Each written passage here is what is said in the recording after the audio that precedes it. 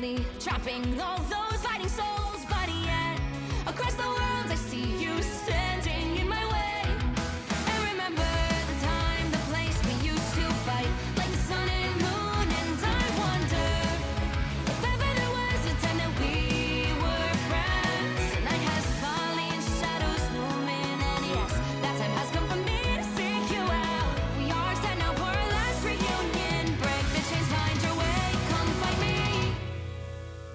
Do you remember who you really are? Show me that you are still the only one for me. I'll be waiting for you. Wake up, open your eyes, raising up your fists and smashing through time walls before the rift splinters again.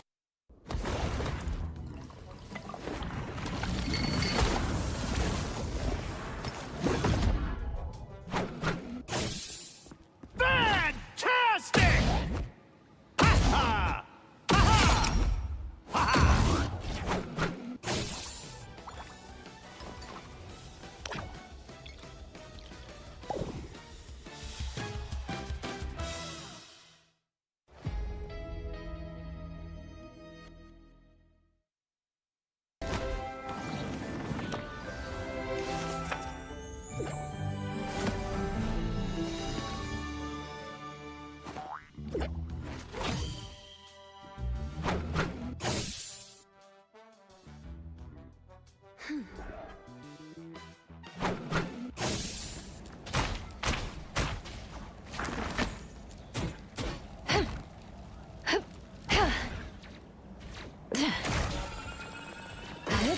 Clear the way! Feel the pull! Disappear!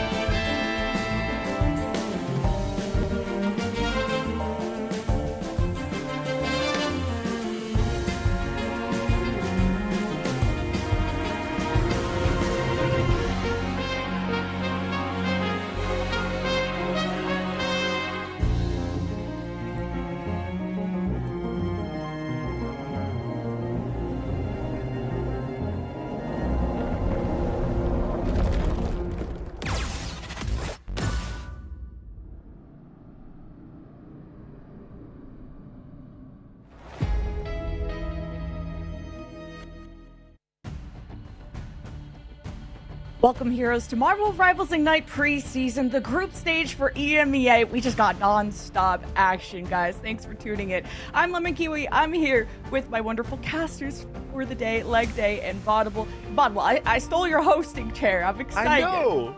I mean, hey, we have to spread the love around, give you a little bit of a breather after the intense day we had yesterday. It really was. And Leg Day, my Mog Maxer, what's up? How's your morning? Oh, not bad. Ready to Mog once again and cast some games. We've got another 5 coming our way today. Like, they're coming thick and fast here in this group stage. We are absolutely just bombarded with results. Yes. Quick thoughts about yesterday's matches, guys, because we got to be a part of part 2 of the group stage. Vaude, did you have a favorite from yesterday that everyone should go rewatch? Man. I mean, there's so many good matches. I think the obvious one that we have to mention is Team Heretics versus Na'Vi that destroyed all of the brackets, for most people at least in some capacity, and even my categories on this one. Yeah, like I'm surprised you still have a voice after that Na'Vi Heretics one. And we'll see how I sound when the weekend finishes. Are going to be incredibly hoarse. But I think that for me, Fire Strays, I don't know, opening a VC probably was the biggest news of the week. Talking to each other has definitely made all the difference and looks a bit more like the team we expected Fire Strays to be.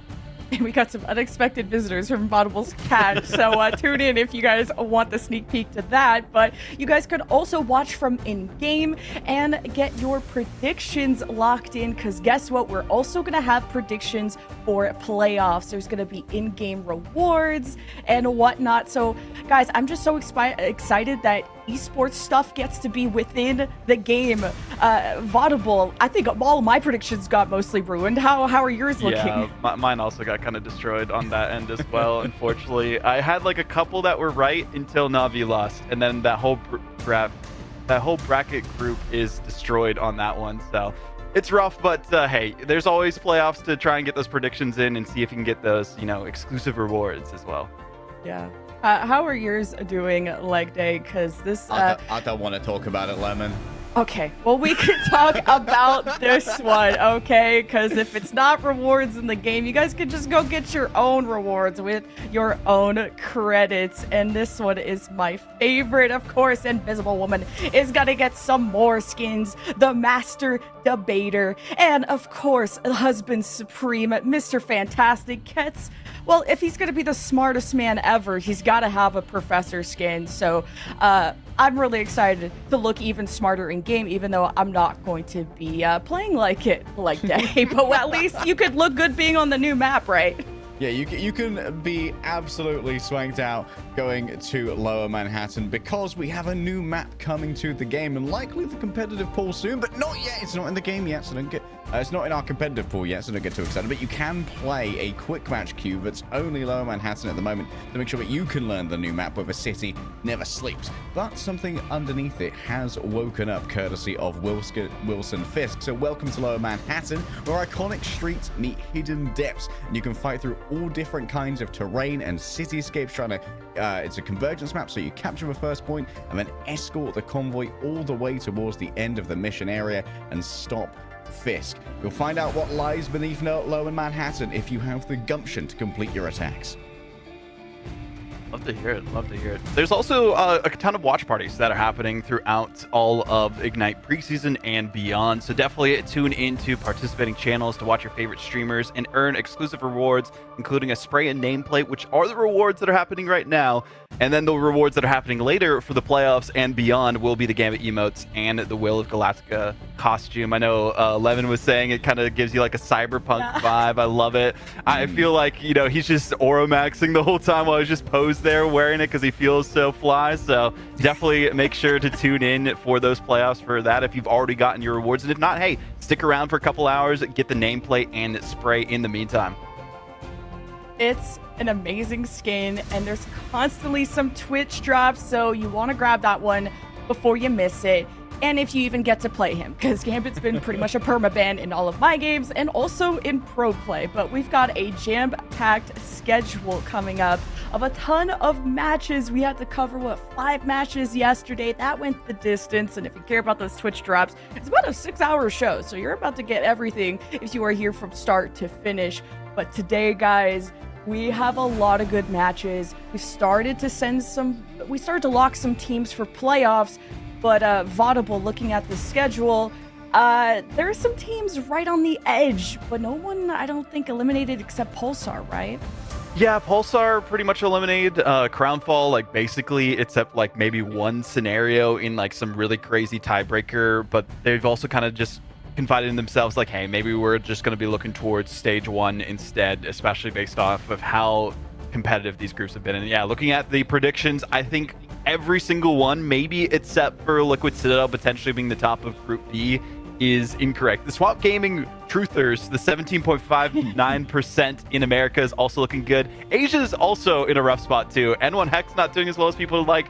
Reject also got upset versus Pirates, but hey, the Pirates crew, they're doing pretty good, so they have potential to top their group. And then, of course, we'll see OCE and China later on. And Heretics need way more love for being at the top of their group. Surprised that people didn't predict them a bit higher.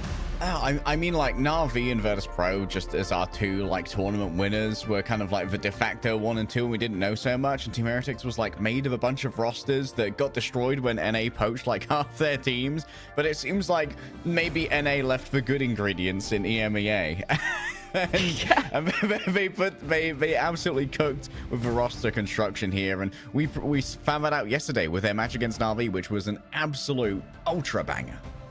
No, and that was right towards the end. But guys, don't worry. Some of the best matches we didn't save for last. We saved it for the beginning. And just to read off some of the matches that we have, Peps versus Shikigami. That's the very first one. We are waiting for all of our players. Vision versus Rad, Heretics versus Alter, Virtus Pro versus Fire, and Na'Vi versus Pulsar. So 5 matches today. When it comes to the schedule, only 2 groups, only 4 teams from each group are going to playoffs, and we're going to be wrapping up our group stage this weekend.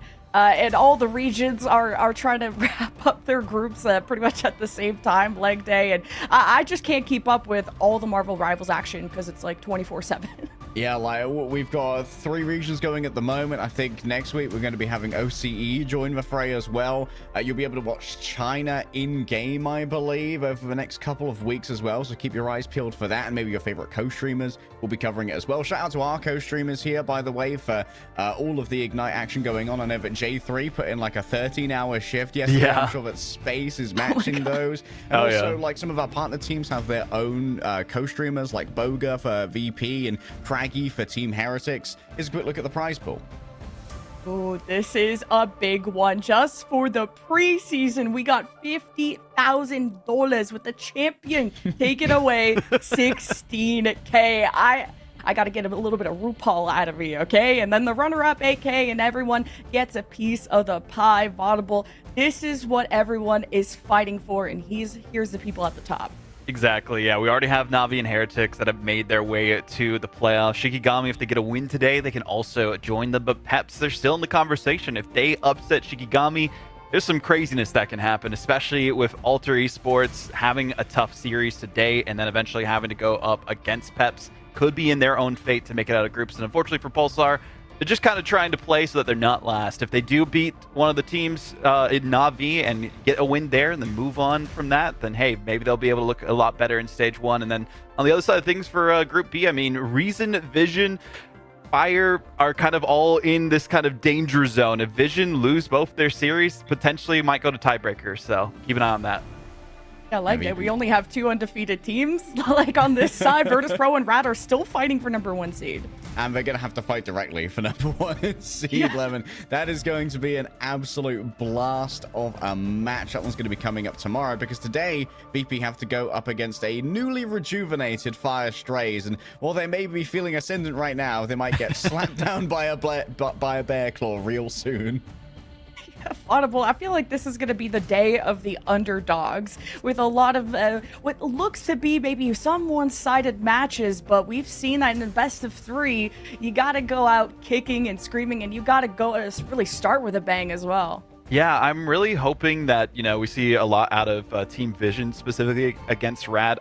Even though Rad have pretty much cemented themselves as like that #2 in the group, that's their best time to really show up. And I was talking to Gainer. He was trying to see like the exact pathway that they need to qualify. And if they do get 1 map, that'll be enough for them to potentially make it out, at least through tiebreakers. But we got to talk about Peps here a little bit as well, specifically Pink. Pink was popping off yesterday, and I hope we see the same style of fury from them. Yes, Peps versus Shikigami is our first match. Yesterday, Peps swept Pulsar to get their very first win in the Ignite preseason. And like that, to follow up with Vod's point here, Torch from Pink's pick. Oh, that's a tongue twister. It is a very unique one, especially we saw him be an MVP on Celestial Husk. Yeah, it was a great show from Pink. Unfortunately for Peps, if there is going to be someone who matches Pink on the Torch, it's going to be Frost Mountain. This guy, before Torch, like when Torch was bad, Frost Mountain was playing Torch. This guy is a unashamed enthusiast of a human Torch, and he's very, very good at it. Shikigami even took a map off of Na'Vi on Central Park, which surprised us all, while playing this weird Air Force comp with Angela Torch and Ultron, which Na'Vi really struggled to deal with. But it feels like Peps have probably done their homework, given that they also play that comp. This might be an all-over-the-place domination map if they both play Flyers.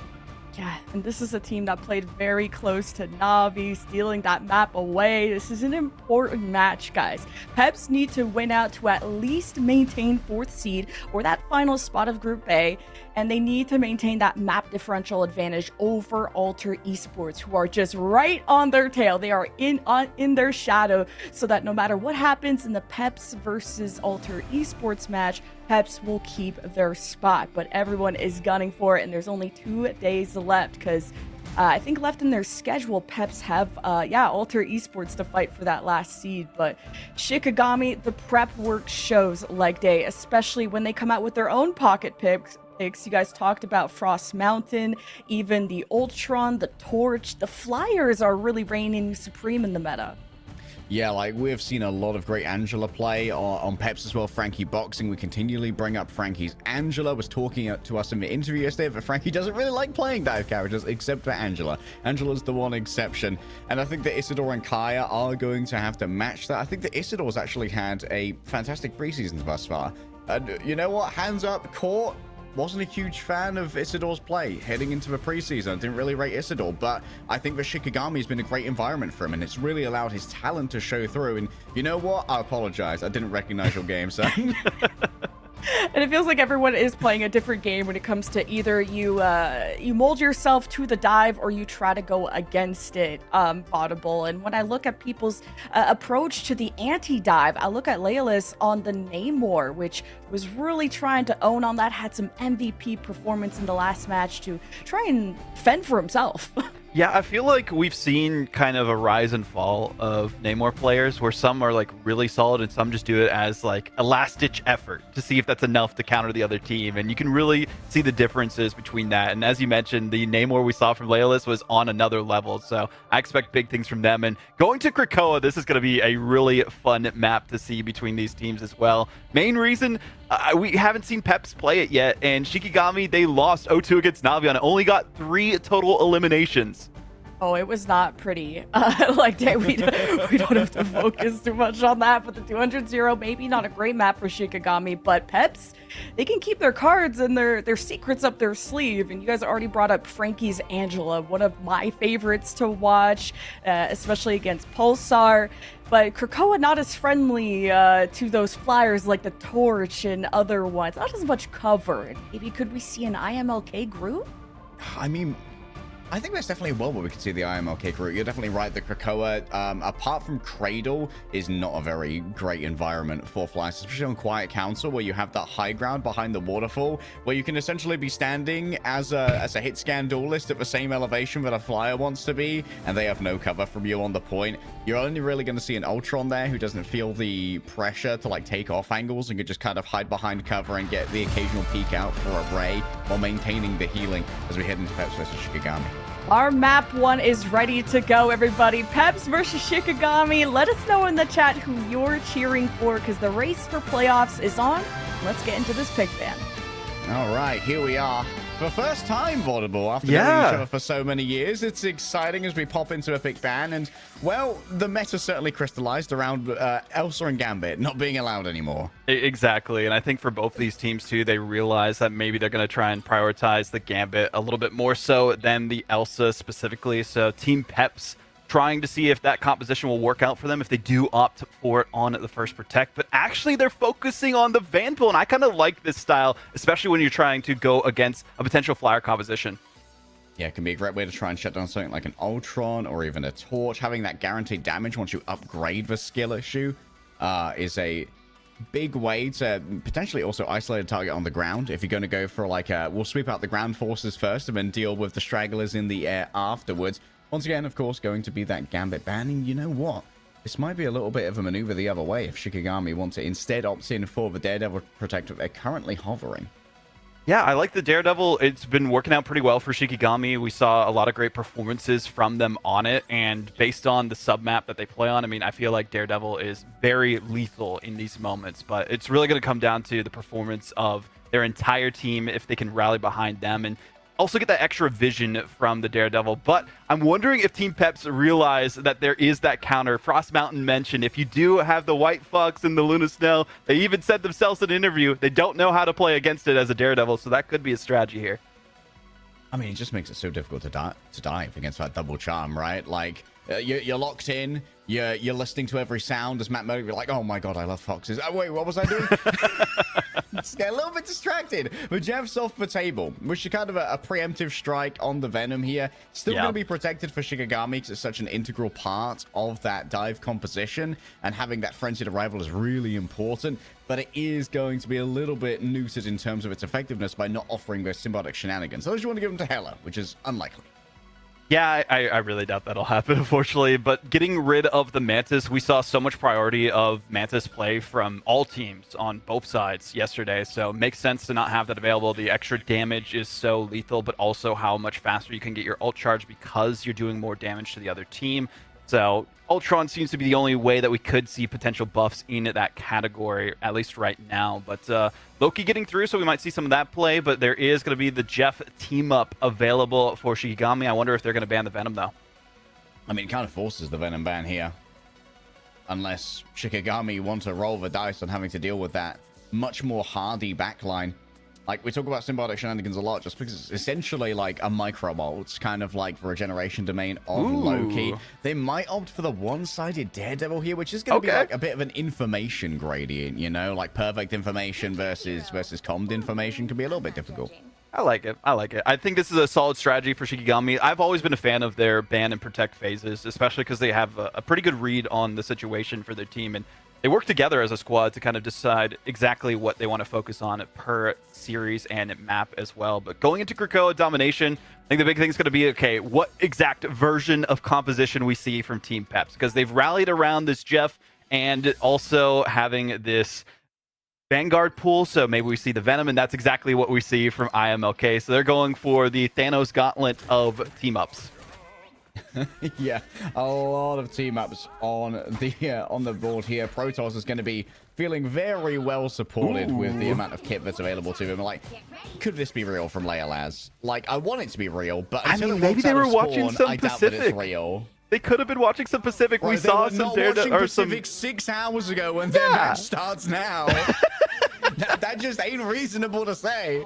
I don't know. I mean, we saw some of it in Pacific. Shout out to them. But no, it seems like they have regained their sanity a little bit. And we see Leolaz on the Psylocke. And it works pretty well on this sub-map. So I like the compositions, kind of a little bit of a mirror in different flavors between these two teams. Definitely different flavors to start off with. Kaya has been showing off very good Venom thus far. Really wants to break that tree. It's taking a while, but that's some Elder Bark right there. Maybe an ancestor of Groot that lives within.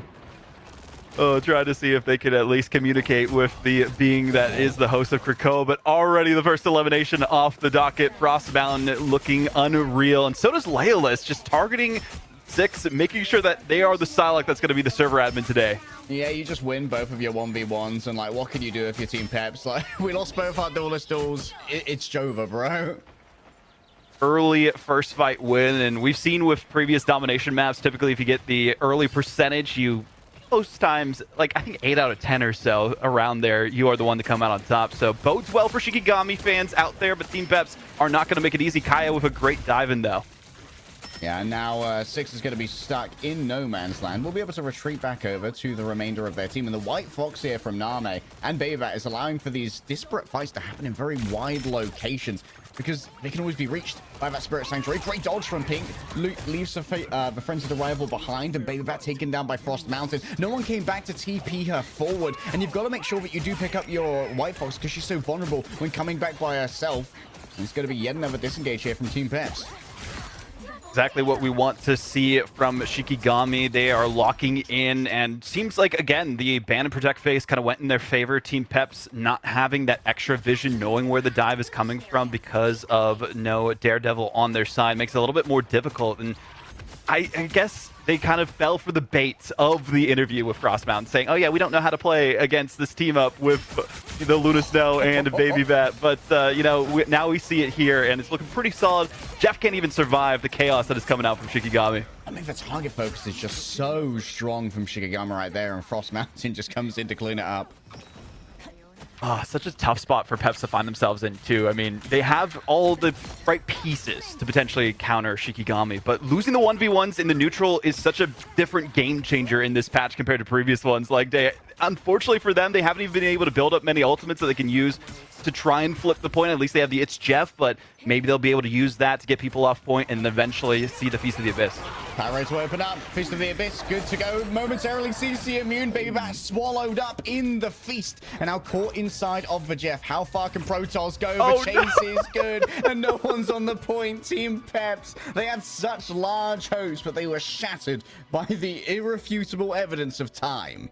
Oh, such a rough spot to find yourselves into. And I know in the previous iteration of Team Peps playing on Domination, we saw a Protoss 4-man eat. They were able to clutch off of that, but unfortunately could not do it here. Not enough time, and just the presence of mind from Shikigami. Not all committing at once when they don't need to, but going in at the right times. Also like to see representing some of the other partner teams out there for Isidore on the Vanguard pool here. But, I mean, looking into the second sub-map here, leg day, Team Peps, they just really have not found a single answer. Maybe they can rally behind the Galactic Legend. They have the Dance of the Butterfly coming up soon. The Kumiho Unleashed, I don't know if necessarily that'll work as well unless they pair that with the Galactic Legend just to make it so that they can't get CC'd at all.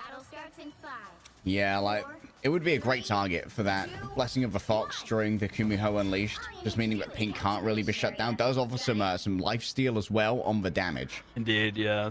More sustainability is always a good thing there. A little bit different than you see it with the Raging Royal Flush, which is the typical combo we expect, but no Gambits got through the ban draft this time, so maybe a bit more improvisation. Frankie Boxing, though, back on the Angela. We'll see if this will be enough aerial superiority for them to unleash against the team. Oh, they want the Laz real bad. Frostman in towards the back, and Protoss is down. That's the symbiotic shenanigans taken off of the field. Big chase from Frankie Boxing, a bit off more than they could chew. A dash in the air, a quick Devil's Chain as well. And Frost Mountain's absolutely nutter butters on this Daredevil. Just having the vision of the Daredevil, knowing exactly the positioning of your opponents cannot be understated. Having it one-sided and no way to really tell exactly where Shikigami is coming from. It just seems like you're in a corn maze with no escape and just all the walls are closing in around you. All right, coming in close. Dance of the Butterflies here. Can Lindstrom defend themselves at the moment? It seems like there's no patty cake to be found. The others fled away. In fact, Baby Bat and Protoss have been traded out on the other side. You can't have a 2-for-1 trade when you're investing in ultimate as well. Frost Mountain on the chase is just absolutely brutal. And only the remains of Team Peps can even breathe in the direction of Shikigami. Selfie time here from Isidore. Potential for 200% to 0 in this first domination map. Shikigami really wanting to lock in their spot in the playoffs. And if they get this one series win, that's all it'll take. Team Peps, though, a lot on the line. They don't want to have to go to that final match decider tomorrow against Alter Esports. Quick upgrade for Isidore. At this point, might not need it. 60% of the way here to Shikigami being able to take the entirety of the map. Frankie Boxing is going to be on a rear guard, but misses the Assassin's Charge. Instead, just tries to constrain the Daredevil, putting them close towards the teleporter. They can't quite get through. Frankie Boxing cuts them down with the axes of Icors, and now it has to be Shikigami making mad dash towards the point, taken off it. The Assassin's Charge hits this time, and the Spear of Icors is ready to impact onto Kaya midway through the air. The Vanguard Deadpool, the next one to step up onto the grim task of keeping this contested, but Team Peps flip. Tough spot to find yourselves in for Shikigami, and a great stagger as well onto Lindstrom. That way they can't even get towards the point as fast as they would like. Building up much needed percentage for Team Peps. Huge ultimate from Frankie Boxing, but the problem that I'm seeing from Team Peps here leg day is that they're relying a little bit too much on the playmaking ability of the ultimates, and when it comes to the neutral, it seems Shikigami are kings. Yeah, Shikigami have some ultimates of their own to try and supplement that well-timed neutral. Kaya once again with a Feast of the Abyss as 6 rolls on up. You can see that Sonic Pursuit is all over them, but look at this, a 2 versus 1. Finally, it seems like Team Peps have been able to choose when these fights happen, claiming initiative. I'm loving this flanking from 6, especially as you mentioned, choosing their battles at the right moment and catching them off guard on the flank. This is exactly what you want to see it from your Psylocke duelists, leading the charge for your team, making it so that it's not as easy for Shikigami to engage onto the objective and might have to force a portal play later on depending on how this percentage builds up.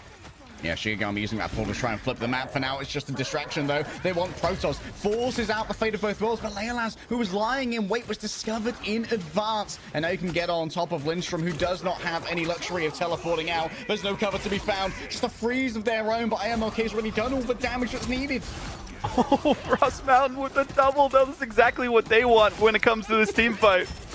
Oh, this is a good turnaround here. No heals required, it would seem. They're just going to do it by raw force of will alone. Frankie Boxing takes to the ground, but all they'll find there is destruction. It was a great effort from Team Peps to build up as much percentage as they can. They were trying to go for the 99% and force an OT scenario, but they at least have one more chance that they can get on the objective. Not going for the portal play, instead just going the long way around through the portal, but they got to be worried about Frost Mountain here.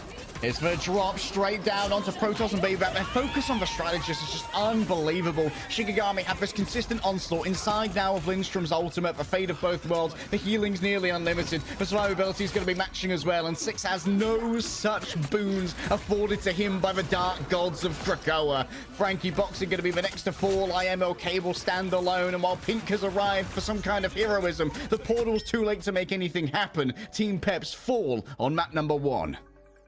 A tough go of it for Team Peps. They seemed like they were figuring out the motions towards the end of the Cradle, but too little, too late to start off the day with a loss in map number 1 against Shikigami here. And Frost Mountain, of course, the MVP, had the vision and was able to execute on it.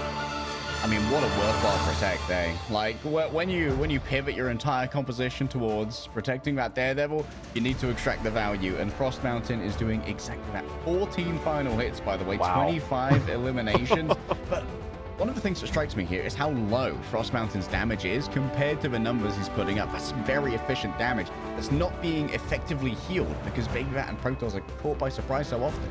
I feel like this unorthodox backline that we saw from Team Peps unfortunately just did not work out. They heard the rumors, especially the words from Frost Mountain saying, oh yeah, you know, if you play White Fox and get the charm off on the Daredevil, we don't know what to do. Well, they've had a whole week of a training arc, and that's exactly what we saw for Frost Mountain. Only 2 eliminations against them. The 14 final hits cannot be understated.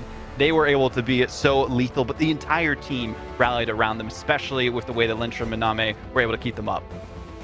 Yeah, it was a fantastic performance in terms of like the raw dive potential. Kind of reminds me of Heretics, to be honest. Like the early Heretics we saw, where they were playing a lot more focused in on that high tempo dive. Shikigami definitely were able to match that and almost always win the initiative roll. Just nat 20s on every check. What you want to see if you are Shikigami, gives them all the confidence they need going into the next map. And there's a lot of potential that can happen for Team Peps. I mean, most of their counter map picks, we see Museum of Contemplation, but maybe they go a different style because both of those did not go in their favor. So might see a different idea from them. We haven't even seen Convergence yet from Team Peps. So a lot on the table for them to think about as they wait and see, okay, are we going to do that? Are we going to have Shikigami be the ones to take this? And that was that was very impressive. Just in general, like I think that protecting Kaya's Venom as well has been like a big boon for them, despite we saw Team Peps having this one-sided access to the Jeff. We saw after the Quiet Council, they kind of just left that one behind. They took the Frost Mountain bait, went for the duo Fox of both the Luna and the White Fox. But I think that maybe there was a world where just with a little bit more protection, perhaps Protoss could have got some value out of those symbiotic shenanigans and the interdimensional toy box as well. We'll have to see what the counter is going to be from Team Peps in map 2 as well. A lot of potential for kind of the Rolodex of maps that they can pick out, because we've only seen one counter from them so far, so maybe they'll change it up and show us something new, because they have to go to the drawing board against Shikigami for this next one. Yeah, that's going to be what comes up after our break. So catch us on the other side, and we'll see where Team Peps take us.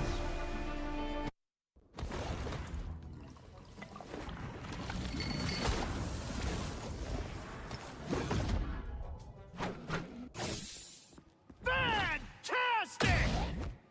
Ha ha! Ha ha! Ha ha!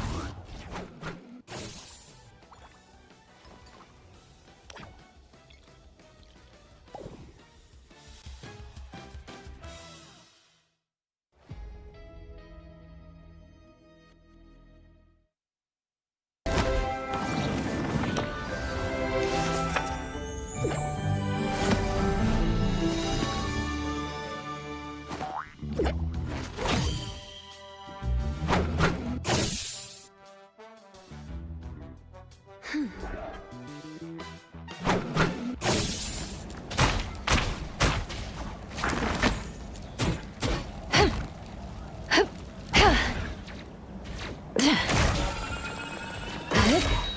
the way!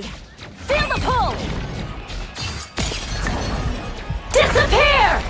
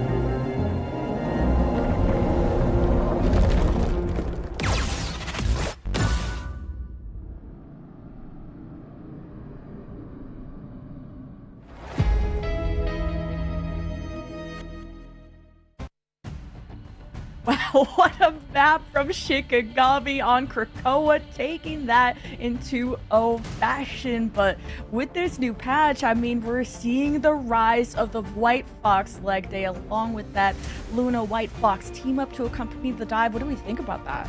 I mean, the White Fox is great in, like, we all saw the tweet from Aramori, like, guys, I've got a hot take. I don't think that White Fox is dive. I think she's anti-dive, and, like, there's some merit to that. But there's also quite a bit of merit to the fact that White Fox does support dive very well, especially with the dual impact you can get from those orbs when you throw them out and they automatically bounce to either another ally in dive, generally quite hard to hit, or an enemy to add to the damage that's being done on those engagements, as well as the spectral surges, which if you can hit those charms, like, in the middle of a dive, you've got your hands full with trying to deal with the damage that's coming your way. If there's a soft stun for like half a second, that can spell doom.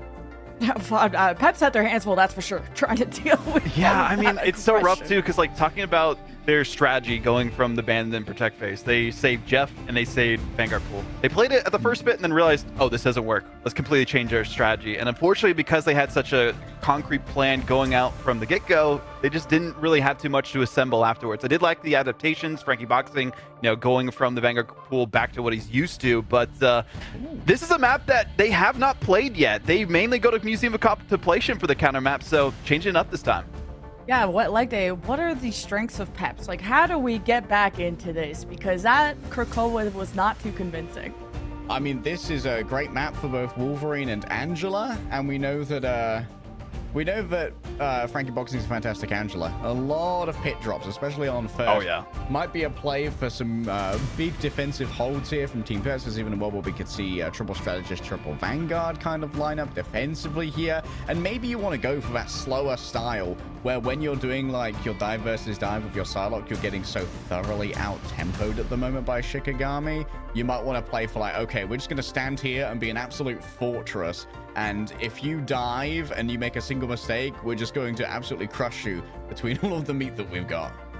I mean, talk about fortresses, or let's talk about mountains, okay, Vaudable, because Frost Mountain was anything but a hill. This guy was the GOAT on map 1. Can't let him have the Daredevil is all it's got to say. Even one-sided just because of the vision, but who knows, maybe Frankie Boxing on the Angela is going to be the difference here, Lemon. I think so too. Shikigami match point. Let's see if Peps have something up their sleeve as we go into the pick ban. All right, getting stuck in here. Shikigami on match point in our best of 3. We haven't seen a huge amount of Morocco thus far in our runs through preseason in EMEA. It was a previous favorite here in the region, especially for Virtus Pro. They love playing this map. For now, though, I think that Elsa's likely going to be taken away. Yeah, I get the reasoning. You don't want to let a team like Shikigami have Elsa, but there's a lot of time that Shikigami are taking deciding if they want to go with it initially or not, but they do end up going for the old faithful Elsa bans. I mean, we've seen how lethal they can be, especially if you allow an Elsa and a Daredevil through. I'm more interested to see what the first save is from Peps, and that's more of the usual. The Mantis, if it comes through, we've seen the damage boost be so effective, especially if you have that on the Angela. Okay, so the question is, how do you want to respond to the Mantis Protects? You're going to try and get rid of Loki. You're going to try and get rid of Groot. Whenever I am okay, it's a fantastic Groot player. And the team up adds quite a bit of healing to the overall team composition. Loki's going to be the primary here, knowing that there's still a Gambit on the table. You do not want to be going up against Gambit Loki by any means. And by protecting the Gambit here as well, they're probably going to force a counter ban onto the Loki so that you aren't dealing with double Raging Royal Flush. Yeah, it gets rid of potential also for their lamps to have that damage boost ability with the team up with Mantis, so you don't want that to be available. I always love how Team Pep sometimes just cycle through heroes that you're never going to see banned just to keep us guessing. It's pretty great and entertaining, to say the least, but hopefully they don't have a mistake because of it, because yes, they're going to be banning the Daredevil, makes sense, but also the Invisible Woman. I do like that counter ban from Shikigami. Yeah, getting rid of the Invisible Woman is a great tertiary strategist alongside usually an Ultron and a Mantis who focus in on double damage boost and making sure that you can pocket the duelists. And Invis is usually responsible for keeping the Vanguards up and kicking.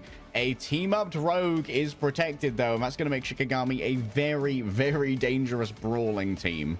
Yeah, makes it so that they are forced to ban at least one of those duelists, very likely the Star-Lord, just so that they do not have the Raging Royal Flush Galactic Legend combo. It is so lethal, and likely see something of a similar fashion if they go for maybe the Gambit ban on the side of Shikigami for the last one, or targeting something else and just play directly into it. Team Peps, really curious if they do lock down the Gambit or not, but they actually have other priorities, so it will allow a potential Gambit ban here from Shikigami.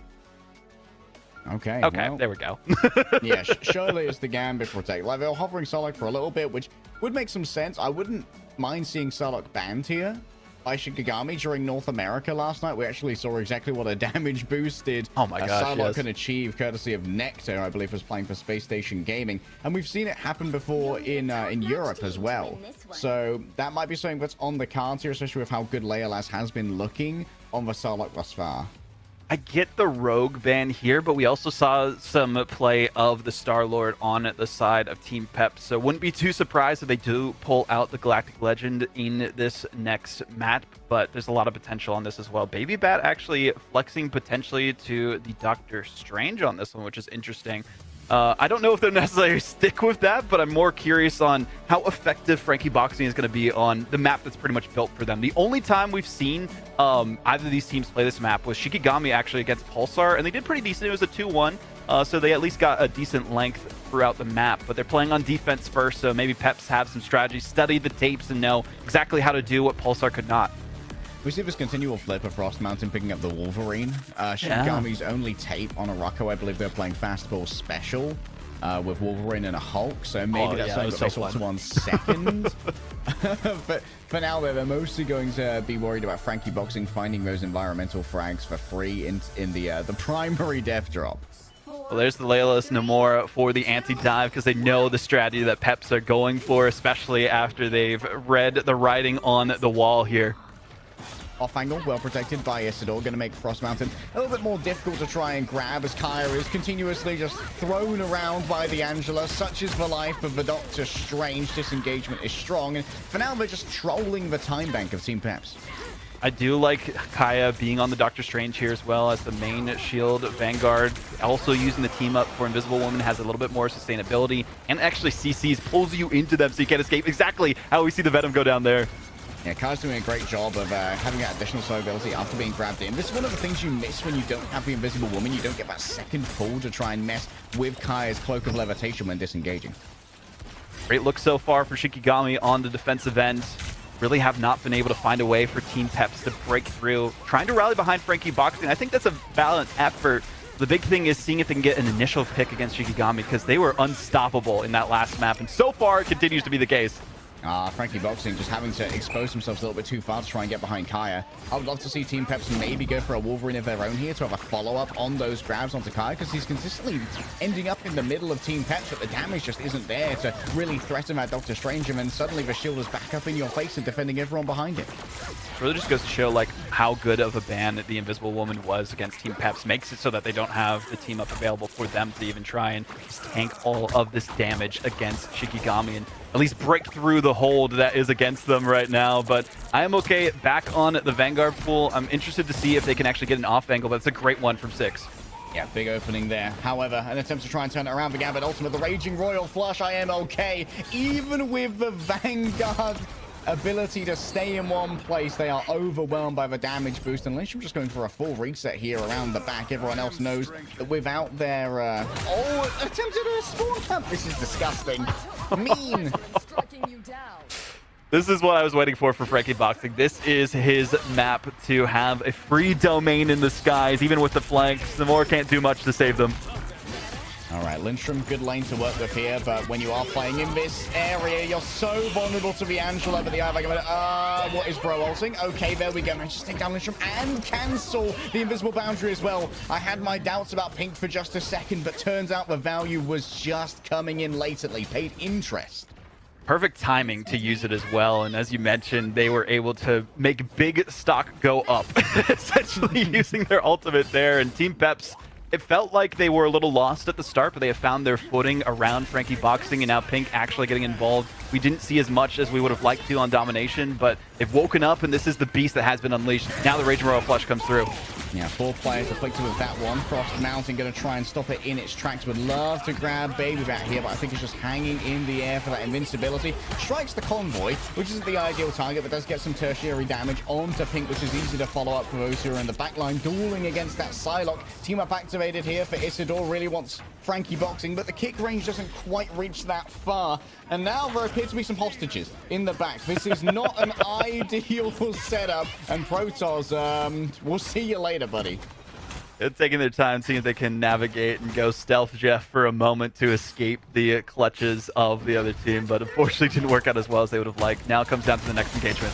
Oh my goodness, so many spark explosions. And Protoss, it's just a head hit. It's just a head hit box. And all those crits, every time you hit one of those crits with an aim or it berserks your squids. So the fire rate goes up, the damage gets higher, and Protoss found that out the hard way. This is what I'm talking about when it comes to, you know, counter pick Namor and the main Namor players. That's exactly what we see from Leola's able to do damage. And Lindstrom also getting involved in the KO feed a couple times. I mean, Lindstrom used to be a duelist player, a duelist sub for Virtus Pro, so why not show off those skills? Name with the Raging Royal Flush actually just gonna value bash in. It's a little bit foolhardy, but in the end, if you're distracting the Phoenix, they're not getting on the point, and this is a absolute stalwart hold from Shikigami. It's a tough spot to find yourselves in because Team Peps, they didn't have too many options in terms of counter picks for maps, right? Museum of Contemplation, they did it twice. It didn't work, so they know Shikigami would have some tape on that. They had to change it up, went to the map where Shikigami kind of struggled a little bit, and they had some favoritism in terms of Frankie Boxing, as you were talking about with the Angela potential for the Wolverine too, but we didn't even really need to see that. I think Shikigami just have such a good read of, okay, if we don't do as well as we'd like to on a map, this is the counters we need to make, and they made those in the draft phase of this map. So Team Peps, they have to turn things around, full hold or bust for them. And Shikigami, if they get this completed, get all the way to 97.64 meters and beyond, they will be clutched and clinched into the playoffs. It feels like one of the main differentiators between these two teams is how much value they were managing to find off the back of those Raging Royal Flushes. Name may have got a little bit silly goofy in that last one, knowing that, hey, if I just keep 6 back here, I think we win. But the others, I think, had very good movement behind them. The entire team being able to rush forward, even when down 1 after losing, I believe it was Frost Mountain, early on their first point defense. I do like this change-up from Frankie Boxing as well, switching to the Magneto, seeing if that'll be enough to keep the backline alive, because that's been a struggle for Team Peps. They've been getting dove a couple of times, and Protoss, even with the off angles, just haven't been able to stay in the fight as much as they would like. Frankie Boxing watch for his personal shield usage here. It's absolutely imperative for avoiding some of that incoming threat, and it would appear that it wasn't incredibly well used here. Has to use it after getting grabbed, but by then you are in the danger zone. Frost Mountain gets the big grab. This is what you were warning us about, Leg Day. The Frost Mountain Wolverine, doesn't matter if you ban the Daredevil, they will also be able to unleash the beast in just another form. And it seems like we're seeing the rise of neutral Doctor Strange as well, especially with the Invisible Woman team up. We saw from Black So yesterday. Now Kai is picking it up as well. Not a major part of his hero pool in times past, but love to see it added. We saw a lot of it in MRC as well, so exactly what we kind of expect as teams adapt and pull out different options throughout these maps. But Kai is just on another level. Perfect kidnap from Frost Mountain. Absolutely womboed, and now the remainder of the team have to try and get themselves onto the point to keep this one contested. Going to be down to IMOK on the Deadpool, falling low on HP, uses their ultimate and tries to debuff Isidore for a second, but hard to miss those Slobber knocker punches, and indeed, the Slobber, it has been knocked. And that's going to be Leolabs finishing it on up. Shikigami, a clean 2-0 to start the day. This is a statement made by Shikigami to us, to the viewers, and to the other teams. We saw going into this that Peps had potential, right? They were able to get a series win, but it was against the bottom of the bracket in Group A. And now Shikigami have proven themselves worthy of the playoffs, but also in the contention for that top 3, especially with this kind of a finish. All right, great performance from Lindstrom coming in with the final blows as well. We'll have a full scoreboard for you in but a moment so we can do some deep dives into our stats. And you can see that, there's a lot of healing coming out from Name and Lindstrom as well. I guess they were quite safe in the back. You see Name took 2.2k damage, which is not that much, to be honest, compared to everyone else. Yeah, I mean, the way that they were able to stay alive, I think, has to be attributed to the way that Isidore and Kai were positioning themselves, right? They made it so that there wasn't any lane of flanking available for Frankie Boxing or any of the other players, especially Pink. Pink had to stay contained, and even when they tried to go toe-to-toe with Kai, it just did not work because the teammate would pull them right in time and time again, and they were not prepared for it. Well, I'm prepared to hear what Lemon has to say about this one, so let's pull our host back in. Lemon, thoughts, concerns?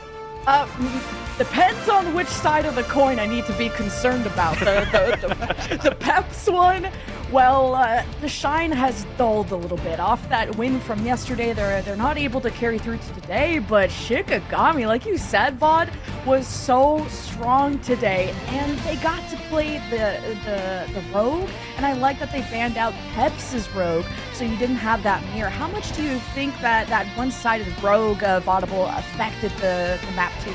I think it did a lot. It enabled them to just brawl as much as they could in the faces of the potential die that we were going to be seeing from Team Peps. And unfortunately for Team Peps, they just didn't have a counter to it. We didn't even see any swaps to Wolverine, which I'm kind of surprised about, to try and isolate them away from the fight, bring them back to their own team and deal with them. And I know Angela's kind of like a flying Wolverine, but it's not the same, guys. It's not the same. It's not, and I mean, Leg, we've talked a bit about maybe the hero pools from Peps, and maybe that needs to be expanded more because some of those swaps like that maybe needed to come out for map 2. Yeah, I think that maybe hero pool expansion is going to be one of their primary concerns heading into stage 1 of Ignite. I don't think Peps are eliminated yet. I think they still have a reasonable chance of making it into our playoffs, but that's definitely going to be what any of our weeks off are going to be focused on for Peps. As we did point out, like, having that Wolverine would have been great because we saw so many grabs on Kai but just resulted in nothing, and that was a little bit sad. Yeah, and this was the Peps map pick VOD, and we didn't get to see the whole map. Like, how did Peps struggle this much? We saw how good they looked yesterday, and that didn't carry through to today. I think it's a preparation differential between these two teams, right? The Shikigami roster, they've shown some looks and some weaknesses on some of the maps in the past that we saw. I mean, they didn't look as good as they wanted to on Araco in the past, so maybe Peps were thinking, oh yeah, we can go to that map, it'll be solid, we'd have a better strategy than Pulsar did. We beat Pulsar, so we one-to-one conversion, some math here, carry the one, we should beat them, right? Unfortunately, it didn't work out that way, so we'll see how it goes. And we're going to see how this interview goes, because joining us for our post-match interview, courtesy of Shikigami, we'll be joined by Isidore, the Rogue Supreme, because that Was so fun to watch that spawn hold, especially on defense. Hey, bud, congratulations on the swift win today. Your rogue was fantastic. How did you feel about it? I don't know, I didn't really do that much, I felt like. I just kind of did my job and let my team just, I don't know. Clock in, do clock their out, thing, I get I it. guess. Yeah. What I want to know is, like, your dives as a team are incredibly clean. Who's the primary caller for your dive targets on maps like Krakoa? On that map specifically, it was mostly just Kaya Frost Mountain because they were like the dive core, but it's usually just whoever is the diver, I guess. Like sometimes I'm the diver and sometimes Kaya, sometimes Leo, sometimes Frost Mountain. So I want to talk a little bit about. Yeah, I want to talk a little bit more about that as well. Like seeing specifically on this last map where Kaya was playing, you know, the Doctor Strange with the Invisible Woman team up, you were focusing a little bit more on the Rogue. In terms of like the ban and protect phase, how important is making sure that you guys have more of a one-sided pick in terms of like map 1, we saw the Daredevil. This one, you guys made sure that you were the only one playing on Rogue to enable yourself to feel as confident as you can in these matchups. I don't know, I guess we just felt that Rogue is very strong there in that scenario, so if they don't really want to take that, like, yeah, I guess we just deny it for them. Last week, when we interviewed you guys, Frost Mountain was saying about how the double foxes of Lunar Snow and White Fox can be very annoying for a dive core going in. Did you guys do anything to mitigate that heading into the draft today? I guess we leaned away from the cap a bit more and, yeah, just play the more defensive angle of Deadpool where you don't really have to be in there to actually do stuff, you know? Like, you can just sit far back from range and just shoot them out and have the Venom do most of it. Hey, well, you made that win look easy, and this qualifies you into playoffs, so congratulations again. And the seeding, I mean, that's still to be fought over, but your next match is against Heretics. What do you think about how you stack up against them and eventually, I guess, Na'Vi in the playoffs? It's probably gonna be one of our toughest games so far, but I'm feeling confident. Like, I know a lot of the players from there, and I think they're all really great, but I also think our team has a very strong roster also. I think it's gonna be an exciting match at least. I hope it will be exciting, especially after what we saw from you today on the Rogue and everything else. So thank you so much for the interview, Isidore, and best of luck in your next match. Thank you. Have a good day. Thank you. And that was Isidore from Shikigami, a man of so little words, but VOD clocks in on Rogue, clocks out, does his job, and it's like another day at the office for this guy. Said he didn't do much, but like the positioning he had, the times he went for like the grabs too to try and steal the abilities of the opponents worked out so well because it shut them down every time, right? And not going down once. He is the only person I think we saw not go down a single time. Yeah, that's correct. So just the effectiveness that we saw him on the Vanguard line and having someone that you can rely on like that, I think is super important for teams like Shikigami. Oh, and then like that, he said he had friends on that Heretic squad, but I don't know after that final week if that's going to remain. Well, like, to be fair, Isidore's former teammates with Line Pro, the coach of Heretics, so might be very aware of how Line Pro would run a team, as Line Pro's always been like the big brother figure on any of the rosters that he's been on as one of those senior pro players. It is going to be a certified Yoda banger, though. Like, you do not want to miss Shikigami versus Heretics. And we got back-to-back Giga Bangers, because now I promise you this next one, guys, is going to be even better. Up next, we have Rad Esports versus Vision. Rad coming off of a win. Vision needing a bit of a remedy after what Virtus Pro did to them yesterday, and you guys won't want to miss it. We'll see you after this.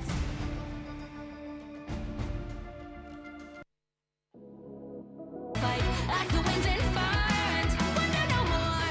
That now is the only time your heart is mine.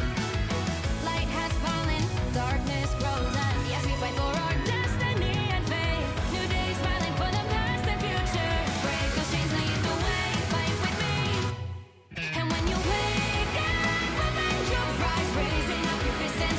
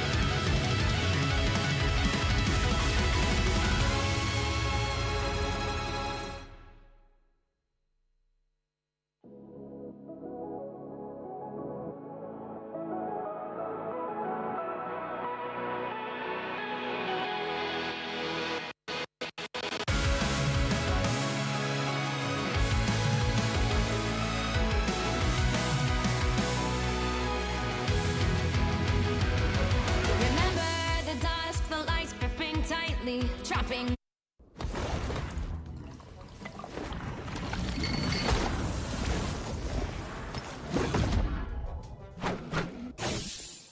Fantastic!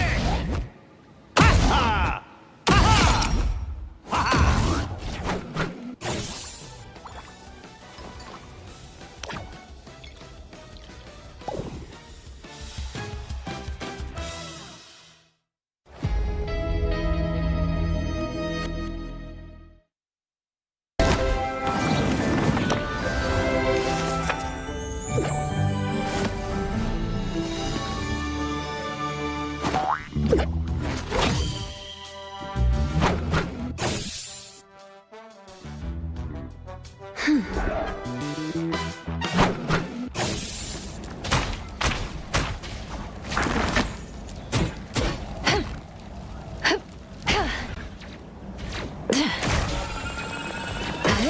Clear the way!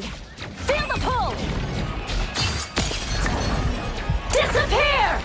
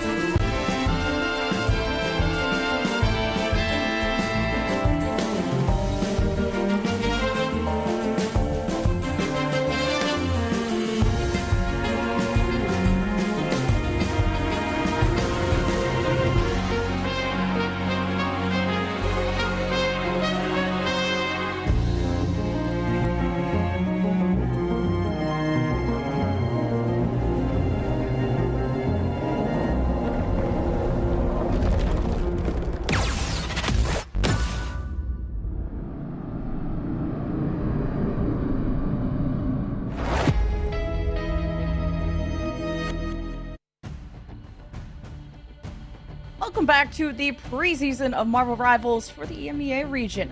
Guys, we're already done with match 1. We gotta keep it rolling here. Keep the show rolling. Vision Esports versus Rad coming up. The number 3 seed versus the number 2 seed. It doesn't get any closer than this. But VOD, there's a lot of stakes here. Not to be kind, but it's important. Rad are locked for playoffs. That's cool. But if Vision win, they get to go to playoffs too. Exactly, yeah, that's what they're competing for. Both teams have kind of a similar record on like the first couple of maps here as well. And even if Vision get a single map, depending on tiebreakers and all that jazz, they can make it into the playoffs as well. So that's their win condition for this one. They don't necessarily need to win the series, but you know they want to.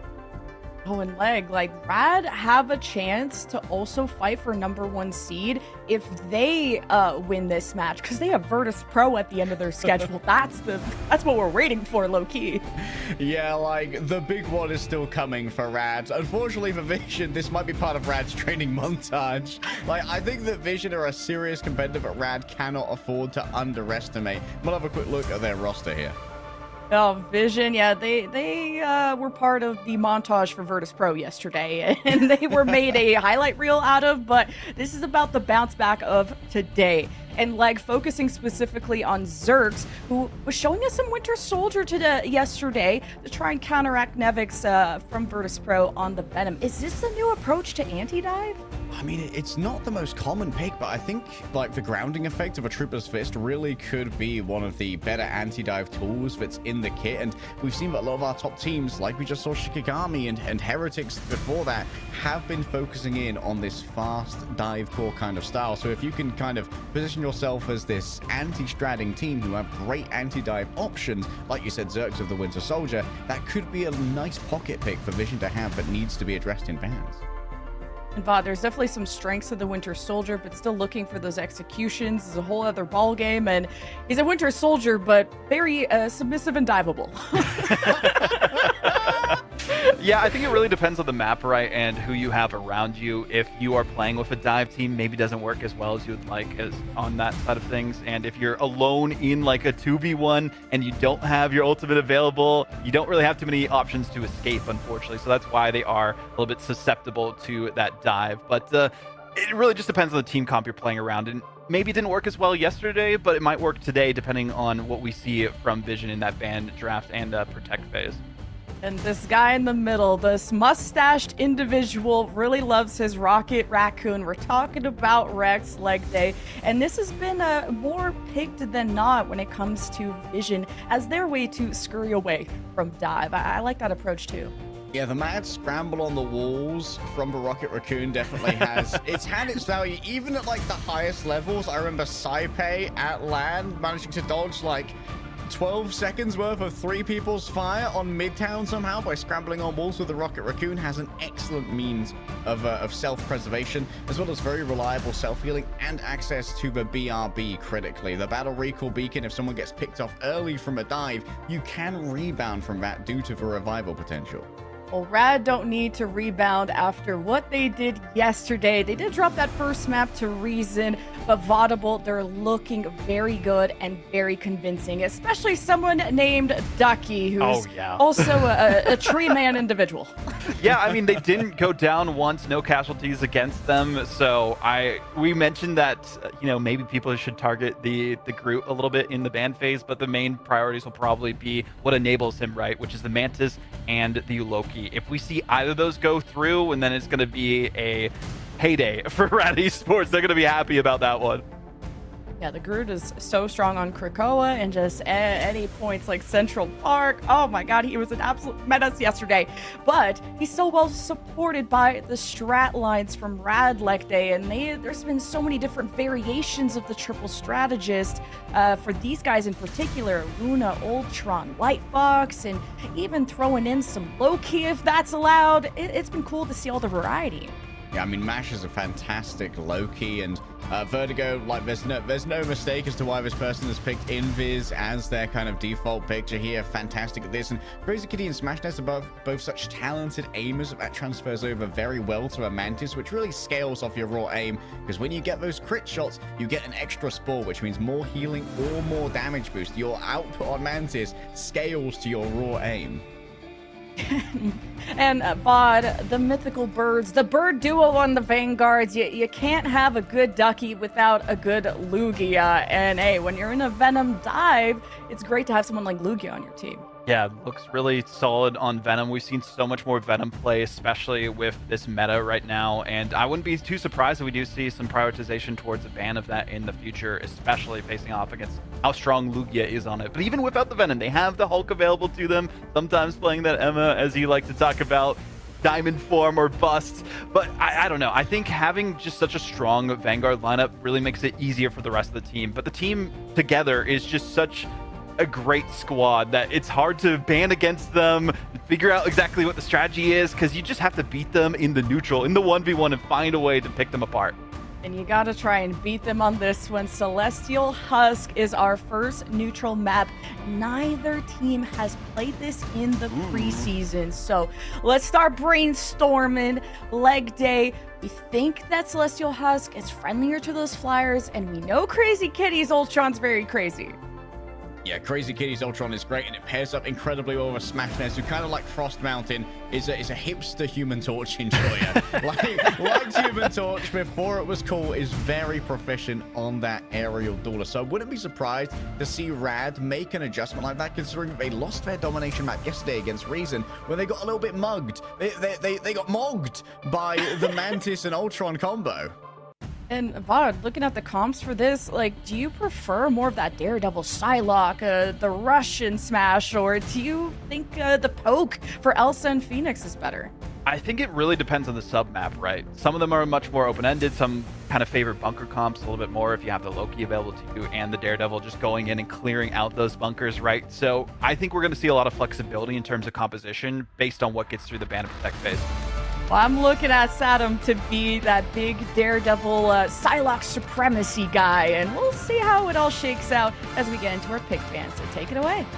Thank you very much, Lemon. Vision Esport versus Rad starts here and now in our pick bans, and we'll see whether the Elsa is going to be prioritized. With how good Zerx and Satam have been, I would anticipate that Rad do want to get rid of that Elsa as a point of priority. Oh, yeah. Zerx is a tricky customer with the Elsa in hand. Yeah, you do know, like, I feel like that's become the main priority now. We used to see a lot more Gambit bans in week 1 and even yesterday. Now, Elsa off the table. You cannot allow that to go through, especially after watching how lethal they can be in some of the other regions. Having the Jeff online for Rad, I mean, we've seen the enabling from the Jeff play from the backline makes a lot of sense, and then maybe posturing towards, you know, either the Vanpool or the Venom with those team ups. The Jeff protect this early is is an interesting kind of gauntlet thrown.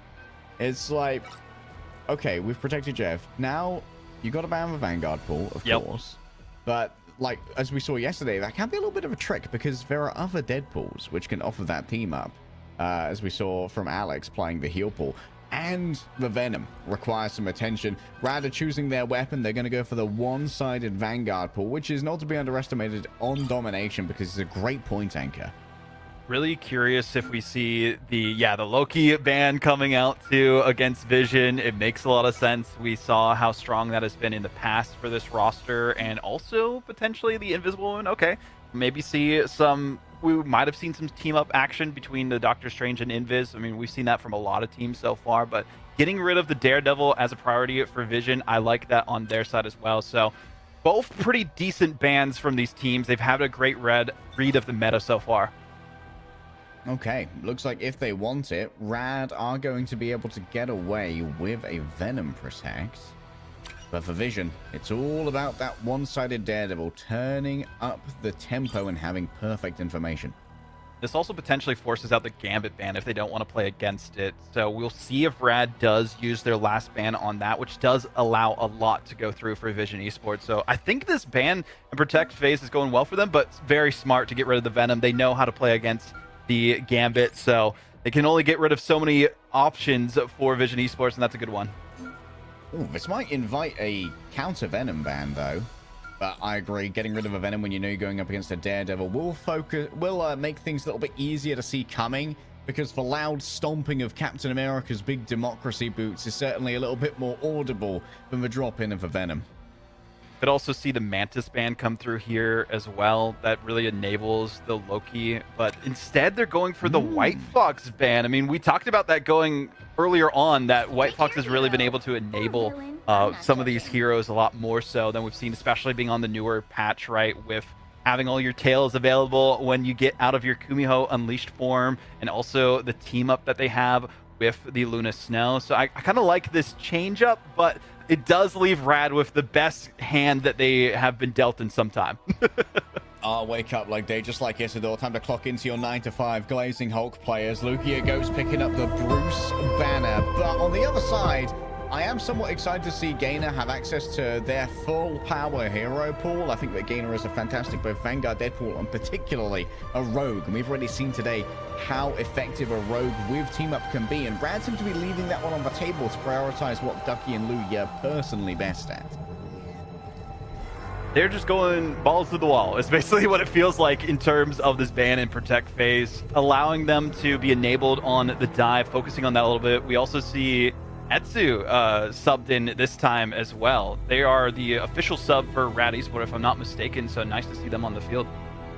Yeah, I wonder if Etsu is going to be playing this. I imagine they're going to swap over to a tertiary strategist, the Jeff. This could just be for bubble rollout and then over onto a duelist. The Mantis, of course. Yeah, Etsu is an aimer, formerly a big Winter Soldier player for OG. Mantis going through when you have this sub in. Questionable decision from Vision Esports. Well, we'll see how it bodes for them. No cheeky portal plays to engage as well. Typically, we have seen one come out to try to get a kidnap and then engage onto the objective afterwards. But for now, Vision Esports, they're happy to position themselves and eventually go in for this first team fight. Big expectations on Crazy Kitty right here. There's going to be so much Thanos power, and look at that penetration from Gainer. Just kicks through so many people, and what an alpha strike. Vision Esports just rocked everything. This is what I'm talking about a little bit with the bait of the ban and protect phase that we saw. They allowed Gambit to have the entire hand available to him, the full deck that they are just throwing up into the air and forcing them to pick up against them. Well, we are going to be seeing two pairs of Raging Royal Galactic Legends here. Raging Royal Legends, shall we say. which are going to be an interesting matchup in terms of how can they be supported or mitigated. Rad, on one hand, have a double strategist ultimate in both the Loki and the Mantis, being able to try and survive throughout with a Soul Resurgence, as well as having access to the regeneration domains, which can completely no-sell an ultimate from Star-Lord, because you can't target the regeneration crystals with your auto-aim. It will just automatically target the people underneath them. You rely on your team to be able to smash those crystals, and if you can get a good disengage on the side of Rad to a place where those crystals are very difficult to take down, the damage Zerx could do, even with that Raging Royal Flush behind him, would be absolutely completely negated. Meanwhile, for Vision, I'm a little bit concerned, but they don't have many means of mitigating that combat.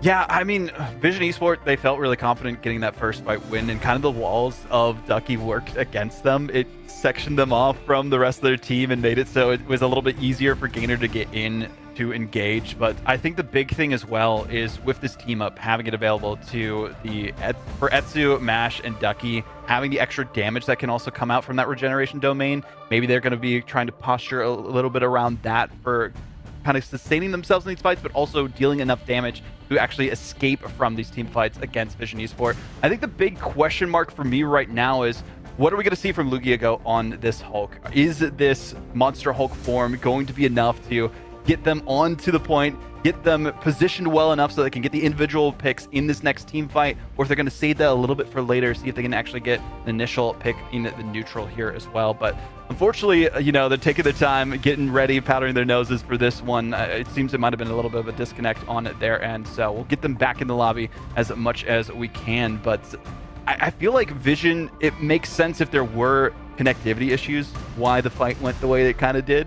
So once everything's, you know, back hunky-dory, we'll see exactly how they face off against this Rad roster, because they both compositions, like, they have their strengths and weaknesses. It just comes down to who executes the best in this next team fight. Yeah, just to be clear with you all, there is a pause in game. This isn't my contractually obligated screen time. Right now. So we're waiting for some network issues to flatten out so that everyone's in the best competitive shape possible. Of course, a lot of Vision's esports players are playing from the Middle East. So there could be some disruptions there. We are ready to head back to game. The voices in my ears say, not the voices in my head. Thanks, thankfully. Jarvis. I stopped listening to them a while ago. Oh yeah, but getting back into it here now that all the connection has been solved for Rad Esport, I think this is going to be a good look for them. Depending on how this next engagement goes, it's all on Gainer. Dude, Gainer is just that guy. Gainer is that guy on the rogue. Like, I've heard a lot of glaze for Veswa over in NA is the best rogue in the region. There's a lot of tough competition here in EMEA for the best rogue in the region, but Gainer's definitely in the conversation. It's a tough spot for Rad because as soon as two members went down, they kind of lost all of the wind in their sails in that team fight. And unfortunately for them, they had to have Lugia Goat swap off of the Hulk back onto the Rogue.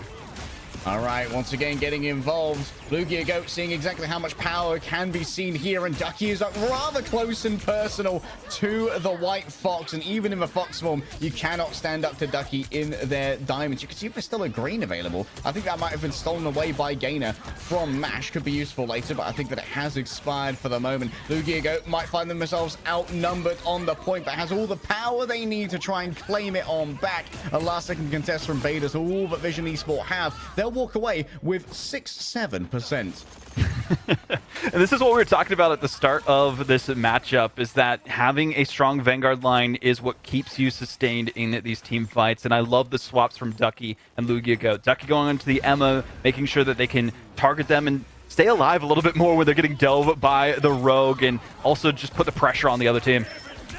Etsu just sitting happily and carefully inside of these places, but this does mean that they're not going to be available for Xerx's ultimate when it comes on up. And Ducky has been able to ward them away there with the potential Sonic Seduction. It's time to move forward now. Mash rolls in with their own Soul Resurgence stolen away from their ally. The Kumiho Unleashed to try and survive the onslaught that's coming forth. But 900 HP does not last that long, and Rad can stand strong on these corners using the geometry to their advantage. Not having to use many of their ultimates either really positions them well for this next team fight. Yes, so much percentage at the start was taken, but we'll see how it goes. All right, taken to the sky now. It's Satam trying to shut them all down with the Devil Unleashed. Crazy Kitty up above it all, looking for any exposed players. It's only Gainer who's in their sight. It's a big health pool, but the damage is just as strong, and Zerx is going to try and turn it around in their own right. It's an okay angle, but everyone could just take cover elsewhere. Rex finds Crazy Kitty taking cover, and you know what? You can't be exposed to every angle at once. Zerx now moving over onto a point. It's time for Vision Esports to look inwards towards the mission area. Vertigo needs a little bit of healing, and it's easily given over by Etsu on the Mantis. Over health as well. Cube is going to find it hard to escape from this one. Bayou bashed down into only a morsel of molecules that remain, and while Mash is going to be the primary target on the other side, it seems like Vision Esports are going to have trouble converting on this one. Mind you, Satan making it happen on the Daredevil. He's just an absolute monster when he's going after these strategists. The healing has been completely nullified, and this should be an opening now for Vision to flip the point. That was a roller coaster of a team fight. First, Vision kind of wasted a lot of their ultimates. Rad looked really solid, and then unfortunately fell apart at the seams after Saddam just popped off. All right. I gotta see how Vision are able to do on this next team fight, though. They got the percentage back here, leg day. That's a big problem for Rad Esport. They didn't get the 99% that they were hoping for to force the OT scenario. This gives a lot of breathing room for Vision to get it even closer than it was before. They seem to not really have the best strategy in terms of timing their ultimates, but now it comes down to these neutral fights. Oh, a great pick early, and it forced out the green Zero touch late, though. You can't allow the point to be taken away from you. Not 97%. Can Vision Esports get there? No! Rad have stolen it out from under them. Can they touch in time? Overtime is going to be triggered here, but with Rad in control, they have advantage over the positioning. Lugia Goat ready to go with a Heartbreaker, but it's taken down too early. The tracking's good from Zerx, and I don't know if they can get back in time. Etsu has the portal. We'll be able to debark directly onto a point and keep this one contested for just a moment longer, but those respawns are going to take so long in overtime. Up to 12 seconds now, and as they exit, instantly antied. Zerx waiting on the backhand side. Do they have to use the Raging Royal Flush? It seems they're going all in for this one. Vision Esports dump the bank, and they claim their just rewards. Rad, once again, are having trouble on domination.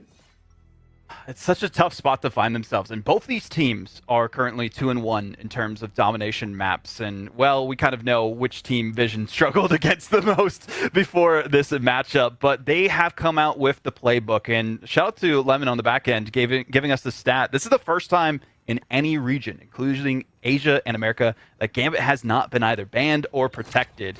And this seemed to be the strategy that Vision was going for. Bait out a different comp mindset that Rad would go for, saying, hey, we don't have to worry about the Gambit. Maybe they haven't looked as good on it. We have counters against it and feel pretty confident on it ourselves. And you just give them everything that they want. You give them the Galactic Legend with the Starlet. You give them the Rogue with the Heartbreaker, disrupting your ult charges and making it so that you aren't able to have them in time for these team fights, especially with the way that Gainer's just been engaging on those individual battles. The first time we see Gainer go in and get a double, we really haven't seen many answers from Rad, and that's been the problem, is that once a single piece of the card stack goes down from Rad, it all comes and crumbles apart. Yeah, early picks from Satam have been, like, super impactful as well. We've seen Etsu caught out a couple of times, Mash unable to get the greens at the right moment, thinking, you know what, Etsu can live this, being quite wrong in that. But this time, rolling out with the Rogue might be a little bit more easy to shut down Gainer's initial engagement. Zerg's going to be a little bit less easy to deal with, though. Has to deal with these greens. Oh, my goodness. The cleave is off the charts right now. Wow, the damage. Galactic Legend, Kumiho unleashed, and everything is dumped into the first team fight. I'm loving the way that the prioritization is coming out from Vision Esport on when to pick their battles. We saw some struggles from them, of course, in the last map, but they have turned those around here, and this is exactly the positioning that they want to take. If they get one map against Rad, that's all they need to qualify for the finals. Even with tiebreakers, they can't be eliminated. Raging Royal Legend. Zerx needs to try and escape, but there's nowhere to go. They're just stuck in the lane inside of a green. Zetsu's feeling nice and calm, safe as anything. Rad, just as quickly as they were taken away. This is likely going to be flipped in their favor. A brand new green goes down. Regeneration domain makes them basically immune to all of this. And what a perfect way to try and keep Bada from contesting. An absolutely pixel-perfect body block from Lugia. That's why he's the GOAT. This is what we need to see from Rad Esport. The focusing from the entire team on which members are really popping off the most for Visit Esport. We saw Satam go down a little bit towards the end, but QB and Rex really have been enabling them from the back line. Not having the White Fox and not having to worry about the stuns from the Charm is a massive thing off the table. And we've seen them be interrupted a couple times when they've been trying to go in, especially with Rad with their ultimate. So they have a lot on the table here. We'll see how they do with it. Time to break some hearts. Going after the husband first. That's how it always works out. And, well, he's not standing up to his wife's attention. Rex falls down. Satam 2. This one should just be called for Vision. They don't want to use anything here. Good looks so far from Rad, not having to waste too many of their resources to keep the percentage climbing for them. Vision Esport, a couple of things will be online in mere moments, but they are looking for that Raging Royal Flush with the Galactic Legend combo. They also have the Devil that can be unleashed at a moment's notice towards the backline. So kind of keep an eye on how Mash and Etsu stay alive in this next one. All right, Soul Resurgence copied here instead of a Raging Royal Flush. Going to be answering Vision Esports' big engagement here. And it seems like the target focus isn't quite as powerful as it was before. Look how much HP Crazy Kitty has. Bada comes in with the skill issue. I think it may well have been on to Mash and instantly eviscerated. And we call that one the Big Bada Boom. But a big boom from Crazy Kitty as well. From the top, the damage just rolls on in. Even with the Kumiho Unleash, it's difficult to try and survive. Still, Satam feels it out. Goes after Ducky, unafraid of the diamond form. Because you know what's harder than diamonds? Justice, Vodable. The consistency that we're seeing from this roster of Vision Esports cannot be understated, but now Rad Esport, they did have the portal come through. We'll see if it's enough for them to potentially flip things. Oh, Zerx has got perfect cover here from the Ducky ultimate. It's a great way to try and keep that one contained, though. Satam coming in from the other side. Devil Unleashed heading in towards Loki. Mash can't do anything against this one. Oh, and as you try to escape through the portal, it closes in your face. Still, this gave Rad the time on point to 99%. That's what they were missing in the last sub map. They could not get all the way to the 99%. They were like 2 or 3 off of it, and now we see it Vision Esport trying to change the pace of the game, but they had to use so many of their ultimates, so many chances that we saw from Rad to be shut down by Vision Esport, but the portal really was the play. The only unfortunate thing about that is they're not really going to have one up depending on how long the hold comes out from Vision on this next team fight. Etsu with the Soul Resurgence, really excited to see when they're going to be timing that. The Heartbreaker almost online for Lugia Goat as well. Has to pop it in advancing, the Heartbreaker coming. Doesn't want to see any of that stolen away. Ducky going to change up the tempo now. Over onto the group really wants. Rex of the extending wood arms get it done. That's going to be a huge amount of healing that's now missing because QB is sure to fall next. And this has got to be Rad being able to flip this one. It would be an absolutely crazy flip if somehow Rad didn't manage to take it. But with no healing, Rex has already swapped over onto the Doctor Strange. A portal will be forthcoming. Someone else is going to have to swap over onto another strategist, surely. It's not going to be Gainer, though. There's not going to be enough heals here. Has to be Batter coming out once again with a skill issue. That's going to be the Luna bot out from Zerg now. Utilizing the accuracy. Satam in the back. All over Mash, who now has themselves a God of Mischief. Doesn't end up using it. It's a desperate risk, but I think it's going to pay off for Rad here as Vertigo is still alive and kicking. And Crazy Kitty's tracking is just as strong as ever. A moment off the point means that Vision are ousted. Rad even us up. Perfect usages of the Galactic Legends, but also the Strategist Ultimates that we saw from Rad in those team fights. It really broke down Vision Esport because they did not have a way to do enough damage through them. And I mean, that's why you see the triple strategists do so well. But I've loved the adaptability also from Rad. I mean, changing from Ducky from the EMEA to the Groot. I feel like the Groot was able to just provide them just enough cover in those last team fights to keep them on the objective and make it so that they can focus in on whoever gets boxed out by Ducky on the Groot. So great looks from Rad. Vision gave it their all. Unfortunately, it didn't work as well as it did last time. I worry for them in this next one because this definitely favors the composition of Rad a bit more of the submap. Yeah, big credit to Mash there. The iron will to not use your God of Mischief when in that final fight you are under so much pressure, just decides to fall with it. And now it means they can have a Raging Royal Legend to start off here. And playing from a controlling position is so important. Especially as the maps go through. It seems like the state of the game started in Vision's favor very heavily, has slowly moved and shifted in favor of Rad, and now they are ready to take the cake in this final sub-map on Celestial Hand. Raging Royal Flush rolling on forward. The disengage comes through from Vision Esport, and you know what? That means that Crazy Kitty hasn't had to invest their ultimate just yet. Oh, that's a lot of antis there. Vertigo is making use of the deck. It's stacked in their favor, and Vertigo is not shy about letting anybody know it. The house always wins. Only having to use a single ultimate in that fight. This is the difference between the best teams and good teams, is knowing exactly which resources to use at the right moments. And that was the struggle from Rad in the first submap, but now they have changed the game, locked in, and are loaded for a potential victory speech after this one if it continues this way.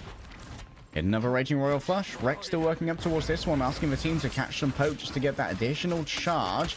Gotta watch out for the for the greens here. There it is. Regeneration Domain, I believe, has already been used by Mash to rebuff his first set of aggression from Vision, and that might be an opening for Zerx and Rex as they move forward. But you can tell that Vertigo is ready to come in their own right towards the back. Crazy Kitty going to be buffed on up. In comes an It's Jeff of all things. Nice dodge there from Crazy Kitty. The perfect right click, the perfect iframe, and then escapes instantly to do more damage. And while Rex may have got a momentary reprieve, it is going to be Rad walking away.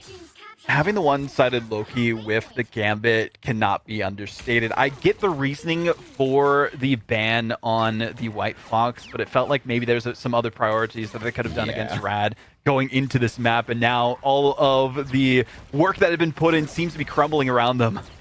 Like, getting Mantis Loki team up as well as double Raging Royal Flush is kind of crazy. The greens need to come on up. They need to be broken by Satam here. In comes the Strangling Prison. I'm not sure if Ducky actually managed to grab anyone with that, as Satam is forced to disengage. Doesn't want to fight into that Soul Resurgence. And it seems like Vision Esport, they haven't been able to get enough of their combo here. Finally letting the Devil out. Satam needs a huge amount of healing in towards the back, but it's just Righteous Cross after Righteous Cross. And his cause is indeed righteous. It is going to be Lugiago fighting alone on the point, but Rad have already got 91%. Completely different game than we saw in the first two sub-maps. Every time it was the first objective, first percentage taken by Vision Esport. Now they're having to play catch up, and it just goes to show the lethality of having two potential either Soul Resurgences or Raging Royal Flushes for Rad, but also how good Crazy Kitty has been popping off on the Star-Lord. All right, regeneration domain used. A quick stun there onto Satam means the follow-up is easy with the Gambit team up as well. And now without those angles covered by the Daredevil, guess who's exposed? Rex gets one clip by Crazy Kitty. Extra damage from that Raging Royal Flush is everything. And Mobada may have the accuracy to take down Vertigo in a momentary iframe as well off the back of the selfie. That only gives time for the walls to be set up around them. In comes Jeff Ducky, impossible to control right now due to the CC immunity given over by the Ironwood wall. And Lugia has access to all of the ult charge courtesy of the Heartbreaker. Satam gonna buy a little bit of a space here. Has teleported everybody back, so there will be one last stand here from Vision. And Gainer and back has managed to find Mash coming close to Vertigo as well. Gainers are getting it all done by themselves. The Vanguard in the back is going absolutely bonkers. And this might be an opening that Vision Esports desperately needed. Massive stagger onto the front line of Rad, but the big thing is they do have Strangling Prison available to them, and also Galactic Legend about to be online. Unfortunately, they don't have any of the combos that they can go for, but that might be enough. If they can take out Rex first before they can use the Raging Royal Flush, that could be the win con for Rad to close things out before we even get to an overtime scenario. Vision Esports, they're keeping an eye on that though, so we'll see if the Raging Royal Flush comes out post-haste. Oh, trying to go first. Battle's taking a huge amount of damage. Forced out the greens. This is the opening here for Zerx. If only they want to use it. Crazy Kitty going to move on forward. Raging Royal Legend cuts through the Jeff in record time. Satam's already down. And you know, you've just got to flee away if you happen to be that Star-Lord. Crazy Kitty got a couple more moments here dealing with the Deadpool. Solo tanking into all of this. Wait, Battle's just trying to take them all on by themselves. Grabbed into place by Ducky. They became momentarily immune thanks to the selfie. Unbelievable gameplay from the Vanguard Deadpool here. And they've weathered the storm against many of Rad's ultimates. They only need one more fight to make this one work. And Lugia goes trying to roll forward. They think that it's winnable. Etsu might well agree if they pop in the Soul Resurgence here as well. They just need their respawns to come on back. A big stun onto Ducky, but it's not the easiest fella to try and follow up onto. A quick steal, a quick execution as well. Gainers grab Crazy Kitty, and now Rad are going to be low on that damage. Mash coming close to yet another Raging Royal Flush to be stolen away from their compatriot, and uses the regeneration domain as well. As there's a momentary lull in the fighting. Satam brings up the shield for a quick breather. Gainer's fallen low as well. Rex needs to get on top of all of this. QB almost has themselves the ultimate. Crazy Kitty coming in from the other side. A teleportation back. Can you keep your eyes on QB here? The damage has already been done, and it seems like QB gets nothing but the business end of Gambit's cards. Despite it being hard for Rad, have fought to the end, and it will be a map claimed for Rad. Unfortunate for Vision Esport. They had the tea leaves read, it felt like, in terms of baiting out not a single ban for Gambit, Rogue, or even the Star-Lord. But the problem was they did the same thing to the team who's arguably stronger than they are at this composition. And you can see exactly why. They gave them the Loki, they gave them the Mantis, they gave them the Groot, they gave them everything that they wanted to Rad Esports. And Lugia also had a pretty good time once they realized, oh, I can also play Rogue, because you did not ban this for me as well. We saw an interesting ban phase that led to this as well, but I think the big thing just goes to show Rad are that team. Maybe the first, maybe the second team, depending on some people's opinions, but they are one of the top squads for a reason in EMEA. And this just goes to show, even after adversity, no matter what you throw at them, they're just going to get right back up and say, I could do this all day. I mean, like, I look at this, and unfortunately, the main thing I see is just a critical error in the bans. Like, how are you going to allow a team to have Mantis, Loki, and Gambit all at once? That's what we might call a historical fumble, to be honest. Yeah, White Fox is very difficult to deal with if you are a Daredevil, but you know what's harder to deal with? 2 Raging Royal Flushes and buffed up regeneration domain with a wider radius and damage boost attached to it. Oh, it's tough because, like, we didn't even see any of the Mantis from the side of Vision. It wasn't banned against them. Like, we could have seen them play it, but it just feels like that's been the difference between some of these top squads in EMEA specifically, is like, who's got the better Mantis, who even has a Mantis player, because the damage boost difference when you're going for those one-on-ones makes so much more sense in the neutral compared to focusing on the ultimates, and that seemed to be more of a strategy for Vision Esports, kind of similar to what we saw last series with Pep. So maybe stuck in the last patch a little bit there, who knows, but a valiant effort, I would say. They changed it up a little bit. First time we didn't see Gambit banned or protected, and I think Rad, going through the motions of this ban and protect phase, like they're like, oh yeah, we're just gonna feel fine because we have everything to win. Yeah, I think Ryan sent us that stat. That's the first time in any of Ignite 2026 that Gambit just hasn't been involved in the bans at all. Like, no protects, no bans, bro just slipped through on both sides. It beggars belief, honestly. But I feel like Gainer might be getting a little bit of that rogue ban respect coming through. Oh, yeah. Walked away with 10 final blows, most damage in the lobby, actually. More than Crazy Kitty, who was playing the Raging Royal Legend, which is nothing to shake a stick at. No, I mean, Gainer cannot be understated on the Rogue, and I feel like that's part of the reason why they built this ban and protect phase around them, and we're hoping that would be enough. We saw some great engagements from them. I get the reasoning behind banning the Daredevil as well, but unfortunately, it's not exactly what they were hoping with that one. But like we still have another map potentially for Vision Esport. Again, if they can secure that, they will make the playoffs. We'll find out after this break.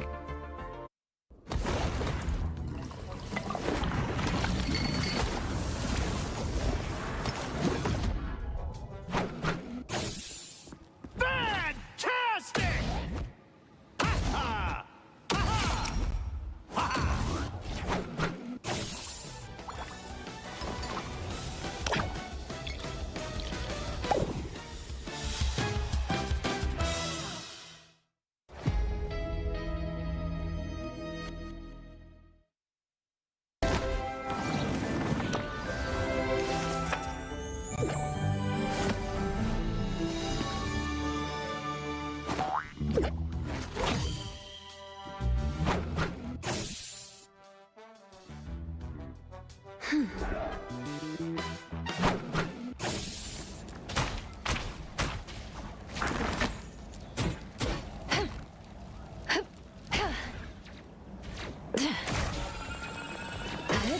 Clear the way! Feel the pull! Disappear!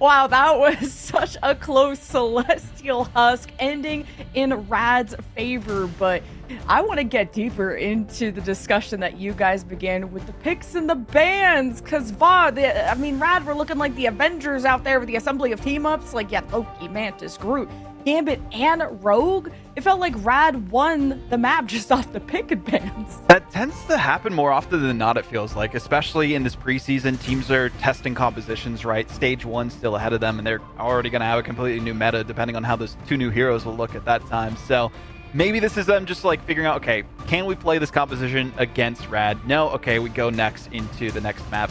I'm hoping that was their idea, because I feel like the biggest blunder was not banning the Mantis. We saw how effective Rad was having the Mantis, having it being able to enable, as you were talking about leg day at the end of it, the regeneration domains, the damage boost that we saw, the extra healing and damage reduction for the extra Groot wall. I mean, you gave Rad everything that they wanted and then some, and they took it all because they were not going to let Preseason Esport have anything after that.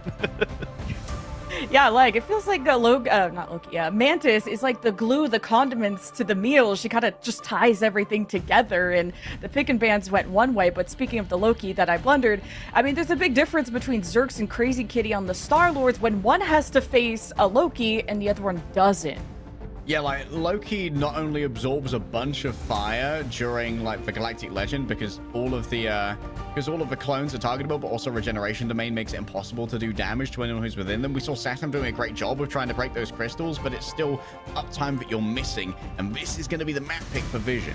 Yeah, you talk about uptime. There wasn't a lot of that from Vision yesterday when they picked it against Virtus Pro. What? I'm doing my job. Yeah, but She's out of line, but she's right. That was a great line. But they've also picked this in the past, not just against Virtus Pro, but this is a comfort pick for Vision. But no one's comfortable against Virtus Pro, okay? Give them a chance. And I think, VOD, this is a good chance for Vision. Yeah, I mean, last time, kind of looking back into what we saw from them banning against Virtus Pro, which, again, completely different team than Rad, but very similar because it's hard to ban against them. They banned the Loki second. I feel like if Vision does that, they'll be looking so much better. So who knows if that's going to be their priority. They also focused on securing the Gambit and the Daredevil, so we might see more of that action from them as well. But Virtus Pro actually prioritized having the Van pool available to them and played some compositions around it because we saw Nevix on the Venom, Dredro on the Jeff, and then of course Saipe was actually just falling out as we saw on the White Fox. So maybe the White Fox ban from the first map was just PTSD that they had from yesterday against Virtus Pro. Like our favorite British meal, the Smash and Mash, but one of those important components has been missing. Smash has not been playing was not playing that map one for anyone who failed at the Where's Waldo. Etsu taking their place, but looking at the lobby, Smash is back in for Etsu. And Rod still won, despite not having their quote carry in the lineup. Yeah, I mean, Smashers being out certainly did surprise me. I know Etsu's a fantastically talented player, was probably the second best Bucky in the world during the Invitational last year, only losing out to Sparker when was playing for OG. But Smashnez, I think, has a good chance of utilizing his hero pool a bit better here on Shin Shibuya, being able to work around rooftops. It's great for things like the Human Torch, great for Namor as well. And this might be an indicator that perhaps Rad either want to like pivot away from a tertiary strategist, or maybe they want to go towards an Ultron, which is really good for both Crazy Kitty and Smashnez, and keep like a carry DPS in the lineup. Yeah, Vaughn, you can't have Crazy Kitty doing everything on that side, and Etsu like a wolf in sheep's clothing, being a duelist on the Mantis, like a Naga type of character or anybody else. But exciting to see Smash back in. I wonder if they got something special planned for his hero pool, like Leg Day said, for a Shin Shibuya coming up. Yeah, I mean, we saw Smashnez specifically on the Phoenix, so maybe from like the high angles of that first point, they're going to be focusing a little bit more on poke specifically for Shin Shibuya. So I kind of like the change up there. There's a lot of different options that they can go for. I think another thing too is that they're probably not expecting to get the Mantis and Loki again, or even the Gambit through like they did last time, especially after how that is the reason that they were able to come out on top in that first map. So hopefully for Vision's sake that they have a better strategy and some counters, and for the other side of Rad Esport, they just had to watch the tape and see, oh, this comp worked well against them. If they haven't practiced it well enough in 24 hours, well, we're going to just run that. And Vaughn, like a quick little rules reminder, because you're the rules guy, about when you get to pick sides versus the amount of bans that you get to kick off with. What is that advantage? Yes. So the main thing here, since Rad, they didn't get to pick the map, but they did get to pick the side, they'll be able to ban twice in a row. And I think that's good for them because they'll be able to focus a little bit more on that hero pool for Vision. On the other side of things, though, before that second ban comes out from Rad, Vision will get a save. So maybe they'll have a strategy built around who they're going to prioritize here. I mean, last map, as we were talking about, that we saw from the side of Vision, they focused a little bit more on the Van pool for them to lock in, and then the Daredevil. So I don't know necessarily if we're going to see the exact same strategy here, but there's a couple of different things that they can opt for.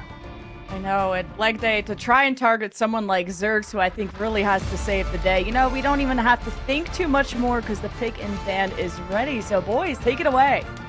All right, I'm excited, Voldemort, to see if Vision cop any respect bans here. We saw excellent Vanguard Deadpool play from Bada. It felt like Gainer was doing amazing on the road. And Satam looking very good on the Daredevil. That was closer than it had any right to be, considering how much of a better comp Rad had. Yeah, so a couple of different options that they can go for on this one. I mean, they could go similar to what we saw in Shin Shibuya from Vision Esport with the prioritization of the different heroes that they have option-wise. But of course, the Elsa is going to be the first ban across the board. That just seems to be the standard at this point between these teams, because they know if one team has a really good duelist, then we do not want to play against an Elsa. And of course, Vision are going to be locking in the Gambit. That's their win con. Find some way to get Gainer on the Rogue and have the Gambit work out, and then maybe do a little bit better on banning a counter against Rad this time. Okay, Rad know where their priorities lie. Do not want to see double Raging Royal Flush. I'm hoping if Gambit once again takes to the stage for Rad, that maybe Vision will respect that and be like, you know what? That's actually a pretty good idea. And there's the Gambit Protect. So now for Vision, it's a Loki ban. It's a Loki ban. It has it's to be. Please. Please be the Loki ban. Save our sanity here. Do not give them the double Raging Royal Flush. You could do Loki, then you could do, DD if you really want, but you also getting rid of the Rogue. We saw how good one-sided that was from Shikigami versus Peps. But yes, finally, the Loki is off the table. We don't have to worry about hearing Rage and Royal Flush multiple times. All right, question is now, how are we going to look towards the Mantis? I would not be surprised to see Gainer get the respect ban on the Rogue here, given that he was doing so much previously. That does, I think that the strongest look for Vision is with Gainer and Badder, both on their Vanguard picks of the Vanguard Deadpool and the Rogue. And the Rogue's just going to be taken off the table wholesale. Just so strong with the Gambit team up. If I can't have it, you can't have it as well, is basically the mentality for Vision Esport. Makes me curious on what Gainer is going to reposition onto hero-wise. But we'll see once we get into the games. Don't have to wait too much longer for that. Protect, though, this is the main difference maker from the last map. There's the Daredevil I was talking about. I'm surprised, honestly, that we didn't see an earlier Daredevil ban instead of the Rogue, but maybe they would have prioritized the Rogue Protect, so it makes sense. Mantis and Star-Lord, I think. Oh, okay. Ooh, smart. The one-sided Vanpool. The one-sided Vanpool is actually really good against Gambit in particular, because if you save skill issue for when he uses Raging Royal Flush, any of his cards that miss out of a 3 he throws out whenever he uses his primary fire count as a miss, which means you can actually just either decimate the Gambit or force him to hide away and not take part in that fight. Well, they're actually going to be locking in the Daredevil instead, so that definitely means we're going to be seeing a ban in terms of the Vanpool from Rad. They don't want it to be one-sided if they can't allow it to be. But there's also a couple of other options that they could go for as well. One thing that's kind of snuck through here, Mantis, we didn't really see Vision Esport play it. We might see a Venom ban too. We've seen a lot of that. But yeah, you're going to go with the old faithful Vanguard pool off the table for everyone. Okay, so we're likely going to be seeing some Star-Lords come up here. Zerk's already locked that in. Yep. Satam, I'm definitely going to have my eyes on here. Now that they're not going to have to deal with as many Loki clones in the back, Satam walked away with fantastic stats from our previous game. Had the most final blows on Vision, and Rad are going to have to be very fastidious in trying to shut it down. And that's why you may see Vertigo pick up this White Fox. Obviously, this was a ban to enable Satam previously. That was the last ban that Vision Esports had that we were like, I don't know if that one's as good as getting rid of a Gambit. But it's a great counter to a Daredevil. Speaking of that, too, the Spectral Surge that we see from Vertigo using this White Fox is going to be instrumental, I feel like, to shutting down a lot of the dive potential and the ultimates even from Vision Esport. I mean, we've seen it used so well against the Star-Lord players before.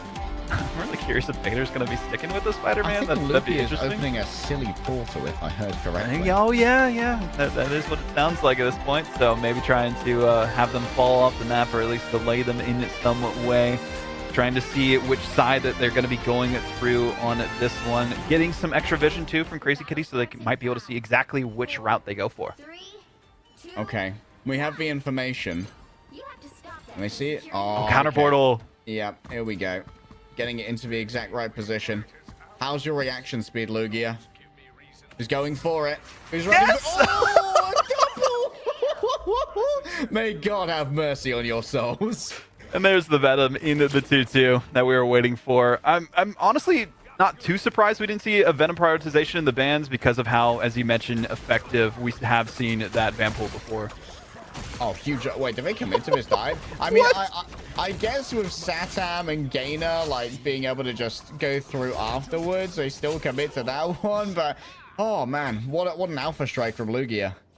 Okay. I mean, I just did not expect Vision to just sit there and be like, oh, we've just been eliminated. Let's go back to the spawn room after that team fight and say, GG, go next. They just waited for the respawns and came through the backside of a portal. Bit of a swap around here. Batter on to the Angela.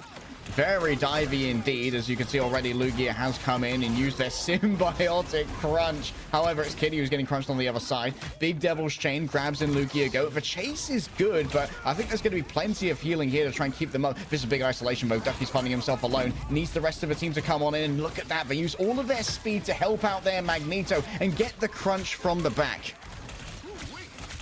A tough spot to be in for Vision Esport, but it seems there are some connection issues going on for some of the players. That's why you see our lovely faces. We're not here to interrupt the action too much. We're just giving you a brief pause while the players can get sorted into the lobby. And that makes a little bit more sense based on what we saw from Vision Esport, right? In that first team fight, maybe some connection issues were happening during it. The portal shenanigans were just too much for them to handle, and now they have to just take some time, reboot things maybe, and get back engaged in the game here at Leg Day. But again, you know, first engagements that we saw, getting those initial picks was huge. It was, you know, relatively short-lived, but it didn't allow them to position and know exactly where they could expect the dive to work out so well in that first team fight. I mean, it was just a pixel-perfect dive. Like, Lugia from the other side of a map essentially hit that frenzied arrival. I assume what Vision did was they just positioned themselves like to go around the back half of the portal where they weren't going to be falling into the great abyss. And and they were just waiting for Satam to respawn alongside Gainer. The problem is, like, when you've got your Daredevil and your Captain America on the same angle as the rest of your team, you aren't really presenting like an off-angle threat with the dive that you would like to. And it made it very easy for Rad to essentially just go, okay, we're gonna smash into you as 6 people here because we're fairly confident we can win that fight with the White Fox that we have ready to go and the huge frenzied arrival. And it's been reflected in Lugia Goat's ult charge. I know you can't see it at the moment, but currently Lugia Goat has access to the Feast of the Abyss, whereas Gainer on the other side, who's had a lot more trouble getting these dives going, as well as having to swap over from the Doctor Strange, is only 59% of the way there. A lot better of a start for this positioning defensively for Rad Esport in comparison to how we see for Vision, because they've had to spend so much time in the respawn. Rex getting close, though, to having their Raging Royal Flush. So potentially, depending on how Rad Esport positions themselves for this next team fight, might be able to go toe-to-toe. If they can build it up fast enough is the big thing, because MASH very likely going to be using it if they need to, even. As you mentioned, Feast of the Abyss online for Lugia Goat. That could be just the only thing that they really need, and already getting those 2 eliminations on to the Angela and to the Star-Lord just makes it so there's just so much less potential of just poking people away from the rest of your team, right? So Vision Esport, they have their work cut out for them whenever they get back into the lobby for this next team fight. It seems like we'll be getting in it momentarily. Sorry to, you know, interrupt your viewing experience here for too long, but we got to make sure these players are all hunky-dory for these matchups. So we'll be getting back into Shin Shibuya in mere moments, and Vision Esport, all eyes on them to see how they can not have a repeat performance on their counter pick. Okay, let's get stuck in once more. Rex falls down to Ducky, and Smashnez going to be equally poorly served. Rad, like, Vision Esport, like, I'm wondering when does it stop being their map pick? Now. Right after this match. Yeah, unfortunately. I mean, we saw similar things for Peps with Museum of Contemplation. They went to it twice and it didn't work out for them, and now we kind of see a similar story for Vision. Unless they're able to get like some percentage, but they got full held last time and it's leading towards that way again. Gambit never falls, using the cleanse off the back of that Raging Royal Flush to try and make something happen. Smashless has so much damage to try and part with, though. That is having their shield absolutely eviscerated, and the damage is done elsewhere. Despite an equal exchange of Gambit ultimates, Rad take that one 6-0, I think. That they do, and again, not really having to use too many of their resources, and they have all that they really need to keep themselves into this next fight. I mean, having the Kumiho Unleash form, they know that it's going to be available for Vision Esports soon, so you'll be seeing 2 Foxes tap dancing on point in mere moments.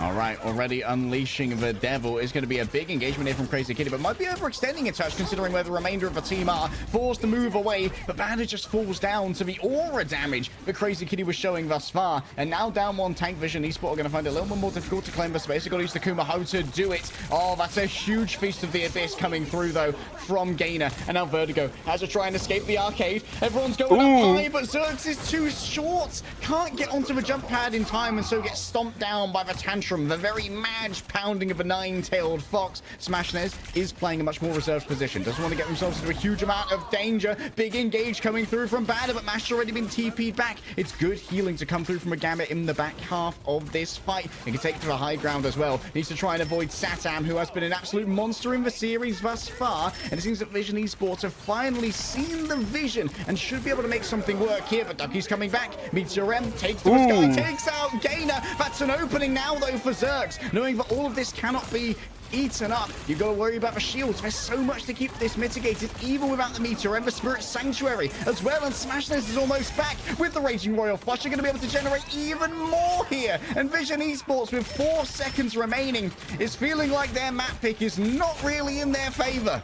Oh, so close to greatness and getting that first capture point. Satam trying to stay alive on the back line as best they could, but unfortunately for them, they did not get the Daredevil ban. No one-sided affair for them. The only one-sidedness was how that defensive stance was from Rad. 91.83% Vision Esport, they have their work cut out for them, and I don't know if they're necessarily going to be able to get an engagement off the rip like we saw from Rad with the portal play into the dive from the Venom for the Frenzied Arrival, and then just the domination from then on out. The Raging Royal Flush is just too good here, and really just goes to show Vision Esport, unfortunately, because they're prioritizing the Elsa, it's really enabling Rad with this composition, rallying around those Raging Royal Flushes.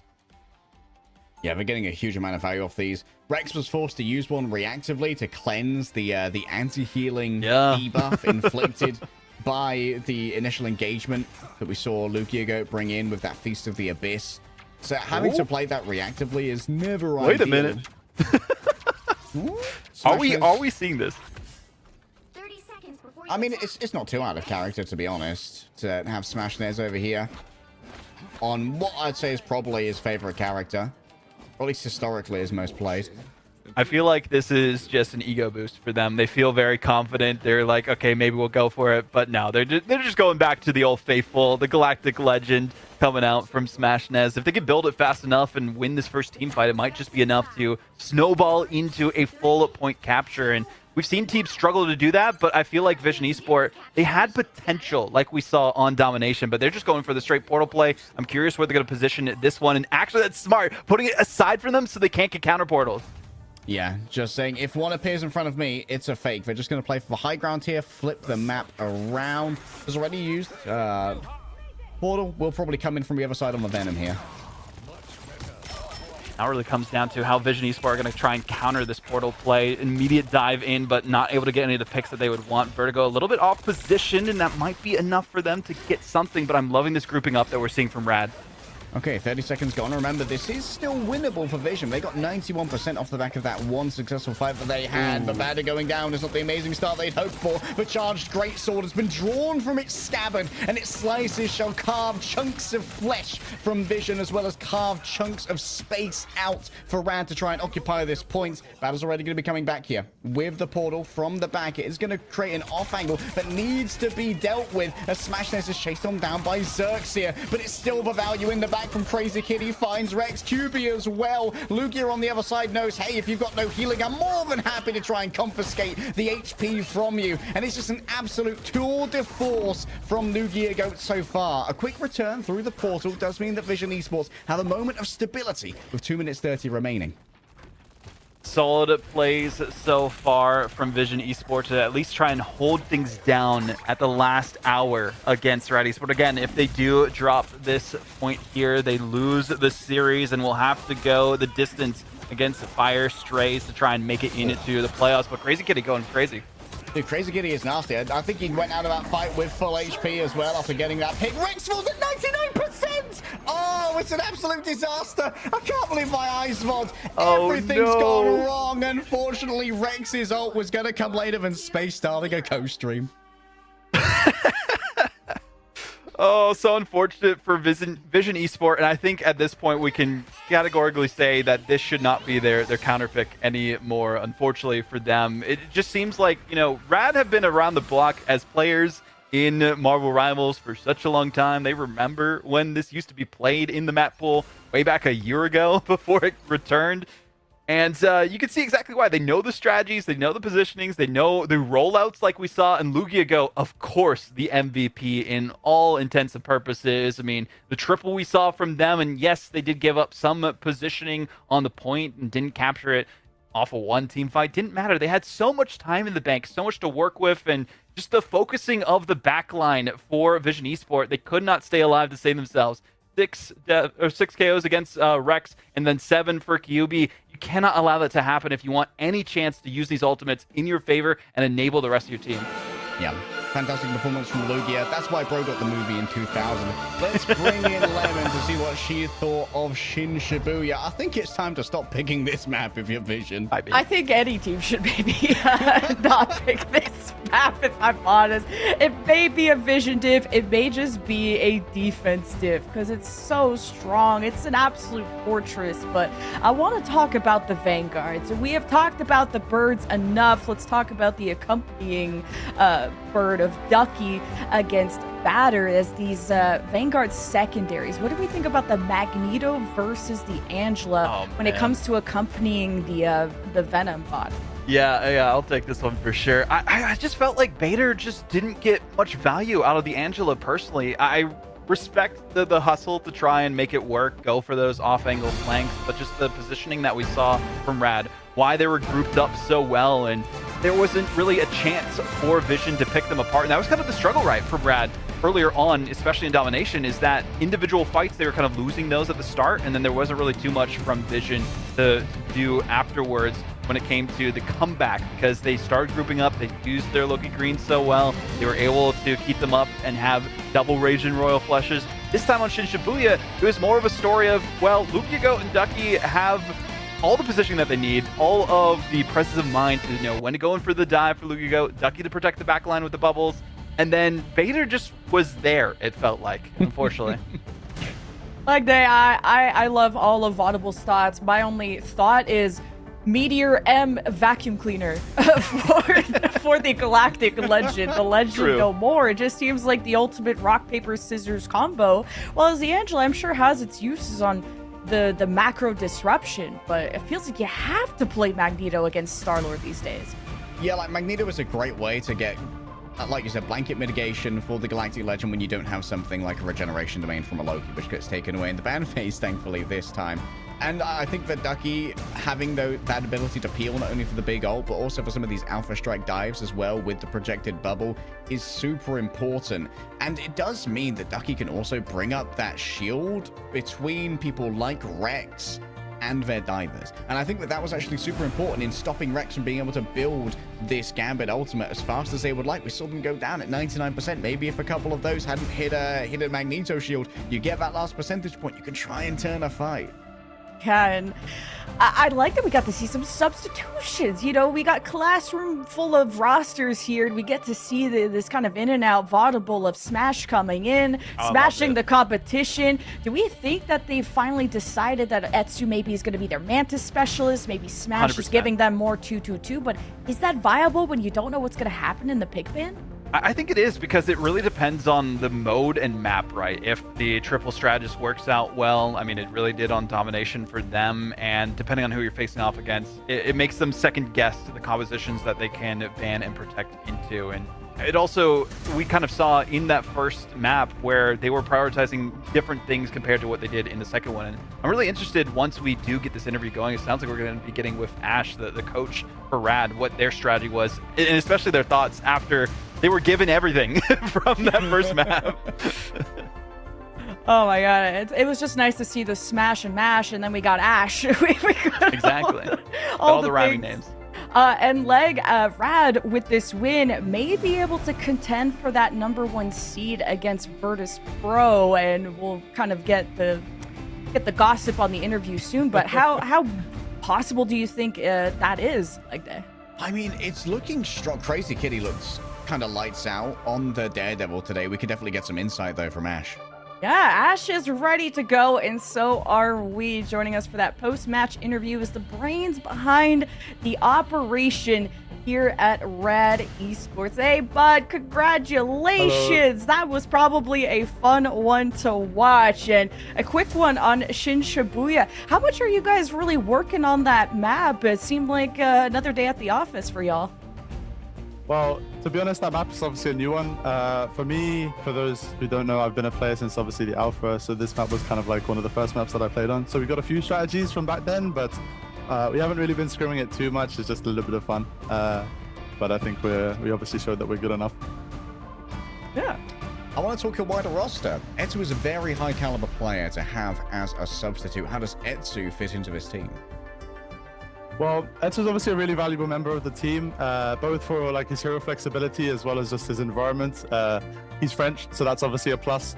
But just generally, the team obviously really enjoys working with him, playing with him, hanging out with him. We actually have a server that we all play on for Minecraft. So we just enjoy ourselves there. We obviously have a lot of fun. The team environment is really great when he's there, and I think he provides a lot of really high value to the team. Great to hear the environment's great. The comms are probably really good. I want to know, though, what the comms were like after everything was pretty much given to you guys on that first map on Celestial Husk. You got the Loki, you got the Mantis, you got the Gambit, you had the Galactic Legend that you could go for. I mean, what was the mental for the team and the comms like during that moment? Well, I'll be honest, everything was it was all giggles and laughs, we'll say, up until Vertigo's like, hey guys, I'm on 300 ping.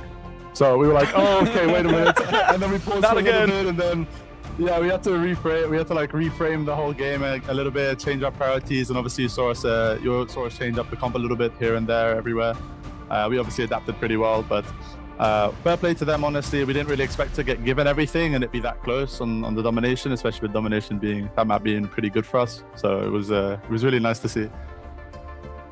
I could tell you put in the work with the team, with the pick, the banes, the compositions look strong. You don't even scrim Shin Shibuya, and you won it pretty handily. You got the Smash, Mash, and Ash, and even Etsu gets to join in on the party. I love it, but how's the party going to go against Virtus Pro next week? Because you guys are going to be fighting for a #1 seed potentially, barring anything crazy against Virtus Pro and Fire. How do you think that match is going to go? Well, I'll just keep it pretty short and sweet. I think actions speak much louder than words, and we'll show what our actions show you guys. I love how loud you guys are on the field, and thank you so much for joining us for the interview, Ash, and best of luck against Virtus Pro. Thank you for having me. Bye-bye. Thank you. Bye-bye. That was Ash, and next week is tomorrow. Time is a concept for me, but they're not going to have a week. They're going to have 24 hours to figure it out. And, but I loved hearing that, French is a factor, and Etsu is now a factor on Rad, and that's something to consider going forward. No, it's great. I mean, Jen and I, for those who don't know, are Canadian, so we got a little bit of that French aspect on it, je ne sais quoi that we have for these teams too. Yeah, I mean, I think Rad just like having a good team environment is so important. I think is the big thing to go on to. Some of these teams, they literally just log on, play with their team, log off, go play ranked, do that, don't really interact with each other. Actually having that synergy and camaraderie around each other is so essential in a team environment. And I think that is part of the reason why they were able to be so resilient dealing with, the ping issues, like they said, with their backline there on Vertigo. And I think they even had issues in previous maps. They were still able to overcome those in the same fashion. So nice that they have the entire team that they can rely on regardless of what gets thrown at them. And Legday, do you think it's an advantage, or how much disruption does it cause to have all these substitutions in and out? Maybe it gives you more an expansion of your heroes, but does it make it obvious? There's a world where definitely, like, if you bring in a particular player, like, it can tilt the bans in your favor, but if you've spent, like, a week expanding someone's hero pool, you can use that as a little bit of a feint, like, try and make people, like, Etsu's in, we should probably try and ban the Mantis now, and maybe that wastes a ban allows Etsu to play something like a Winter Soldier in, like, an anti-dive environment, or even bring out a Psylocke that I know that he's very good for. So I think that it has its drawbacks, but also it can be used very intelligently. Of course. And speaking of teams fighting for that #1 seed, up next, Team Heretics versus Alter Esports. The race is on for playoffs, and we're almost halfway through our day, so you won't want to miss this next one. Hey guys, my name is Ryan Central and I'm here to answer one specific question. What's the meta? And I would answer, I don't know, what's the meta with you? And I will continue to use that joke until I'm about 90, even though I look about 90 now. But in all seriousness though, I do want to talk about some of the data that we've seen from that first week of action in EMEA and Americas in Ignite. Bear in mind that the players played on a old patch. It was the hotfix that came out on March the 19th. So the White Fox buffs that we're about to see, the Deadpool mobility and Elsa having less HP, we are going to see that in action this upcoming week. So stuff is a little bit different. And also, as the pros will say, they're still working out the meta themselves. Lots of stuff is going to change, and we're still building up the sample size, which includes adding China and Pacific to the action this week too. But there is a very easy place to start. Elsa versus Gambit. Which of these characters is the most powerful in a competitive sense in coordinated play? And the answer when it comes to presence, how often we're seeing these characters, is actually Elsa. There was 68 maps played in Americas and EMEA this last week, and a hero could show up twice in the draft, right? You can either protect a character and then the other team protects them, so you can both play them, you can both ban them, or you can have one team protect it and then ban it to make sure that they can play something like Elsa and the other team cannot. So it can show up twice. Elsa showed up every single time without fail, and certainly towards the start of a draft where you're looking for those first bans and first picks. In comparison, Gambit was missing like once or twice. Some teams just didn't want to include him at all. But the big difference between Elsa and Gambit is one is being banned out a lot more than the other. And surprisingly, it is Gambit that is actually being taken out more. So for example, a lot of the drafts will look like they will on screen, right? Where you're seeing Gambit being banned out first, and then both teams will go and protect the Elsa, so both teams have access to it. Naturally, makes sense. Elsa is really strong. Why would you not want to ban her out first though? It's more the case that Gambit, despite him being nerfed individually, being hit by the strategist ult generation nerfs too as a whole, he's still strong in his own right, but he enables so much as well. Heroes like Star-Lord, Galactic Legend with a Raging Royal Flush from Gambit, an incredible combination, and characters like Rogue, who are pretty like middling, I suppose, when it comes to the rankings of Vanguards on their own, get pretty much S tier because they have the Gambit team up to work with. You remove Remy from a draft, you're removing 3 to 4 other strong heroes alongside, so it's so much value. So you take off a lot of the options from the enemy team, and protecting Elsa means that you at least have something to work around, no matter what your composition or idea is going to be for a map. Whether you're playing Dive, Poke, 2-2-2, Triple Strategist, Triple Vanguards is something that we're seeing as well at this point. With flies, against flies, Elsa just works with all of it. It doesn't matter your comp. You put an Elsa in, and she's so versatile, she will go and just absolutely destroy people in her own right. Outside of these two fighting for first place, you do have the likes of Vanguard Deadpool actually being right behind them, both in protecting and also banning him out. And similar to Elsa, he just fits into a lot of different compositions and ideas, and he just is very good in his own right. But also, it's how good he is on stuff like Domination, because he can still build up his ultimate very quickly, certainly in comparison to some of the other ult generation nerfs that we've seen.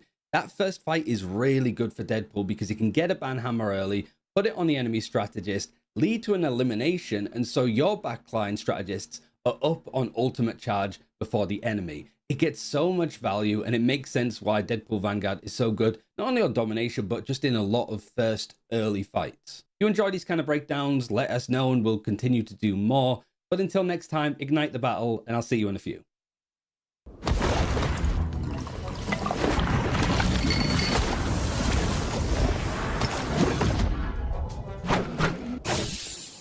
Fantastic! Ha-ha! Ha-ha! Ha-ha!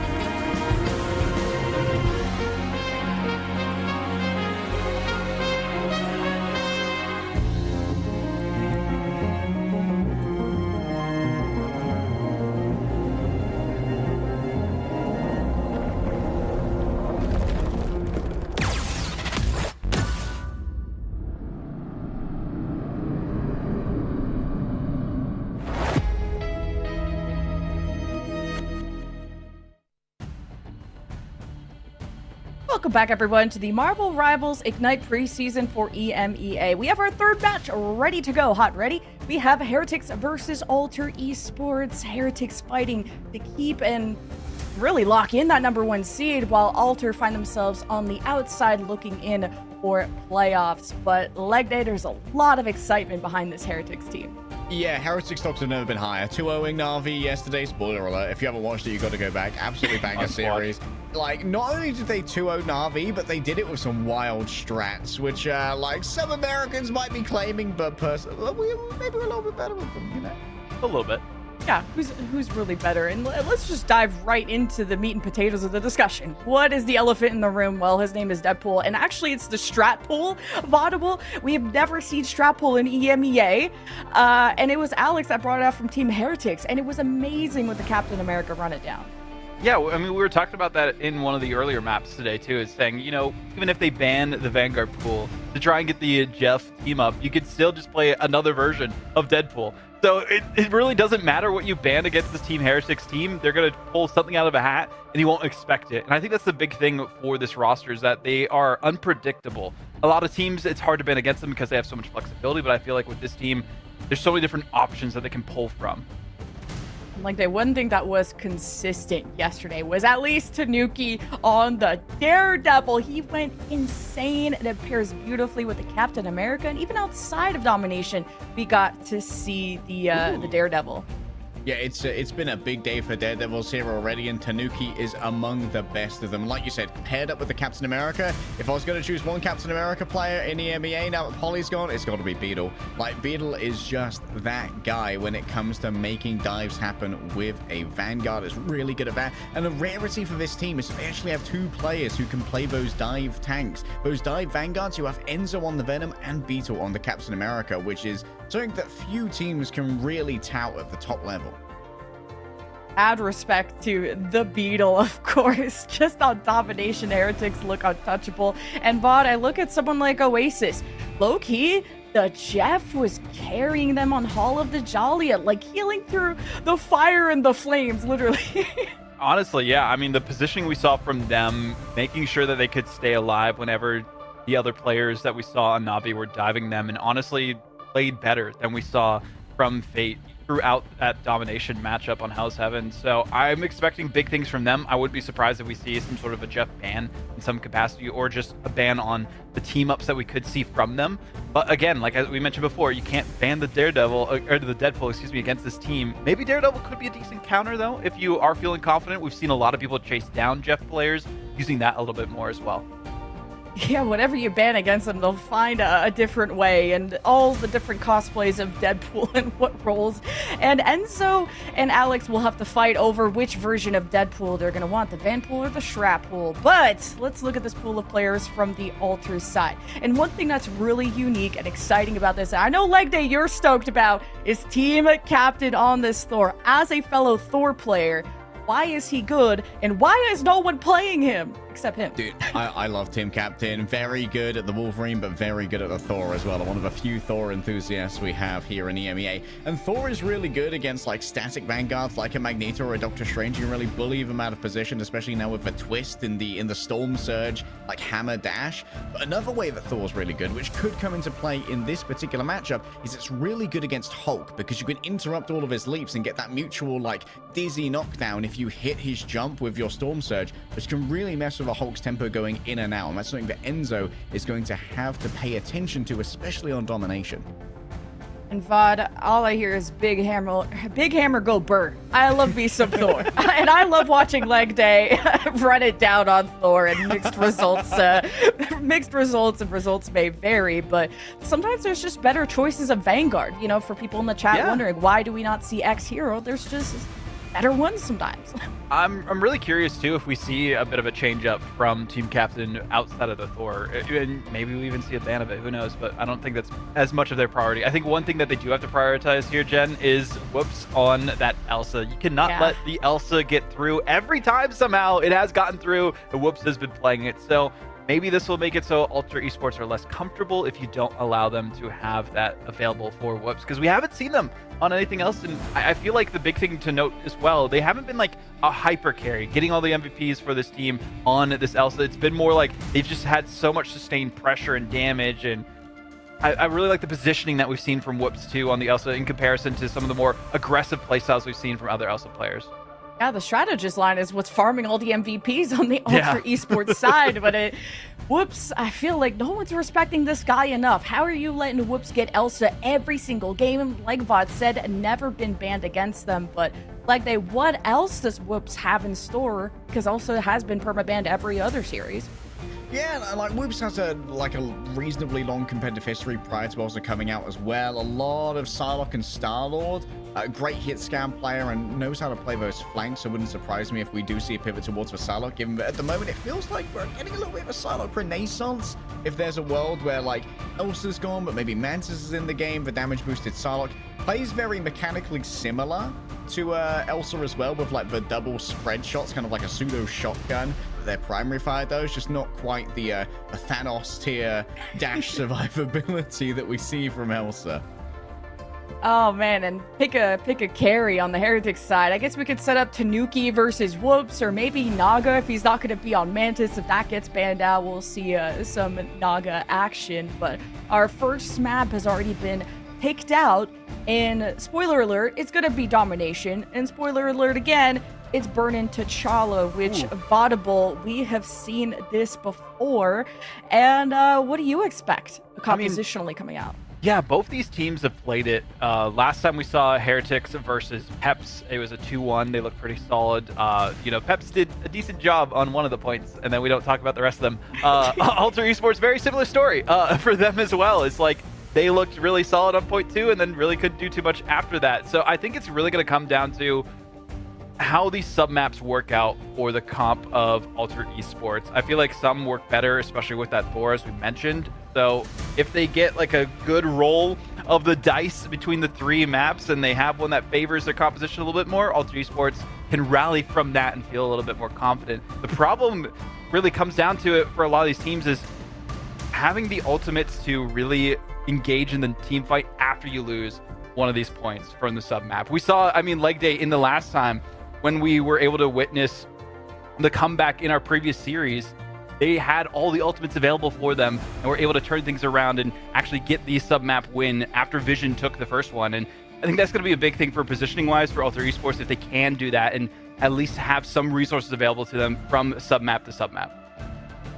Yeah, like it's like super important when you've got that like long-term planning, and that requires like an overarching captain with a good vision and economic standing orders. Like sometimes you just got to call it. We're saving for next.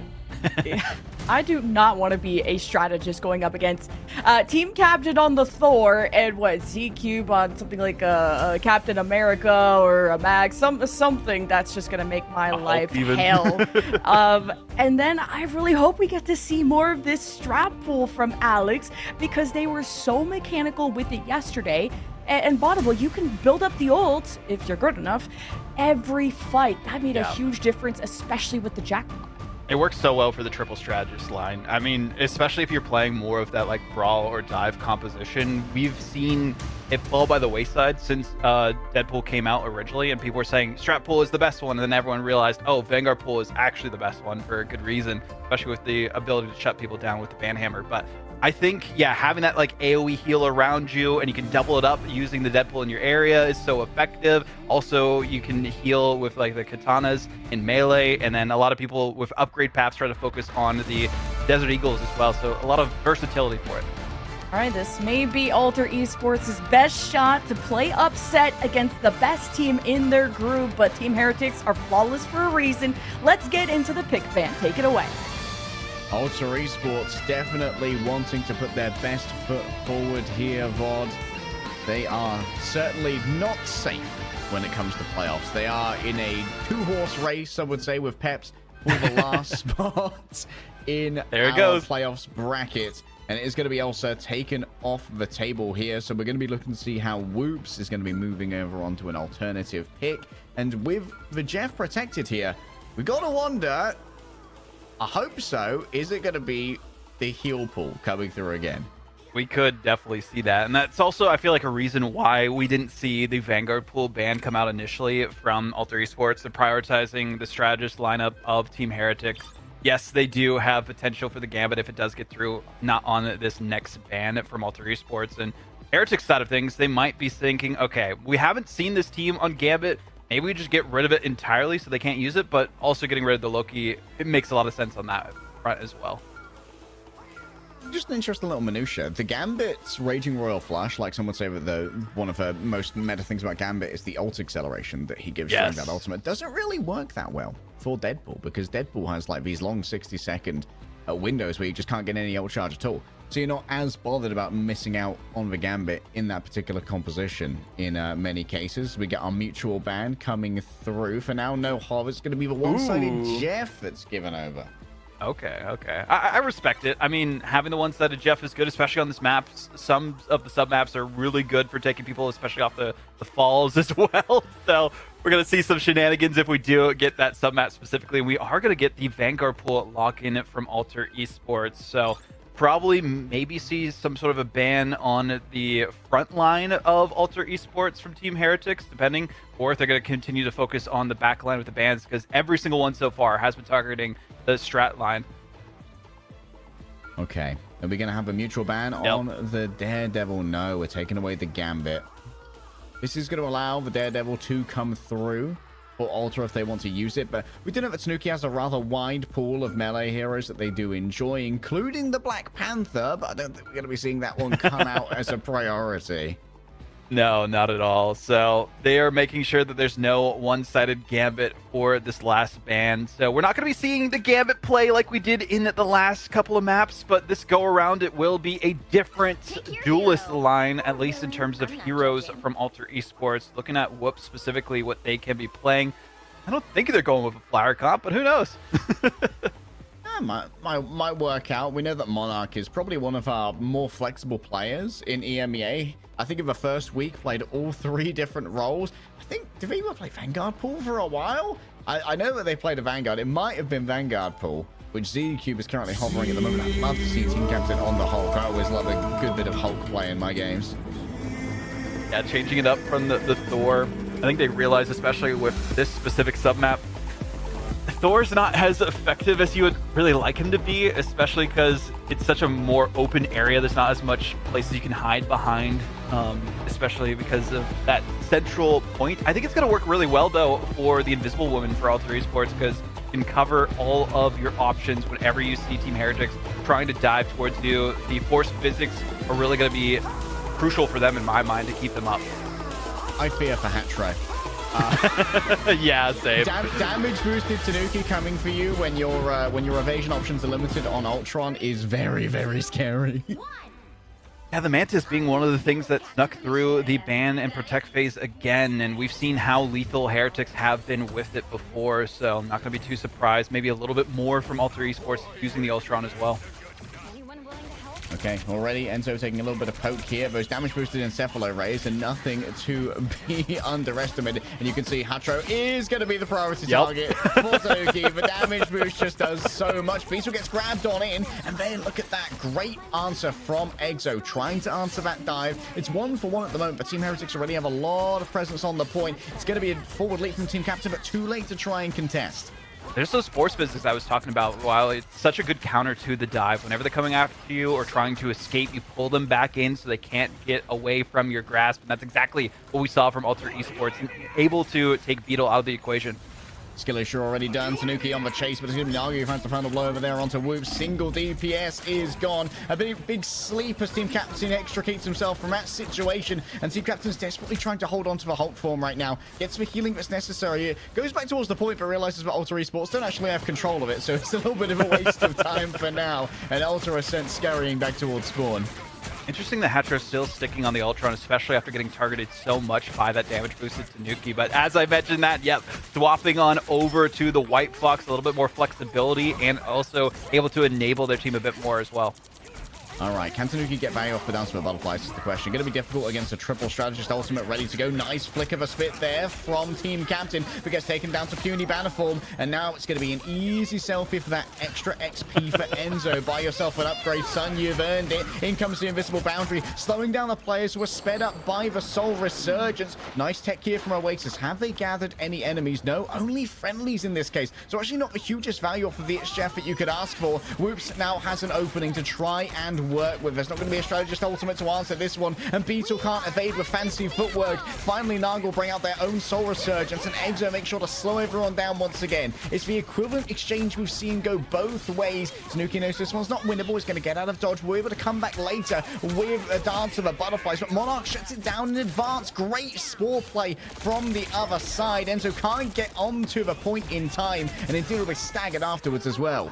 I like the flanks that we saw from the duelist lineup of Alter Esports, making sure that they were in a better position to get an angle on Team Heretics, because they were bunkered down as hard as could be. Luckily enough for Alter Esports, though, it's all not for naught, because they got it before it went to the 99% potential for overtime. So Team Heretics, their win condition now. See what Tanuki could do with this Dance of the Butterfly, and Beetle also with the Freedom Charge. All right, a very mad Fox is having a bit of a tantrum parade in the backline of Team Heretics, and Nag has been made critically aware of the displeasure of the Fox Kumiho goddess for now. Alex is going to be joining them, and for Heretics, this one's already cooked. Back to spawn. A rough spot for Heretics, but they come out on the top in terms of ultimates. A lot were used by Alter Esports to win that engagement and build the percentage in their favor. Lost a lot of ground, but they'll make it up in due time, especially having that Banhammer available to them. I'm really curious on exactly how they'll use it. Let's get the shoot over onto a backline. Great shield play from Team Captain. Everyone in together. And Beetle was there trying to follow it on up, but gives up their life to try and do it. Enzo still with a double golden Desert Eagles puts out so much damage, and ZQ can't hope to compete. For Hatro, they're just left behind after moving away from this one, and Team Captain doesn't even get to contest at the end with their World Breaker Hulk. So it's a sad old time for the Captain himself. A selfie as a reward as overtime's going to start ticking through. I don't think they can touch. Enzo's just having fun here, too. I like how they were promoting the Heretics bundle so much yesterday, but now they're spreading the love a little bit to Liquid Citadel with that kit. I mean, Enzo is a former Citadel player. Just nodding to his history, you know? Exactly. Wants people to remember the glory days, and we are seeing the glory days unfold for Team Heretics. They have not lost a map so far, and they are not wanting to do it here against Alter Esports, proving their dominance once more. I did like some of the change-ups that we saw from Alter Esports in comparison to their old comps, right? Team Captain on the Hulk, it seemed like it was creating some space for them, but unfortunately they were not able to isolate people because they didn't have the kidnap that Thor does on his 2-second cooldown. My goodness. Exo, as you were talking about, looked really good too on the Invisible Wound. We saw them actually getting a couple of KOs themselves and maybe focusing a little bit too much on when to time their force physics instead of keeping their team involved in the fight. But you have three strategists for a reason with this lineup, and Team Heretics, I think they've realized, hey, we just got to play our game. We got this. The damage boost has been working. Enzo's been looking really good on the Vanpool. We don't have to change anything going to point 2. Damage boosted upgraded primary fire from Vanguard Pool Oh is, my gosh. it's disgusting. Like, I don't want to see it on my screen. Like, this can't be safe for any streaming network. Especially with the Deadpool in your area giving you the increased rate of fire, so you can just shred the backline of Alter Esports, and that's been a little bit of a difficulty for them. I like how they've been playing a bit further behind, but these flanks that we're also seeing from Whoops, they have to come out big. Well, not getting too much rage from a barrage. Maybe the Galactic Legend is going to be something different. Oh, what a push away from the Guardian Shield. Now Naga has to try and make the crossing here, but the cover's there. Great team play from Enzo. Knowing that it was a particularly vulnerable moment for the Mantis, and the vulnerability doesn't stop right there. Team Captain getting stuck in now, giving away the Gamma charge. The shields give a little bit of additional survivability as well, like make sure that there's nothing that Tanuki can do. Sniped out of stealth with the spores of Mantis. Monarch's been putting on a bit of a show thus far and shutting down Tanuki. Is kind of electing to take that duel. Definitely a bit of an aimer, and last couple of times we've seen Monarch, they've been actually prioritizing the Ultron, so I like the change-ups from last week in it to this one. Again, they got a break to watch the action and how the meta's kind of adapted yesterday, and Mantis has been a priority and a difference maker for a lot of teams. Okay, Kumiho unleashed, but the healing's not quite enough to try and save out Exo here. Team Heretics have flipped the point in the middle of the fight with the Kumiho active. Oh, no, that's bad objective discipline there from Ultra Esports and might come back to bite them. All it's going to mean for now is additional percentage is going to be done over the course of this one. A missed dash from Hatro means that they are now in no man's land with no tails to save them. And while it is going to be Team Captain alone, all they can do is try and disengage and avoid getting staggered. There should be enough healing on the other side, but if they go back to banner form, that would be a disaster. Tanuki is just too good on the Psylocke. I mean, how do you ban against this player? You can target some of their great duelists, but Psylocke in the pocket, it just has so much value, infinite, especially on the Science Institute.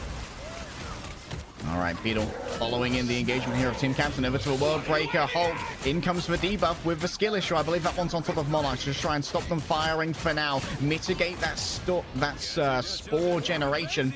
You can see the off angle here with Oasis and Tanuki is just absolutely herding the Ultra Esports backline into a crunch position. They're going to be stuck between the Team Heretics backline and Tanuki's ultimate as well. But Whoops' aim might make it happen. Alex has already fallen on down. It isn't a flip yet for Ultra Esports. They need to try and get that objective discipline going, but removing Enzo is easier said than done with Oasis on this off angle, continuously providing the heals. Tanuki just appears out of nowhere, gets slapped by the sleeping spore sedation from Monarch into a permanent sedation off a headshot, and that is going to be Team Heretics losing control of the points. Monarch, I feel like, has been the difference maker in a lot of these team fights, especially just with the precise aim that you've been able to shut down Tanuki a couple of times, get some crucial picks on the back line of Team Heretics, and if they can rally behind that, might be enough for them to flip the script here on the Science Institute. But it's a tough spot for them to find themselves, especially based on Team Heretics having some good ultimates in their bank. Damage boosted Whoops' Galactic Legend. Could be ideal for now. Not revealing their position. Goes in toward... Oh, look at the aggressive usage of the invisible boundary there from Exo to slow everybody down, make it even easier to one-clip. They can't afford to lose the point again. Objective discipline has been a downside thus far. And as they scramble back towards the point, that's when they're in disparate positions that can really be taken advantage of by Tanuki. What a great drop down as well to dodge the incoming fire of Whoops. Only big targets are shown to them right now, including Beetle. However, Ultra Esports stay in control, and Whoops is going to be temporarily punished by the skill issue. Nice stun there from Team Captain, looking for Tanuki, but instead decides that the backline's going to be a little bit more easier pickings, and indeed has access to a World Breaker if they need it as well. A turnaround here from Z-Cube, shutting them on down, but Enzo on the other side is getting even more done. Team Captain is forced to use their own ultimate to up their DPS. Gamma Clap after Gamma Clap will break the eardrums of all and sundry as Hatro unleashes the Kumiho and begins to give over both the damage boost and the healing, as well as that immunity to CC. Tanuki needs to be put on top of right now, though. And Enzo's just pouring out the damage, trying to get Team Captain out of that Hulk form as soon as possible. Great escape, though. Exo's back finally, and it seems like Exo really has been a very important member in this fight. Exo's really been stepping up big on this strategist lineup for Ultra Esports, especially like how we saw them in the last map, keeping them engaged as best as they can in these team fights. But Heretics, if one of them goes down, it might be the dominoes falling, but this is a great look so far. Vessel flip. They disengaged and gave up the point, if only just to try and gather up together to just democratize the damage that Tanuki was doing. Means Whoops is still down, though. One last fight here for Ultra. Team Captain going down like that, it's going to make it a little bit more difficult for Ultra Esports to find time to contest. Z-Cube having to go for the portal play and go onto the objective quickly. Might see a bit of a flank from the rest of the members to circumvent the easy damage that we'll see for Team Heretics for this fight. Invisible boundary, good to go. But Oasis could try and eat everyone inside with a single usage of its Jeff. For now, Exo just trying their best to keep maintained in composure where it is. And still, Oasis is holding on to this one, using their team-ups to give additional staying power. Big E from Z-Cube, but that momentary anti could have been everything. For now, it's still Team Heretics in control of the point. Oasis heals dutifully from the back. Tanuki starting to get aggressive. Whoops can move up above them. Has the Galactic Legend. Do they need to use it? Ultra Esports are coming up with so many ults, but Z-Cube can't be saved. Inside the invisible boundary, he cannot be seen, and Whoops knows that it's time to do or to die. And in the sky, Enzo, which is continually bullied by Team Captain. He's absolutely bonkers with it right now. Oh, the immediate CC immunity by grabbing the Manta Mantis stops himself getting eaten. It's perfect Hulk play from a Cap himself. He might not be on Wolverine, but he's still the man of the hour. Chasing after the Invisible Woman. The healing's coming through from the Jeff, but it's not enough to stand up to the absolute tumultuous power of two Vanguards up against them. Team Heretics bring their own reinforcements back. The portal has been opened. The pentagram of Ferrara will show the future of Ultra Esports, but is it going to be a map number 3? Tanuki demands that it isn't. Down to half HP. The flip's back in their favor. Exo has yet another ultimate ready to go in just a second. Needs to deliver a couple more heals, but still Ultra Esports need to stay on the point at all times as overtime is ticking down. They've only got a little bit of additional stability here. Alex can't be taken down in time. Oh, and Z-Cube can't be saved. There's no one on the point, and Team Heretics clutch it out. Oh, so close for Ultra Esports to change their fate, flip things in their favor. We saw the door being forced open by Team Captain, the Exiles, the Juggles, the crazy plays on the Monster Hulk form, but it was not enough to overcome the massive amount of damage sent their way by Tanuki and Co. I cannot believe how much they were able to sustain themselves in that last fight, but unfortunately they could not touch the last moment. Stars of the show, at least on Ultra Esports, I mean, Exo, as we were talking about, Monarch, we saw some great looks on the Mantis, and kind of everyone really leveled up, it felt like, since last week to go this close in some of these sub-maps against Heretics. But Heretics are the best team in their group for a reason. They proved it yesterday against Na'Vi, and you can see it again here. I mean, one thing that I've really got to point out here is how, honestly, the KDs are super similar. Yeah. Including, like, the casualties for Ultra Esports in many cases are lower. I think that if they just had slightly better objective discipline, that maybe we would have been going to a map number 3 if they hadn't let it go so many times, because it was so close. 99-99 on that second point. Woots put up a fantastic performance on the Starlord, not needing anything like a Raging Royal Flush, and for the first time we actually saw like a fantastic Kumiho Unleashed engage. I know! On the Interstellar Spaceport as well. That's a first that I've seen so far.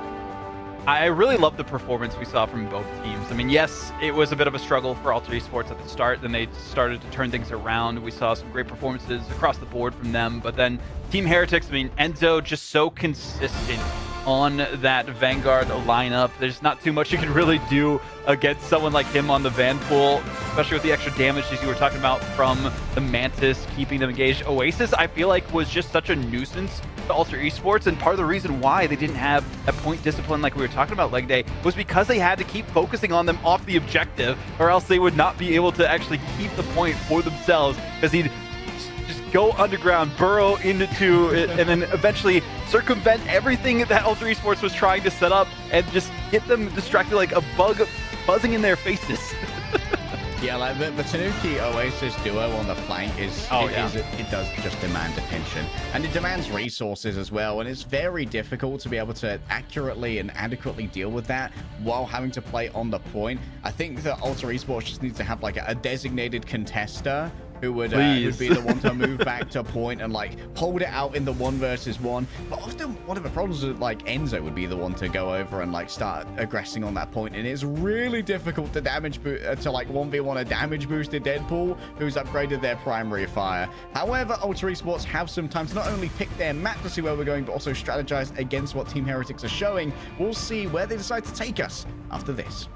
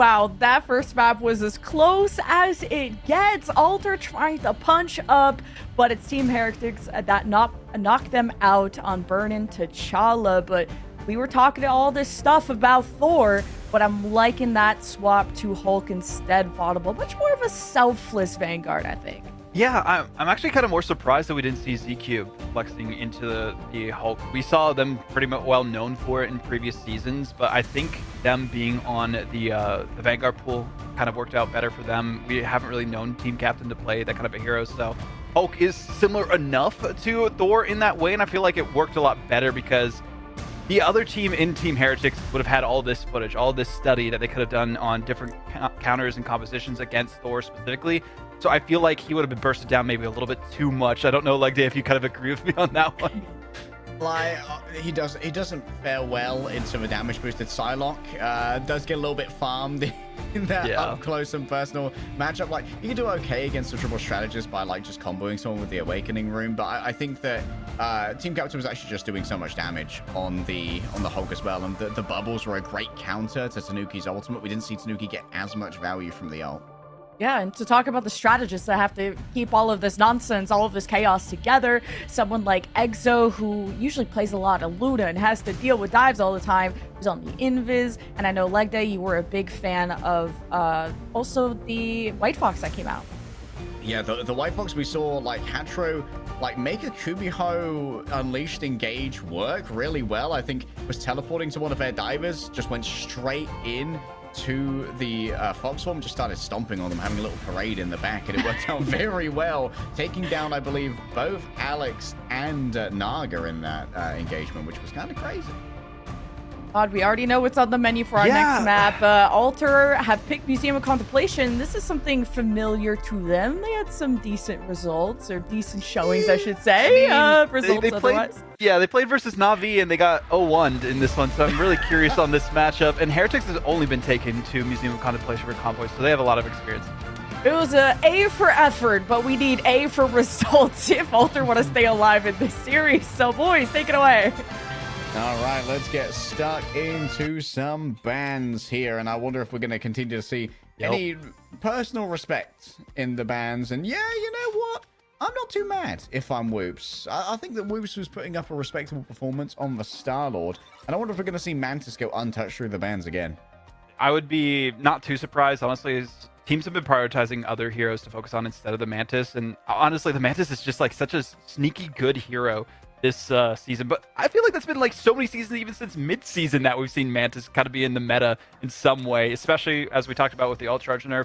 But the Loki getting banned, not too surprised. I love the save on the Invisible Woman. I think we saw some great looks from Exo on that, and they were able to enable their team very well, even with the aggressive invisible boundaries we saw.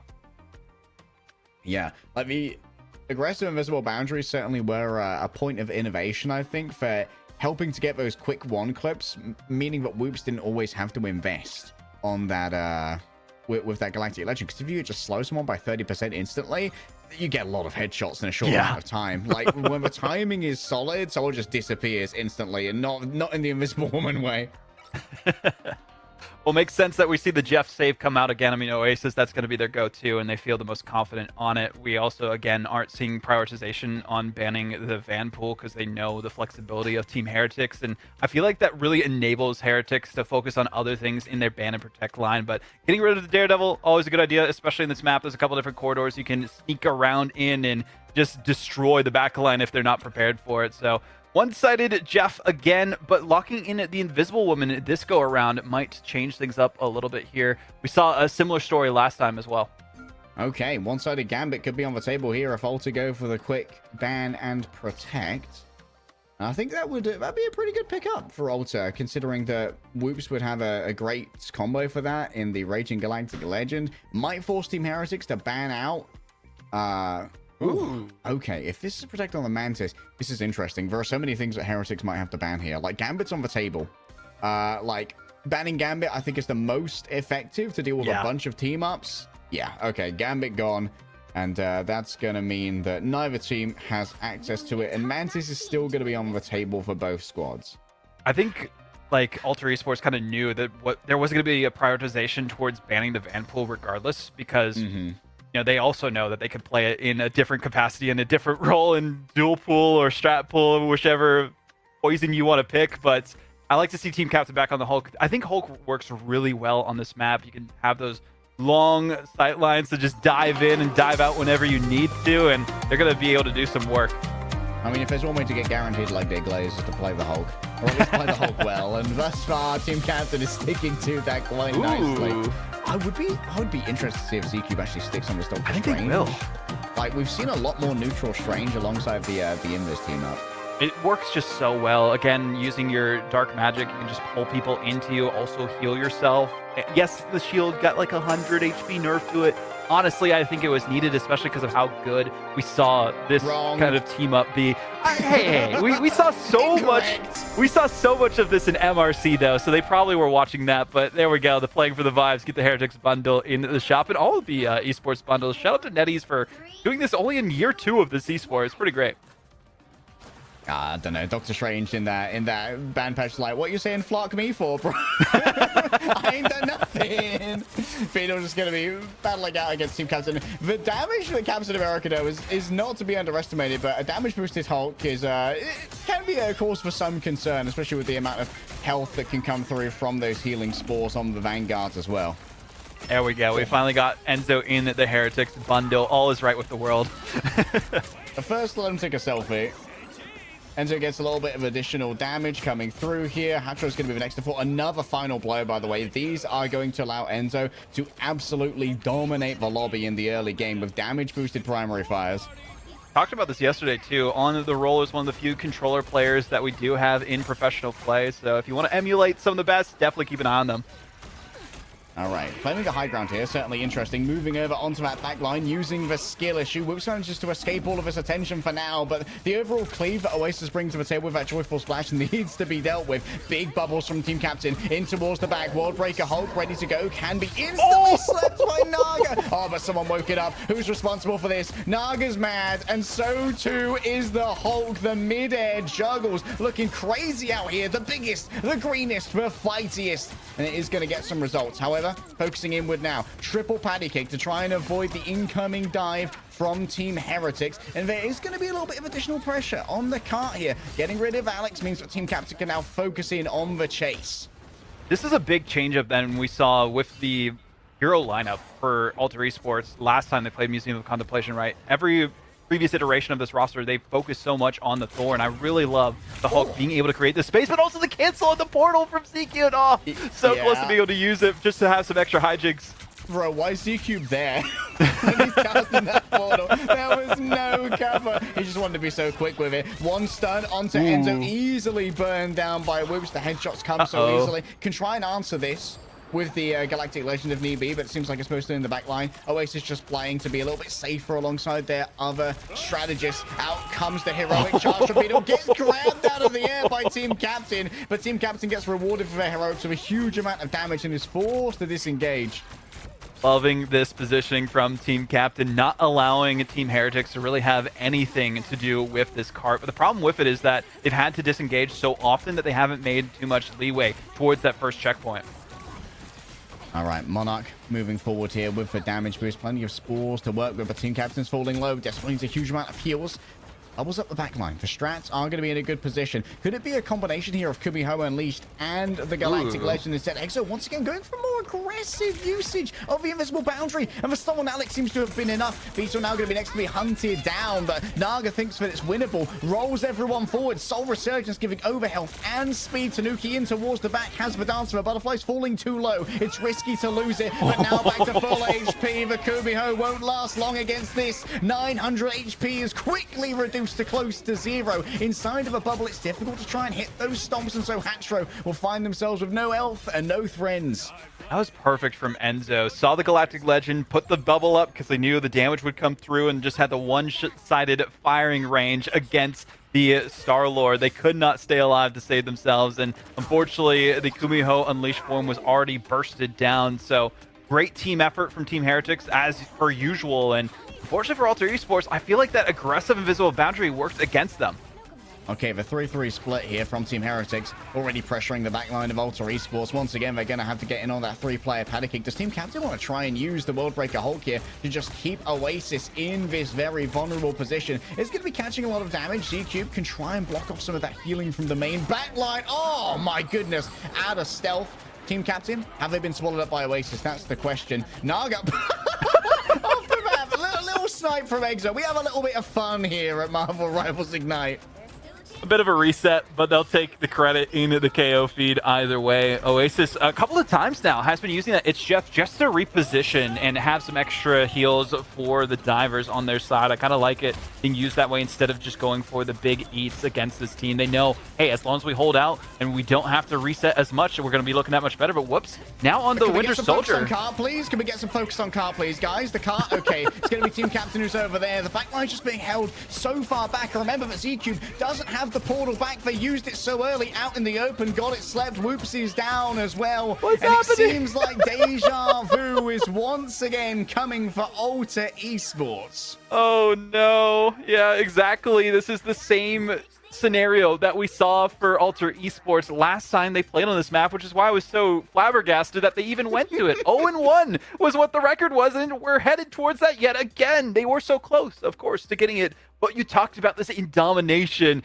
The key to the game is playing the objective. That is what these game modes are. It's not ranked. Ranked it ain't.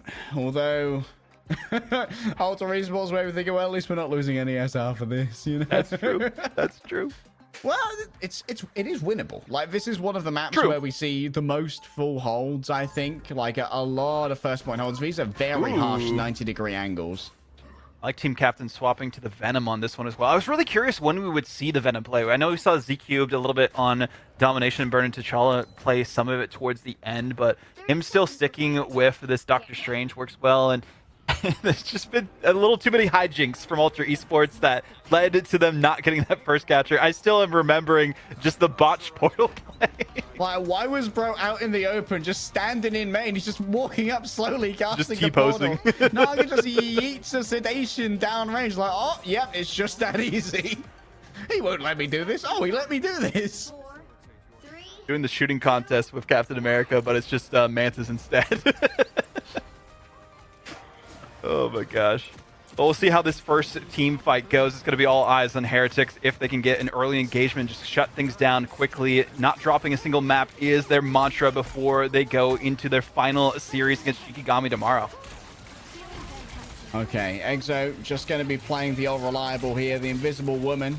And the surround is just so quick from Team Heretics. You can play in this bunker, but you know that Oasis is going to start exploiting every single angle that isn't fully controlled. The Bionic Hook from the Bucky might be a bit... Oh, no, you can't afford that miss. However, the headshots might make it worth. The Guardian Shield of Alex is almost down, but they're back up to full HP already. And once more, Oasis just keeps peeking in on this window, demanding attention. Come and deal with me. I'm Jeffin over here. Beetle down, though, in the 1 versus 6. Not the ideal engagement for the Captain America. But you know what? Sometimes the distraction is good enough. Just continuously throwing out these bubbles. You can see the Deadpool team up on the floor, so Tanuki can just stand on business in the middle of 5 and just absolutely carve them up. They were basically in a shark tank, but they put all the chum in the water and didn't realize that the sharks could actually shoot lethal bolts of water. It's like, what are we doing in this company? I respect the hustle with it. Unfortunately, not the best strategy when there's so many things that can be dealt with, especially Heretics having these options. Okay, TP back. Gives him a little bit of breathing room here. I think that's Monarch popping the Soul Resurgence already, but you know, gotta be careful here. Beetle's gonna start capping the cart from behind him. It's gonna drag everybody back. This team is so spread out, and that's why they're so good at these convoy maps, because you've got to continuously pay attention to that nasty little bit of objective trolling. If you could see my face right now, just head in my hands a couple of times, especially when that happens from Beetle. They keep just trolling the cart as much as they can, and that's exactly what they need to do. They have time on their side, but Alter Esports, they still got to keep their eyes and wits about them. Z-Cube out of a no man's land alone, focusing on the cart. Invisible Boundary, good to go if it's needed. Most likely response to this is going to be when Tanuki pops their own ultimate. Enzo going to be freed from the sedation in towards the back. Naga's already popped a little bit of a counterplay here. 2 enemies caught within Oasis, and neither of them are going to have a good time inside of a shark. Both of the strategists are down, and that leaves only the healing of Hatro. Has access to the Kumiho Unleashed, already has used it. Beetle now struck with the Culling Aura, can win the 1 versus 1. A nasty little bash onto the Protege. I'm sorry, Buck, you're going back to sleep. You're going back to the Hydra base inside of a Dance of the Butterflies. There will be no survivors. It's a dance macabre for Ultra Esports' hope of getting quickly into playoffs. Their fate has to be in their hands for tomorrow as Team Heretics remain dominant with a 2-0. All but cementing themselves as the best team in Group A. Team Heretics prove once again why you can't count them out in any moment, and you have to be so focused on the objective against this team, and especially Beetle. They have the Captain America. They are unleashed against the world, and they will bring all the freedom and good vibes to their team as they get the win here in a 2-0 fashion. Let's have a quick look at the stats, and it's a bit dirty. I mean, to be fair, like, now we know Team Heretics likely the strongest team in this group by a significant margin. Like, they 2-0 their biggest competitor in Na'Vi. This is a team that demands respect, and honestly, I might go back into the replays of this in the game. You can do that, by the way, under the esports tab to watch how each of your favorite players play and see what Oasis was doing on those angles. I'm sure that maybe Lemon was able to take in a little bit more of these surrounds. Let's welcome her back in so that we can chat this match. Oh, we didn't get to see the strap pool, but we did see Heretics aligning their strategies with their strengths, and this is, like you guys said, what makes them such an amazing team. But like you're really a specialist of these funny vanguards, and we don't get to see. They're hilarious when they run it down, but I'm stressed keeping up with you sometimes. But we don't get to see the Captain America too often. It's really a niche pick. But what makes Captain America so hard to execute, but so good for someone like Beetle? Captain America has one of the best Vanguard ultimates, to be honest. Like, the Freedom Charge can work as like an additional defensive ult. But also, like, his recent changes have made him a little bit of a monster when it comes to dealing damage. And as I found out in a bunch of my ranked games previously, the damage boost to Captain America is a monster. Like, he does so much damage. And, like, his KO potential is off the charts. You can get these quick combos. But also, like, unlike something like a Venom, you aren't as scared of the Invisible Woman. Like we've seen previously, like, when it comes to the Invisible Woman Force Physics balls, if you can botch a Venom's disengage, like, bro's cooked. But I think, like, unlimited sprint for Captain America. Yeah, I think a big thing too here, Leg Day, a lot of it comes down to also having that ultimate acceleration right with the Freedom Charge. That way you can get your team back into the fight and have that advantage over the other team, because we didn't even see a counter Captain America from Alter Esports. We know Team Captain plays Captain America sometimes as well, and I'm actually been a little bit more shocked that we haven't seen him playing it at all in Ignite preseason. So maybe come out a little bit later on in stage 1 or even in the playoffs if they do make it. But now they have to focus on their last series tomorrow against Peps to see if they can actually make it in. And Vaudable, maybe if we ask really nicely, like if we get like a World Cup or something for Marvel Rivals, we could get a Team Canada going, or a Captain Canada. Okay, I want to be throwing moose or maple syrup. I don't know. The shield, we'll like beaver iterate on tails that. or something. Who knows? It's a food. It's not an actual beaver tail, by the way. Get Captain Canada in the game. It almost sounds better too. But you know what sounds better too? Having Tanuki on your team. This guy is running the game when it comes to Psylocke, which has been emerging a lot more in the meta. And Vaudable, he's so consistent from series to series. Oh, man.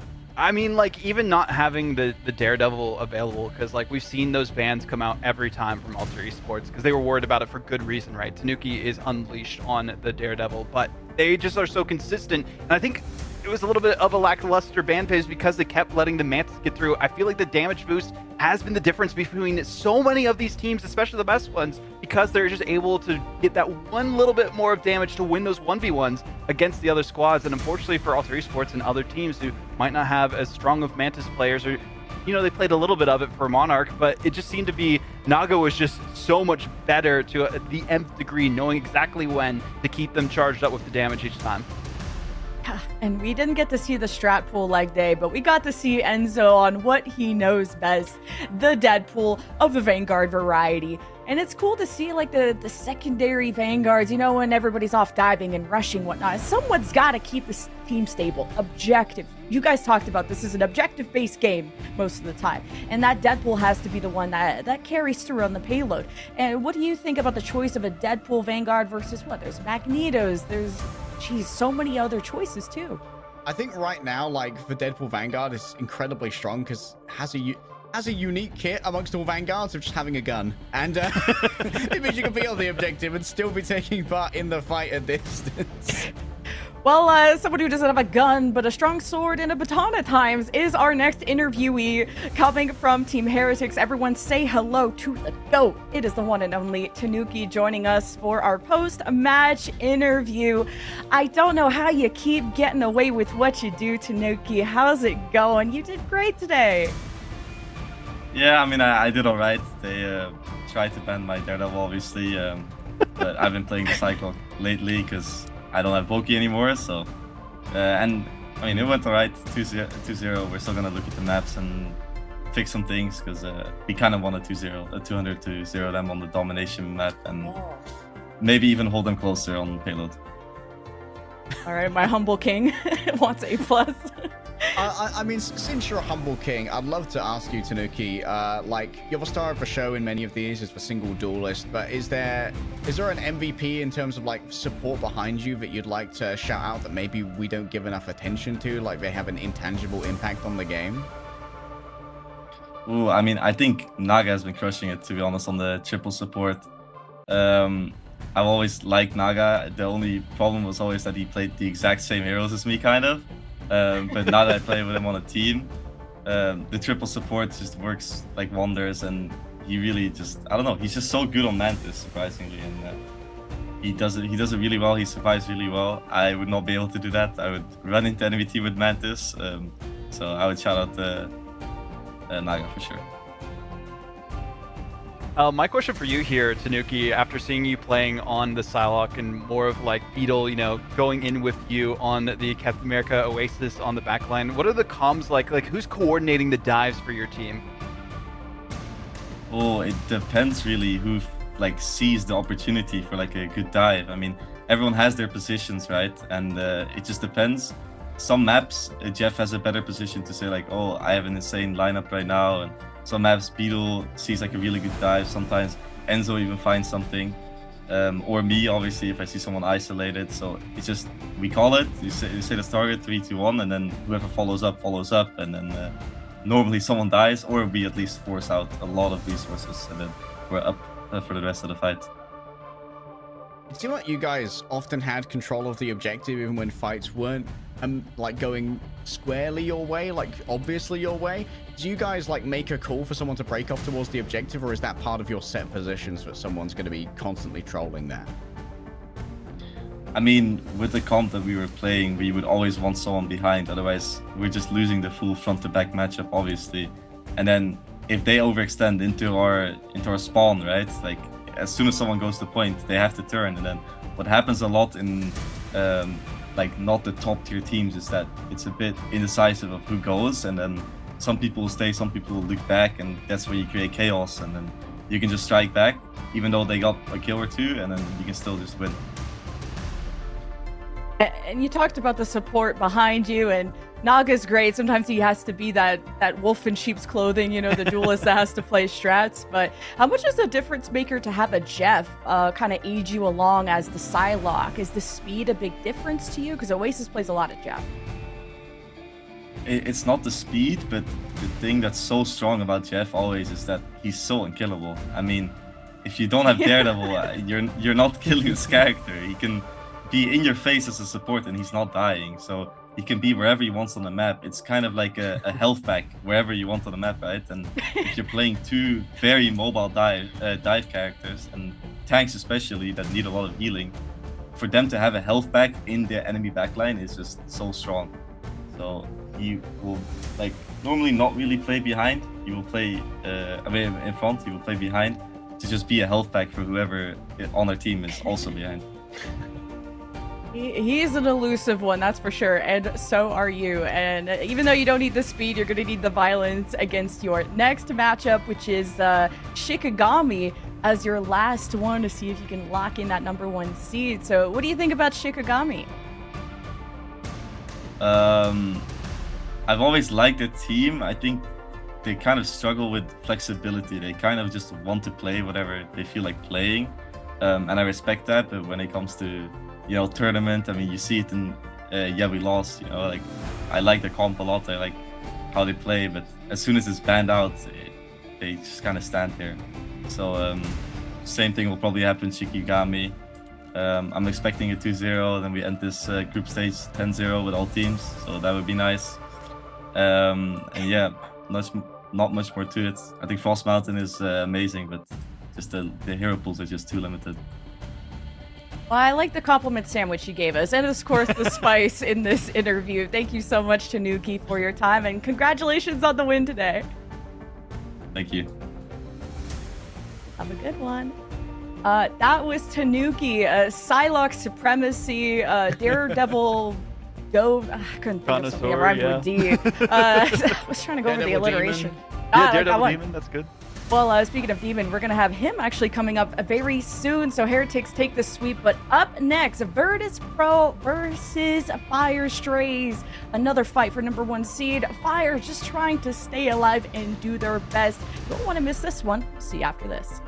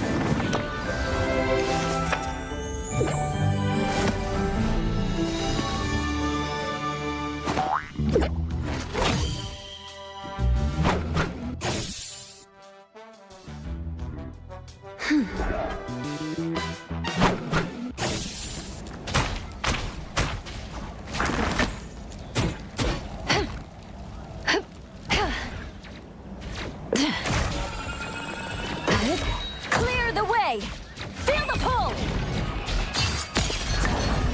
Disappear!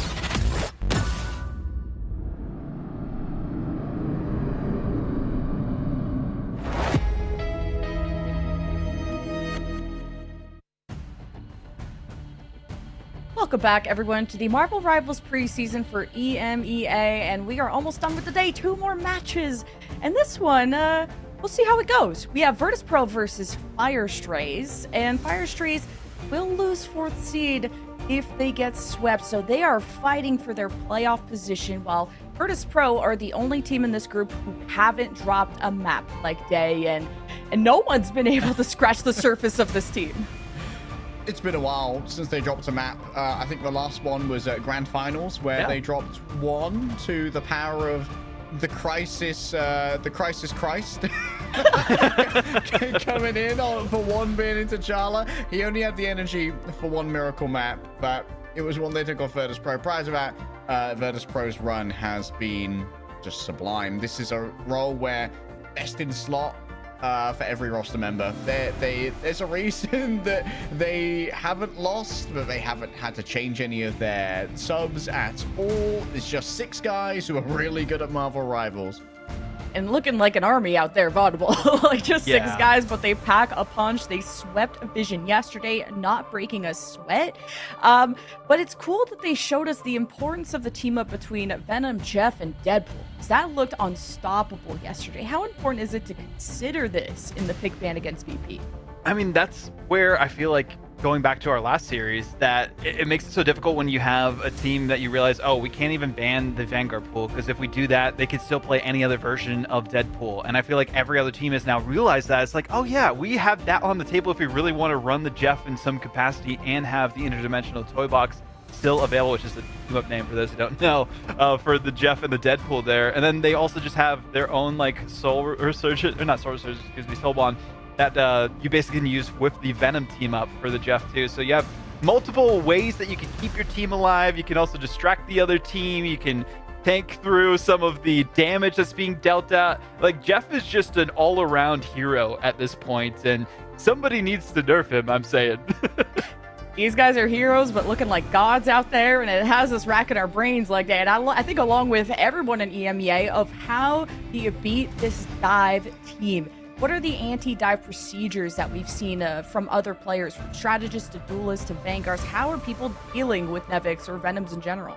The anti-dive flavor of the month at the moment seems to be either playing the Hulk for those bubbles, or White Fox, who has had a good time going into their Fox form and giving that AoE healing. Those seem to be some of the best answers for the dive, but at the moment, it really feels like dive is the most powerful option, so maybe counter diving might be better. Yeah, we saw even teams like Rad can succumb to a good counter dive, but it's all up to the strategists to try and withstand these guys. And Fire Strays, well, they got as many players as they hope to have solutions to this. Vaudable, I mean, we're excited to see Demon, who apparently is their specialist when it comes to domination. What skill set do you need to be a player that is a master of domination? I think a lot of it comes down to adaptability, right? Seeing from submap to submap, we talked about playing the objective. That was a difficulty we saw from Ultra Esports in the last series. So knowing exactly when to target the other team as they're playing that dive style. We even got so much insight from Tanuki in the interview and saying like, oh yeah, we just distract them well enough. And some of the lesser experienced teams, he said it nicely, just get distracted and don't know where to focus their efforts. But if you have someone who is more concentrated, like Damon, to call the shots on domination, it can work a lot better for your team. But I don't know if it will against a team like Virtus Pro, who have not dropped a single point on domination so far in the preseason. Yeah, to be able to control that chaos leg day, that is, you kind of have to be a bit crazy. A few screws loose yourself to be a master of domination. Yeah, they'll put you in a domination room. a room with rats. A room with rats and raccoons and sharks. For me, on fire, I'm going to be looking very heavily again towards Black So, who's had a little bit of a renaissance. Yesterday was absolutely pounding on the Doctor Strange alongside the Invisible Woman. Team Up was making a really good frontline presence known. But this is where, like, our discussions with the dive come in. Like, Doctor Strange is not the most mobile fella, and he can easily be outsped by a team that's going to claim the initiative with the dives. One of the things that Damon plays is the Wolverine, and I think that maybe there's undiscovered potential there as kind of a anti-dive tool to maybe try to like grab a Venom when they try and move in, because particularly good against the Venom when his maximum HP increases because he uses symbiotic resilience, the Wolverine does even more damage to him, and Venom right now seems to be kind of the tour de force when it comes to a lot of these dives. Yeah, and why play Wolverine when you can just play hotter Wolverine, aka Angela? Because she's more meta, guys, I swear. And she has a bigger shield. But hey, someone who's had a big impact of Audible. Sloppo yesterday went crazy. Blackso in the interview said all he has to communicate is his cooldowns, and Sloppo knows when to go in. And he was flanking like crazy on the Star-Lord yesterday. Yeah, I love to see the synergy between these players, and we talked about it leg day going into at the end of that series yesterday. It's like, oh, they put the headsets on, they actually started communicating, and that's what was missing from this Fire Strays roster. So as long as they keep that up, they'll look a lot more solid than they have in the past. And I feel like any team in this group, and potentially even in playoffs for some squads, depending on who it is, this is a learning experience for them. You see the best, you see the bar that you have to reach in Marvel Rivals. Now see how you can figure out a strategy to overcome it. And can they be the first team to take a point at least on domination? That would be a record-setting performance from them if they can do that. And leg day, speaking of Sloppo, he played the Iron Man yesterday of Hall of the Dahlia, but they also substituted Cestroid in over Demon. But don't worry, Demon fans, he's actually on Celestial Husk, and we'll see if Cestroid gets subbed in later. But to try and beat Virtus Pro on this map is tough when they are already so proven on it. Yeah, like Domination, weirdly, it used to be Virtus Pro's weakest map type. Like, probably about 60% of the maps they dropped in their early run were Domination maps. But now it seems that, like, they did a lot of work before Stage 2 of Ignite last year to try and fix that. And it seems like Domination as a game mode hasn't really changed, right? Like the drilling they've done on Domination since then has still been perfect. And because they haven't made any changes to their roster, their regular programming is still fully installed and running at very high operations. Well, Virtus Pro and Fire are ready to go. Are you guys ready in the chat? Well, we have never seen Fire on this map, so the secret is out. Let's see what they'll pick and ban, and you guys can take it away. Remember that you can check out each of the individual POVs of these players under the esports tab in-game. So if you see any beautifully constructed dives, and you want to learn exactly how the pros do it to get better yourself and potentially pop off an MRC, come join us over here in Marvel Rivals Ignite. You can learn from the best. And these are the best players to learn from in Virtus Pro. So really just comes down to what Fire Strays can throw as a curveball at them. That's what a lot of teams have been kind of talking about, like making sure that they can figure out some sort of strategy that works. And then maybe once a team demonstrates that, they'll have some sort of weakness that they can use against them, but it just seems like they are ironclad and have no cracks in the armor. Fire Strays are looking much better this week, but question is how far does looking better go when it comes to going up against our reigning world champions? One-sided gambit, at least, for Fire Strays. This, or rather for Virtus Pro, pardon me. But on the other side, Fire Strays, they got a lot done with the Mantis. Like triple strategist, I think is a good composition for Fire Strays. Might be a touch harder to make work with Damon in instead of the Cestroid, as Lemon brought up Cestroid on the bench for Fire Strays. Very good at coming in to play either the Adam Warlock or the Ultron, especially for that double damage boost, which made Sloppo an absolute beast on their previous Hall of Jalia. I think locking in the Invis here is also to potentially enable Blackstone, as you mentioned, because of the Doctor Strange team up that we saw, how effective they were with that last time. And of course, because they didn't lock in the Loki, Virtus Pro are not going to allow them to have it at all. All right, there goes for Loki as well. This also means that Loki, you can't steal the one-sided Gambit ult. You can't take the Raging Royal Flash, which we have seen happen. Protect on the Rogue is going to mean that she has access to the Gambit team up and is going to be quite the force in the front line. But if she's used, she's not quite as mobile as, say, Captain America or a Venom. This could indicate potentially a slower tempo from Virtus Pro or more of a grouped-up Death Ball-y playstyle. I think they're happy to play whatever is thrown their way, and this is one of the first teams who have not given them the Elsa for some reason. So many teams have just been focusing on the back line of Virtus Pro, which makes sense. It's Sci-Fi, it's Dredra. You don't want to give them some of their best heroes, and they are both playing some of their best heroes. Dredra with the Gambit, and Sci-Fi here with the Invisible Woman. Just really demonstrates, if you ever watch his streams, how good he is on every strategist. So it's really difficult to focus exactly who you want to take to task. But Virtus Pro, they're going for a little bit of a different composition here. We actually saw this last time. Sparker on the Punisher. I mean, when you've got the raw tracking to make it work, Punisher has been getting chip buffs for a while, just continually increasing that damage. And you also have great anti-strategist tools by getting up close with a shotgun and, you know, just maybe making a couple of stumps where heads used to be. Also interesting that we have Fi back on the Ultron for the extra damage. They're not going with a Mantis, but no, actually we might get a portal play from them instead. Those are always my favorite to watch from this team. 2, 1. All right, well, Blacks will go for an early portal here. Yes, they're setting up for an early engage. How do we see the counter portal play from both teams? Are they both portaling each other? They're realizing the other team is portaling? Where are they putting it? They're just going to decide, you know what, we won't take this one. Virtus Pro, though, they are patient. Oh, what a cut-off. Goodbye, closer. Well, coffee's for closers, and he's going to have to go and have a coffee in the spawn for a while. Maybe a cigarette as well, as Black So is just going to be coming up, trying to build up that dark energy. Damon's surrounded. Someone peek me. I need to TP out. And indeed, the Spectral Surge finally comes on through after Damon is rescued from this backline peril that they were previously having to occupy. Slopo, or Slopo rather, moving back towards this position. It seems like Fire Strays have been herded into this back line. Black So was temporarily laying down on the ground by Nevix, having access to that shield now, can cut off a bunch of the healing. Fire's actually playing the Doctor Strange for themselves, and Damon's too far out. Nevix just bursts them down with the punches, and we saw an early usage of a skill issue as well to really keep Fire Strays strategist pinned in for a moment. Sparker in the back line has just been pumping out damage. Hasn't appeared in the frag feed thus far. Finally amends that one, but is already 85% to ultimate. Maybe emulating some Pirate King Momo that we saw rank 1 Punisher with only the shotgun at one point in time. So pulling that out here and building up to that final judgment. So we'll see if it comes to bear in this next team fight. That with the boost from the Rage and Royal Flush is going to be a deadly combo.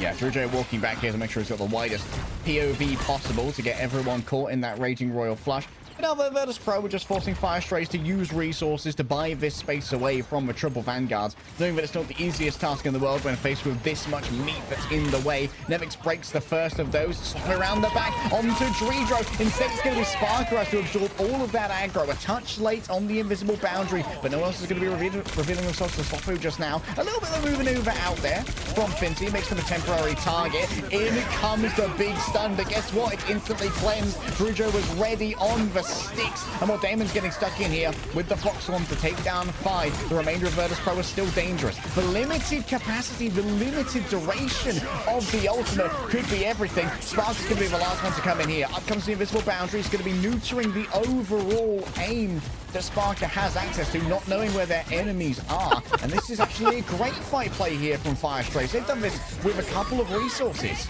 Oh, that was a great stall, though, that we saw from Nevix, but they did get stunned out a little bit using the Heartbreaker. Indeed so. Now in towards the back. Binary on the signature hold right now, through multiple players, and they're uptight and personal. That's a lot of damage off the back of the Gamma Collapse, and even more so is going to be done as Fi invests the Eye of Agamotto. I like to be swapping off that Doctor Strange now, knowing that a portal is not going to be available. Maybe they'll stick to it just for the team up. Early percentage finally coming in from Fire Strays and didn't get a full 99% from Virtus Pro. I love the anti-dive that we're seeing from them with Binary, keeping them in the fight. And the flanks from Slopo have not been underestimated by Virtus Pro, and unfortunately they have felt danger so many times that they try to go in. So it's been a great look for them, really looking for the Galactic Legend to enable them in this next team fight. Fi once again moving.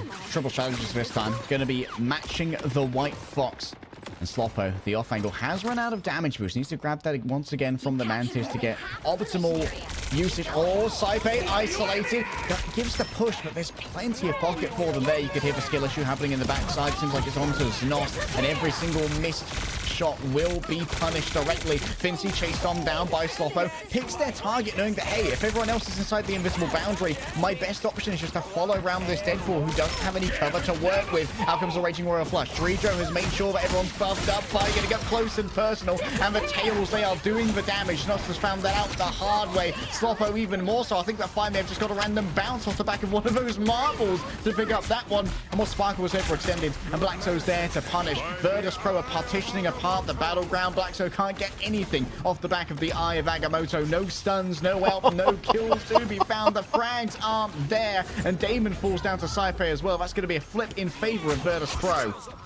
The brawl style we are seeing from Fi is unmatched. Going in with Nevix, targeting the Vanguards, they cannot even escape for a moment to breathe, and it's really shut down any of the maneuverability of Fire Strays because they can't create space for their team. They can't back up their strategists because they're getting pushed in every time, and I love this counter play from Virtus Pro, swap into the White Fox. Ball from Black Zone, ready to go. Everyone's going to be exiting here with a Gamma Shield as well to give them the enhanced safety. A missed exile there from Binary with the World Breaker Hulk. It's going to be ready to go. It could be temporarily stunned by Nevix using that quick stun on the air. And Sparker, there's going to be so much to deal with. Oh no, Binary can't put the ult in time. It just disappeared. Nah, the damage boost on Sparker was too much.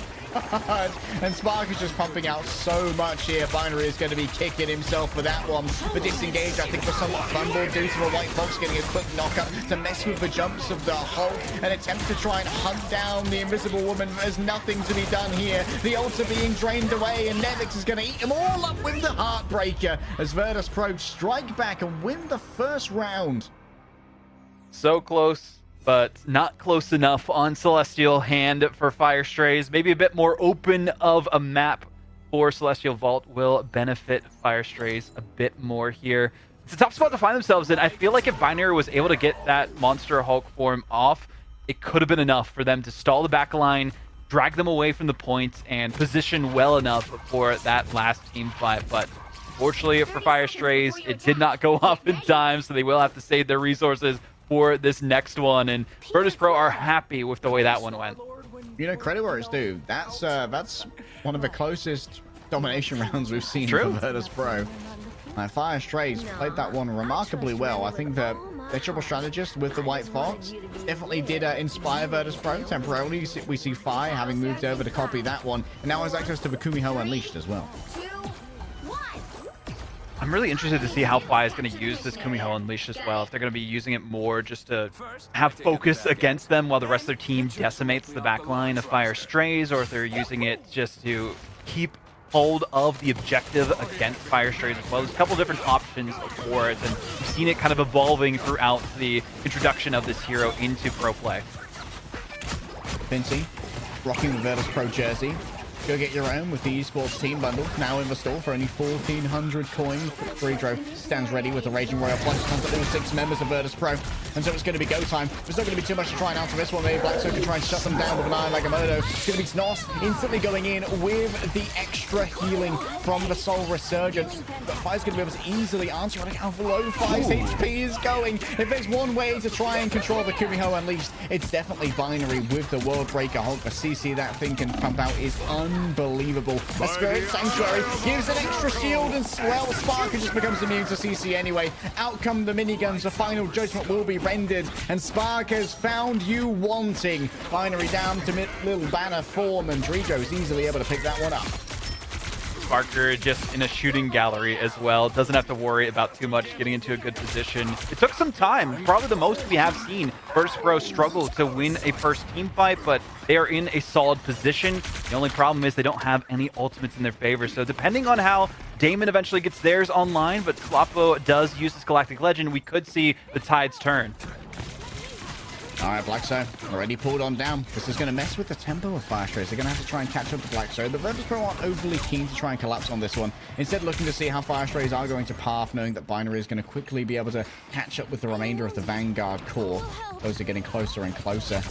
The second they reveal themselves, they might find themselves in danger. Slopo needs a bunch of heal here. You can see the Spirit Sanctuary in midair that was given over by Damon. And with Virtus Pro forced into this back alley, this could be an early flip. Oh, Fincy tried to make a move for a contest there. Didn't quite impact in time. And so it's going to be Fire Strays now playing from this defensive posture. Binary almost has the Hulk form back. Just about gets it in time as Fire makes an engagement happen. The White Claws, they do be a rending. And it's a White Fox diff in their favor. Blackso is struck back on the other side. The primary DP DPS of Virtus Pro taken away as Vaskilish lands onto the backline of Fire Strays, no doubt. Black So spinning around, trying to create the fear of God and the fear of spinning in the heart of Virtus Pro inside of this invisible boundary. Virtus Pro are slowed, and Fincy can't quite get away. A misspit towards the back, and here's the Raging Royal Flush. They want Dredro so bad. It's going to be the White Fox going after him alongside Sloppo. But guess what? Dredro's just too evasive, man. Snops is down already. Sloppo finally gets them, and a pair of stuns from Black So. What do they need to do? They need to escape from Sparker, or better yet, just outfrag him. That was one of the longest fights we have seen in some time. You need a bit of a breather here, like Dave, because they are not giving you a moment's notice. My gosh. Blacksu with that amazing stun that we saw from the Eye of Agamotto really changed the game and allowed Fire Strays to finally put an end to your torture. Oh, man. Happy Slice consumed. Let's get stuck back in. Binary around the outside. Wallbreaker Hulk ready to go. He's going super deep. That is going to be an absolutely massive clap. Look at them all together there. Big Sleep comes through. Sparker can't stand a chance. The Cypher is down as well. Dredro's next up on this one, and this is why we glaze the Binary Hulk, baby. It's just such a good counter to the playstyle of Virtus Pro, and no teams actually have been able to pull it off against them. So this is a great look for Fire Strays. They've learned from what we saw from Team Captain, but are executing it to a much better degree. They actually have very good support, especially from Damon, as we talked about being that domination specialist. And this might be the first time we see Virtus Pro lose a point on Dom. Great aggressive play. Slopper hasn't even had to use their Galactic Legend yet, but backcap's coming through. And, well, no one's going to be there to try and deal with Fincy. Virtus Pro already have Sparker moving over onto the Doctor Strange. The pentagram of Ferrara will soon be open. Nevix needs to be dealt with before we can get more done. Fincy's evasion is certainly going to be something to think about here as Virtus Pro move to open the portal. Fincy won't be there for a fight, but might well respawn just in time to come on back. Sloppo knows it's time to invest with their ultimate now, but guess what? The cover's good from Virtus Pro. They have plenty of staying power thanks to Fire with the Soul Resurgence. Inside of this invisible boundary, though, they are going to be slow as they try and emerge. Black So starts with the Eye of Agamotto for stuns in onto Thigh. Oh, look at the healing! Look at his heal with the bar move! Virtus Pro are so good when it comes to a focus, and Cyber has an invisible boundary. It's the time to use it, though. Was temporarily stunned, maybe exiled by Binary because no damage was given on over. Dredro's down as well. Spin to win, you might say, the Sloppo, but it seems like all that Cyber has to do is contempt here for your plans. Binary will stand alone. One green giant against the world, and this Titan is slain and will also be staggered. Oh, massive stagger on it to Binary. They will be able to escape in some direction. We'll see if they get one final hit off on them as the rest of Fire Strays is trying to rally behind them. But I think this actually works better because it takes some time, especially with the ult charge nerf, for them to build up that Hulk form again. So works out pretty well for Virtus Pro to position themselves to kind of reverse sweep the second point, which I didn't expect going into this one, like they'd have to say. It's going to be necessary. Binary with the damage boost again, and the World Breaker Hulk last time. It did so much damage to Virtus Pro. It's going to be Eye of Agamotto ready to go as well. The chase onto Dredro is going to be supreme. What opening can Sparker find? Fives over here on the Wolverine, overwhelmed amidst all of this. Nevix trying to strike it back, but Dredro's already fallen on down. Up close and personal. Nevix is burning on through them, surrounded by two. There's nothing that Znost can do but fall as slowly as possible. And more Spark has been taken out on the other side. Binary's well on top of Saife. Out comes the Guardian Shield. A quick pull off, a quick peel. In comes even more. Damon unleashes the Kumiho. And look how low Saife is. Close and finds them on the respawn. And it's Fire Strays back in control of the point. The Celestial Vault in their hands. Virtus Pro playing around the outside. Nevix being as patient as possible. But Fincy can't say the same. Dashes in to try and find some value. And Fincy needs to extricate themselves from this scenario. Up come the bubbles. And down fall the bears. Fire Strays are out of the kennel. The first time the entire preseason we have seen Virtus Pro drop a point on domination. It goes to Fire Strays. The vault has been broken open by Binary on the Hulk, and this might be the master formula that they need to take down Virtus Pro, at least on an individual map. I don't know necessarily if it'll continue from here on out, but Virtus Pro have to adapt quick and find an answer, and Sparker going to the hit scan might be the change that they needed. Get ready. The Wolfie viewers have heard of Bug Month, but what about Hulk Month, bro? Hulk Month.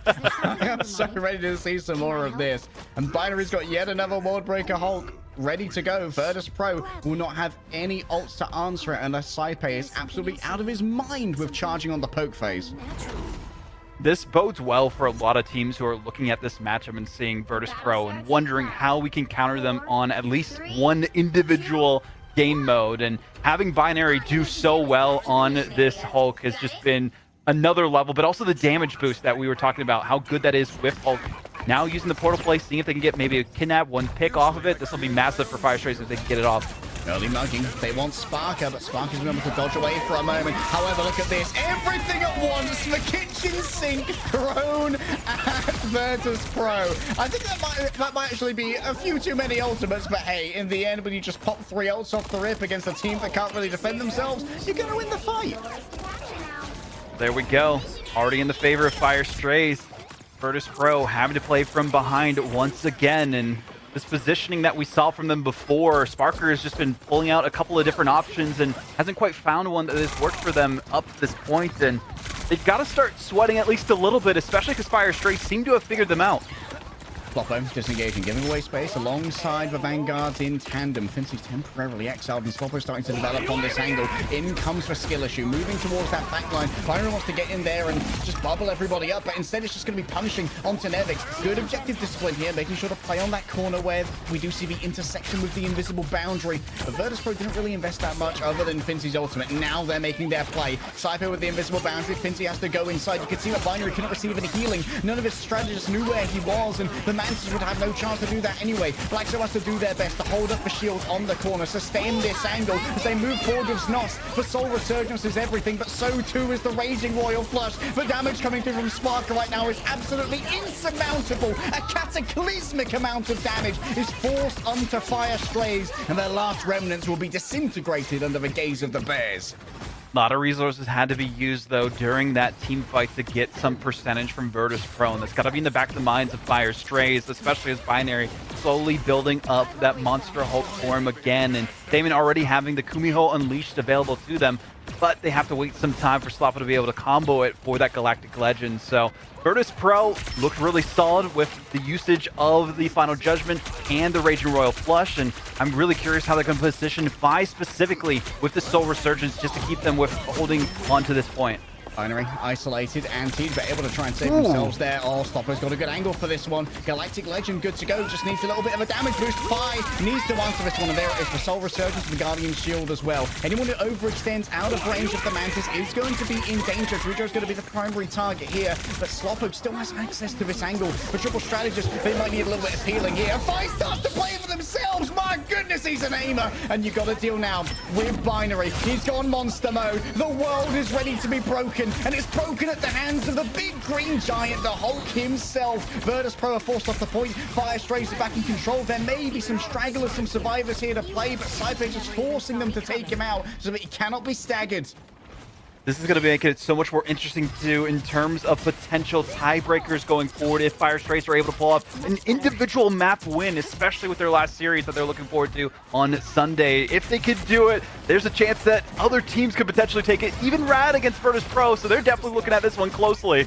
It's doable, very doable. The invisible boundary like to be brought up here to just try and distract Sparker from any potential targets. In comes for Gambit ult as well. There's going to be so much damage, but he doesn't want to go inside of the invisible boundary. Jujo's getting stuck in, trying to make it all work for themselves, but now we're up against Damon, and the White Fox claws just tear through those cards. Fi can't escape. The tracking is good. The invisible boundary is going to be a last chance saloon here for Virtus Pro, but Fire Strays are still in control of this point. Blackso has the eye like Amoto. Is there going to be anything to stop him? Finty getting rid of Sloppo is going to make sure that everything else is going to be a touch more difficult. Blackso finds nothing. It must have been a push coming through from Saipe, because that was nowhere near Virtus Pro. But still, Fire Strays are in control of the objective. Binary doing his best to keep this one contained. Double bubbles onto the Vanguard. Just maybe some extra charge is going to come on through. Binary's 2% away from getting access to the Worldbreaker Hulk. Damon falls down at 99%. The Kumiho is not to be unleashed this day. Does Binary feel it towards the back? Can you feel it now, Mr. Binary? Or can you feel it now, Mr. Hulk? Sloppo coming up close and personal. Saipe's seen this before, and it is going to be Virtus Pro back in control. That was a must pick against Damon. We see the selfie come in from Fincy just to build up more ego points, I guess you could say at this point, because they don't need any more XP. They're fully upgraded. But even then, they need some sort of confidence boost. And I feel like getting that elimination onto Damon was the straw that might have broken the camel's back against Fire Strays. If they can hold it down here, using that Soul Resurgence from Fi could be the difference maker in this next team fight. But look what Damon and Binary have available to them. Oh, big combos could be coming through. Slopper would love to get that bonus from Dame over Kumiho's blessing in already down to half HP. This guy needs some pocket, he needs it now. But this engagement from Nevix is going to be difficult. Can you see anyone escape from this? It's great play from the Vanguards here to keep the point contested even in the face of danger. And here's the Kumiho unleashed, already down low. Gets a bubble coming through from Binary. The world must break under his pressure. But you can't do it in front of the Punisher. His health is going to go to 0 so fast. The damage boost is everything inside of the invisible boundary. What can you do? But wait, Fincy's already down. A Soul Resurgence is ready to go for Snoss. It is clutchable right now as Shuto drives everyone forward with the Raging Royal Flush. The damage overwhelming, and it's going to be so difficult to stay here. Sidepay under pressure. Sloppo's round the back. He tries to get him a turret, but he's just short of the invisible boundary. Sparker's taken down by Sloppo. And now you can try and flip this one around. Fire Strays can't afford to leave a point for but a second. In comes the big E, and it's a lot of damage to Blackso, but he's still so far from his ultimate. Fire Strays are running low on members. They can't TP back as Blackto's already fallen on over, and Finks has got themselves back as well. Sparker's there. The point is flipped. Virtus Pro was so close, but as they rouse from their hibernation, they roar so loudly, and Ursa Major shines in the sky. One last portal, one last breath. Fire Strays find themselves extinguished. They had the portal. No one jumped through it, though. I believe there was a force physics that went into it as well, just to keep them off of the objective. So no chance for a final touch from Fire Strays at the end there. The closest anyone has gotten to taking a map versus Virtus Pro was Fire Strays, but the universal constants in life is Def, Taxis, and Virtus Pro winning domination. Oh, okay. Let's dig into some stats. Ryan's going to have a field day with these. Yeah. Blackso walking away at 34 and 7, a huge amount of 33k damage on the Strange with 76k blocks. Like Sparker was just pumping damage into that shield, so much utility that was coming out of the Punisher. Really great at making sure that Blackso was never feeling comfortable in their positions, and maybe that's why we saw the pivot over to the Punisher. I really also love the flanks that we saw from Sloppo. Time and time again, they were able to catch Virtus Pro basically with their pants down. They were not expecting it. They got KO time and time again, especially on the back line. Like Saipe and Dredro, they didn't seem as flexible as they usually are.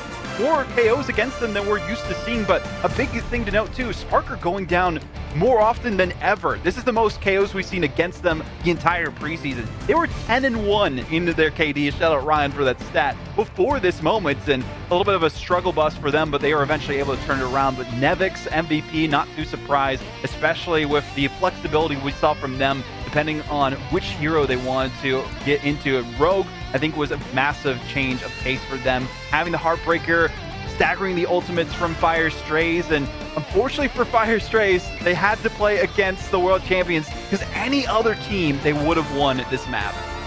Yeah, I feel like if you told me that Fire Strays played VP this close last week, I'd say that you're a liar when you're trying to trick me. But like, not crazy this time. This is a very real team, and honestly, big credit to Sparker realizing Binary is a problem on this Worldbreaker Hulk. Like, the burst is so good. What I'm gonna do is I'm gonna become CC immune, and I'm just gonna do a more billion damage per second to instantly de-Hulk that Hulk. And I think saving the final judgment to counter that ultimate out was the right call for Virtus Pro, even if it meant that they were playing from behind in terms of initiative sometimes. I think a big focus in terms of priority we see here from Virtus Pro in the next map might be banning out the Mantis. That really enabled everything for this team, especially that extra damage on the Hulk. But we do have to take a quick break before map number 2. We know these teams are going to talk amongst themselves and figure out if they can get even closer on the next one.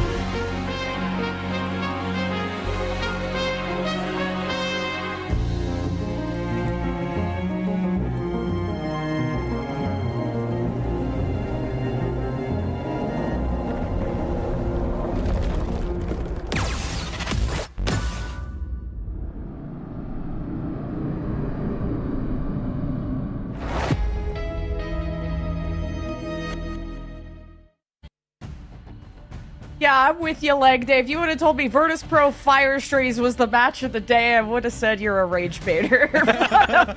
What that was. Actual Imperator tweets. Put me in a rubber room. And Vaudable, put me in a room with Hulk, but not Binary Soul. That guy was insane today. Hulk stocks are through the roof, especially having the double bubble that we've seen too, having the exiles that you're able to use even more so. Like, they have never been in a better state, except when we saw Gamma back so many seasons, like a year ago at this point. And I think this has been the answer teams have been looking for against more of the dive composition. We even talked about this going into this map, is like, are we going to see the Hulk in some capacity? Where you were talking about this during the break with us, Jen, that we're used to seeing the Venom specifically, but I really loved that play from the side of Fire Strays, but also got to shout out everyone on the team. Sloppo on the flanks, just doing everything necessary for their squad. Zanas on the Mantis did so good. We saw Closar do what they could even in the last moments for the portal. It just did not work, unfortunately, at the end. And now Heart of Heaven. We haven't seen this map too much, so this will be an interesting one. Yeah, I can't believe it. Like, someone has been able to make the gods bleed, like, Day. Like, and if you ban enough duelists, Sparker's gonna come up with something. And it was the Punisher, but on Heart of Heaven, yeah, sure, maybe that too. Unfortunately, God has access to gunpowder, and gunpowder is a pretty good invention. The Punisher, I think, was particularly strong against Fire Strays, given what we like to run in their Vanguard line, right? They love the Doctor Strange and they love the Hulk. And Doctor Strange, with that 100 HP missing off the shield, can be constantly peppered down. You can kind of one-clip the shield with Punisher. That means that Black So has a lot more trouble being in these aggressive positions to get those E's that he wants. And it also means you can put down this consistent pressure on the Hulk and punish him for his engages by swapping over to the shotgun. And just to kind of go through Fire Strays' previous picks, they actually picked Heart of Heaven against Rad and kept it as close as they could. And something about this Black So on the Doctor Strange made a huge difference. It's just vaudable. They got to actually get through the portals. Yeah, that's the tough part. Get through the portals, make sure you get through the chopper, as we wanted to see them do at that moment, but unfortunately did not work out. Yeah, and they got to get through this next map. Fire Strays kept it close, but can they punch up for good, or Virtus Pro will end it for good? Let's find out in this pick, man. I'm not going to say I'm rooting for Fire, because that would be unprofessional and biased, but I am rooting for a fantastic game, VOD, and I'm hoping that Fire Stray's mental is staying high after that close defeat to Virtus Pro. Already we can see, you know what? Maybe we should take Elsa from a best duelist player in the world.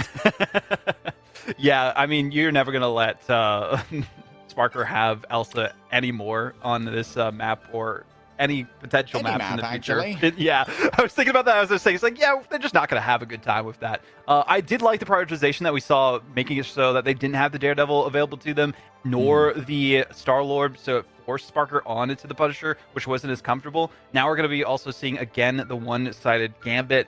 Probably see a Loki ban come in here at some point as well, so they can't get the copy. Pretty much the same style of bans and protects from last go around, but the big change up here is the focus on the Daredevil instead of the Mantis. And if you're Virtus Pro, you might have to ban out that Mantis because of how good it was for Fire Strays. Yes, Nost was playing well on the Mantis. I would love to see Fire Strays do a protector here, either on the Mantis or on the Vanguard pool, because we talked previously about how much of a skill issue is a great way of trying to shut down a Gambit and quickly get rid of them during their ultimate, because if they fall during Raging Royal Flush, the effects go away, and that could be deadly to players who overextend with the speed and the jump boost, trying to get some value out of that ult. Fire Strays are happy to not play Gambit. They're like, yeah, you can use your ban for that. We're going to play whatever else we want. Have some damage boosted Daredevil on your back line, and if you try to play any Jeff in any capacity, we're going to be focusing you down. I mean, they learned from what Tanuki was saying. Like, Daredevil is the counter to Jeff, so you want to make sure that's there. And yeah, you have to go for the Ultron ban. You don't want to have Daredevil with an Ultron drone and the damage boost from Mantis to deal with. Yeah, so Stroid being in does mean that Ultron ban is demanded. This does mean that Fire Strays are going to have access to that Vanguard Deadpool, which is a pretty good answer. And there we go, the Rogue on the table as well. We saw Nervix get quite a bit done with the Rogue. Rogue also is a great enabler for triple Vanguard compositions because of the AoE healing you give to the remainder of your team when you're hitting those team-up bashes. A team up is just so good, and it's why you typically don't see Rogue by themselves. You usually see them paired with Gambit. I mean, they're a married couple for a reason, so we gotta have them be used in meta play as well. But Fi potentially flexing on over to the Ultron. Like to see it there. I'm really curious on what the adaptation is going to be from Sparker. Are they going to stick on the hit scan, or are they going to change it up a little bit for this map specifically? I think at the first point, it works quite well, especially based on the compositions we saw from Fire Strays. If you could snipe the Star-Lord out of the sky, it might shut down their Galactic Legends a little bit better. Fire Strays having the Invis banned away from them as well is also, I think, a little bit of a pocket pick here for Virtus Pro. Just denying that team up from Black So, who's been able to get some great value off the Doctor Strange so far, which I think Virtus Pro were a little bit shell-shocked by in some of those They weren't prepared for it. Like, the southern pull does, it's a bit spooky, you know? A bit scary.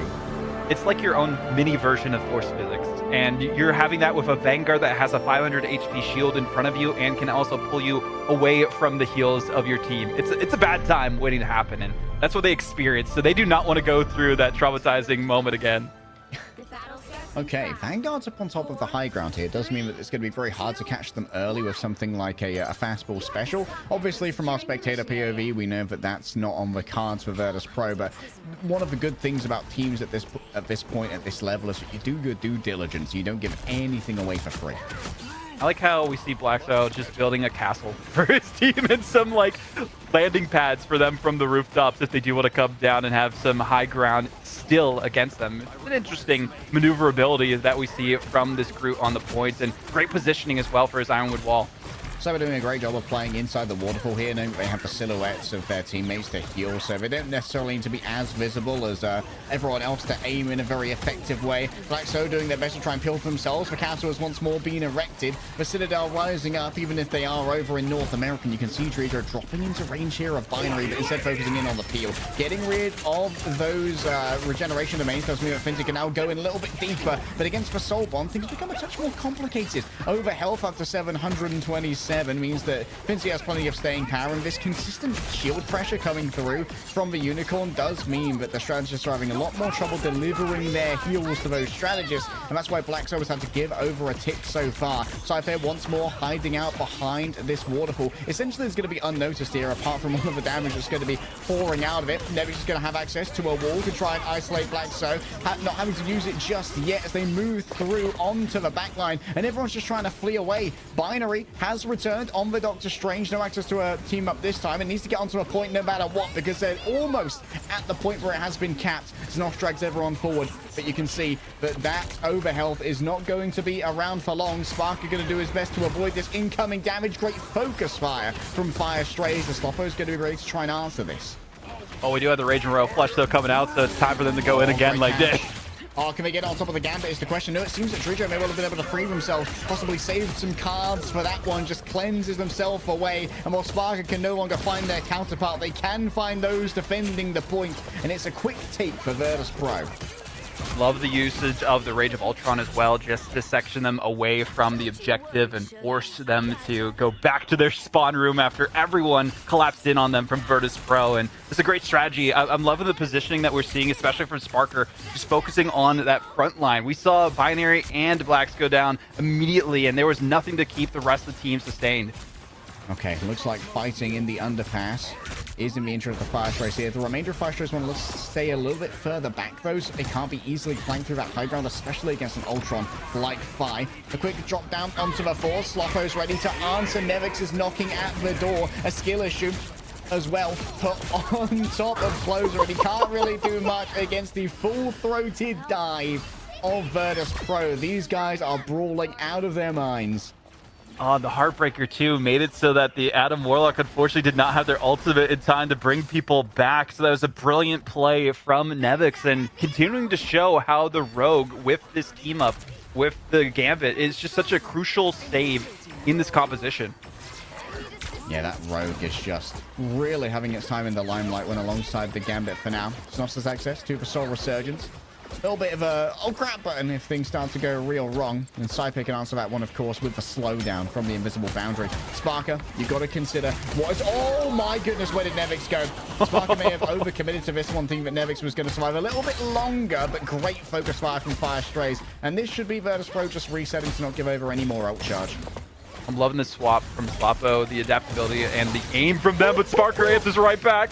Okay, well, sometimes it's a lost fight, sometimes it's just a Sparker moment, and that was indeed a Sparker moment. Goodbye to a closer clone, potentially. Snox drags everyone forward. Fire Stray still have to think about how they want to play around this resurrection. They can't really make too much use of the speeders without getting out of range of Destroyed safe space that needs to be held in the back for when things start to take a turn for the worse, and they're about to, as the Raging Royal Flash is ready to go. In goes the Rage of Ultron as well, towards the back, a double from Sloppo, combined with Black Soul. Unbelievable focus there onto both Saipe and Sparker. You couldn't ask for two more valuable picks.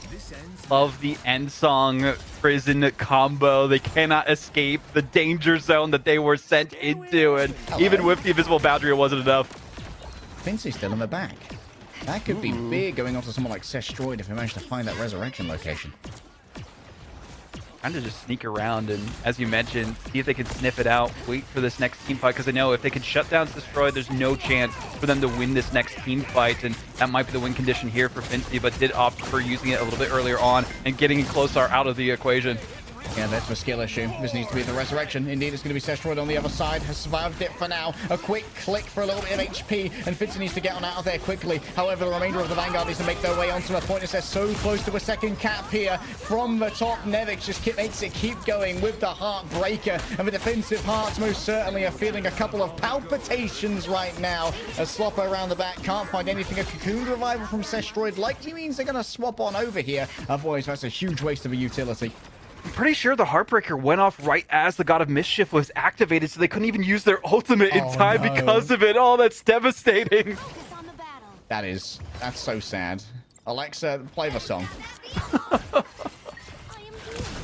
Well, we'll see what they can do, though, in this next team fight. Again, trying to hold them as long as possible, waste as much time, and make it that much easier for them when they are on their own attacking leg of this map. But unfortunately, they have not been hitting the gym. It's not leg day for them. For me, it's always leg day. Can you try and get an isolation here onto the Gambit Squishy Drijo around the outside? In goes a big blast onto Saipe, declared to be nothing. And it would seem that the Phoenix Force agrees. Oh no, Fi! He used the last stand directly into a Loki Green. What a great response from Closer.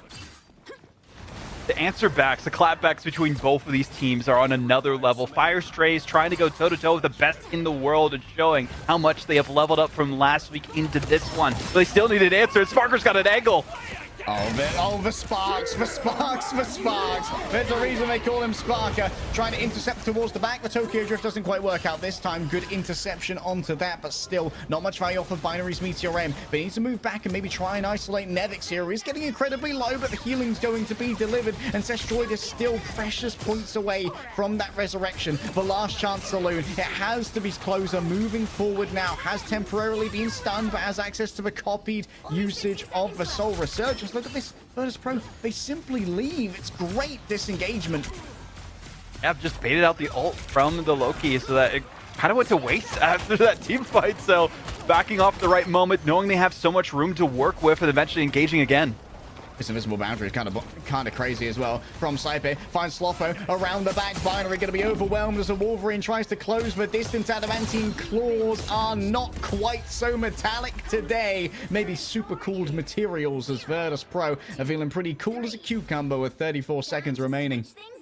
Back to the status quo is Virtus Pro as they are ready to go for this one. Unfortunately for Fire Strays, this might be the end of the road for them as they look ahead towards their last series tomorrow for a potential makeup time.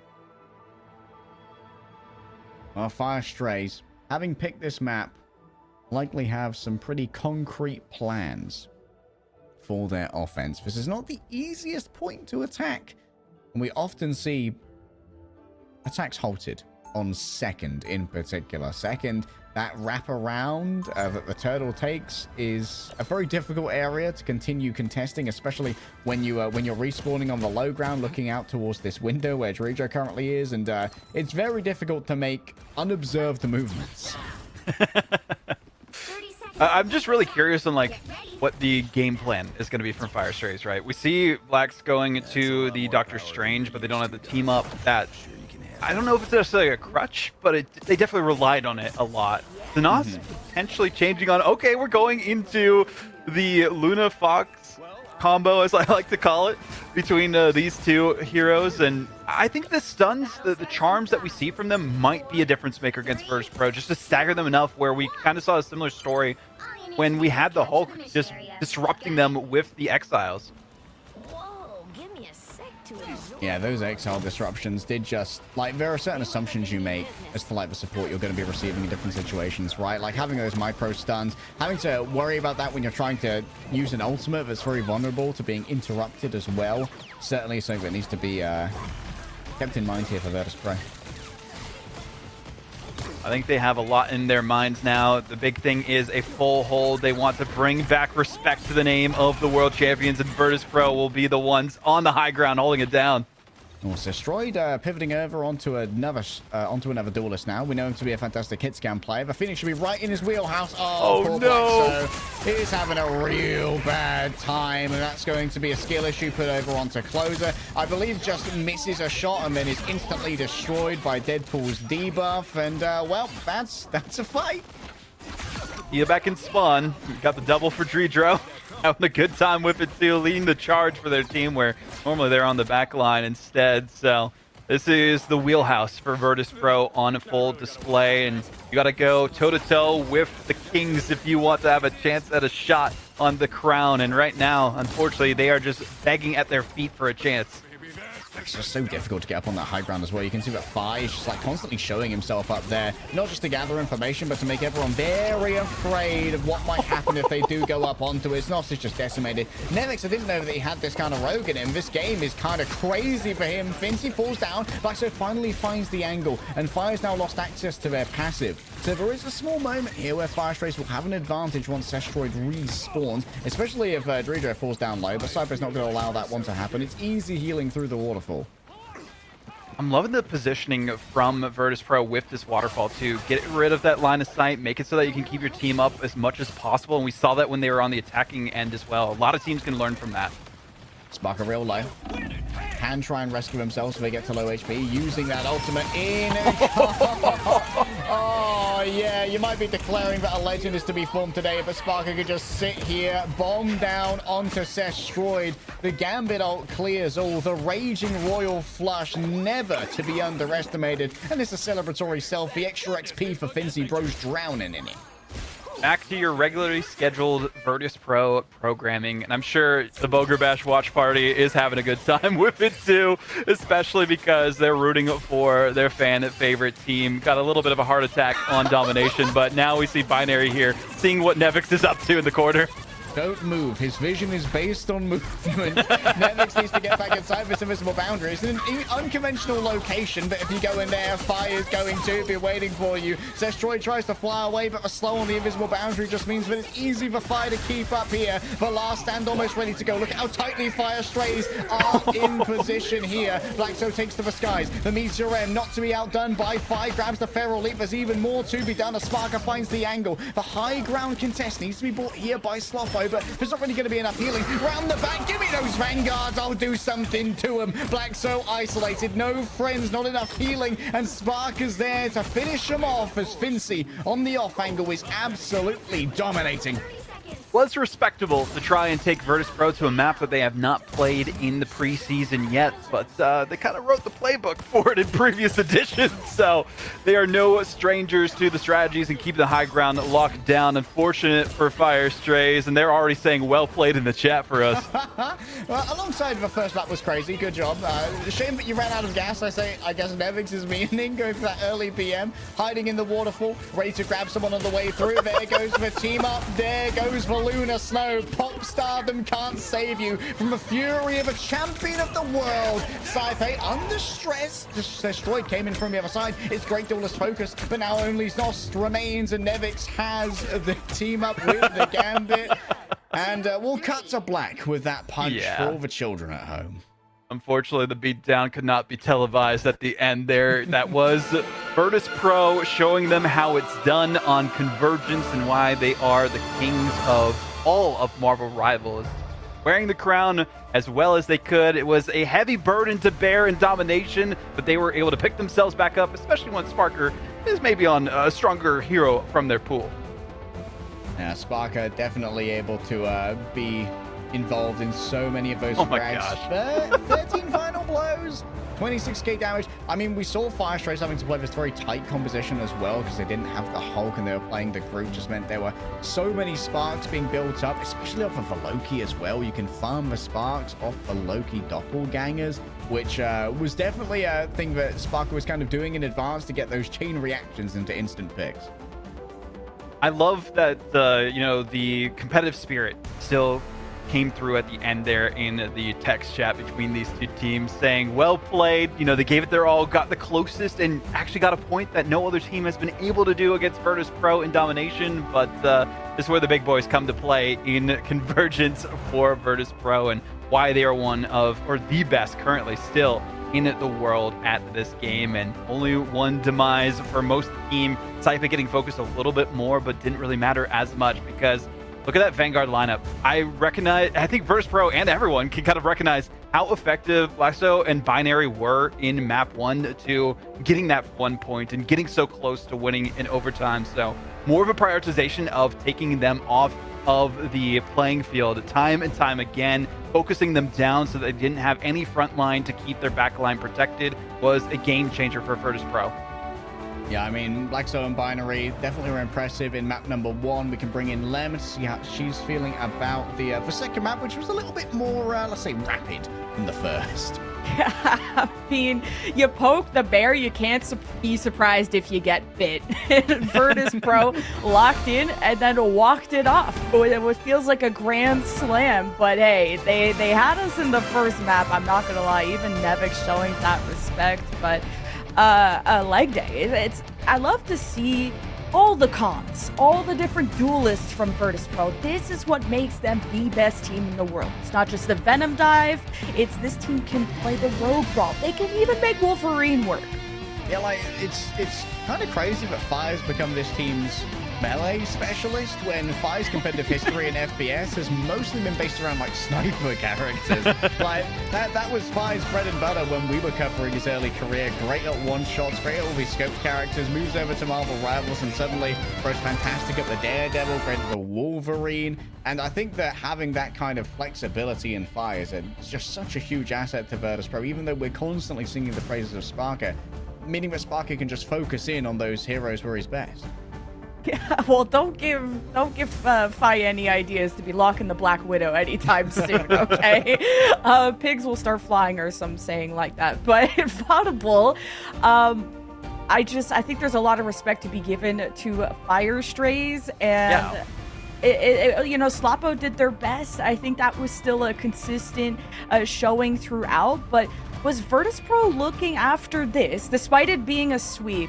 Did they look beatable or not? But actually, let's just ask them themselves how much they were sweating, right? Let's get this interview going. They're as ready as we are, and we are joined here by Finzi, the Vanguard extraordinaire for Virtus Pro. Congratulations. You gave us the most entertaining series of the day.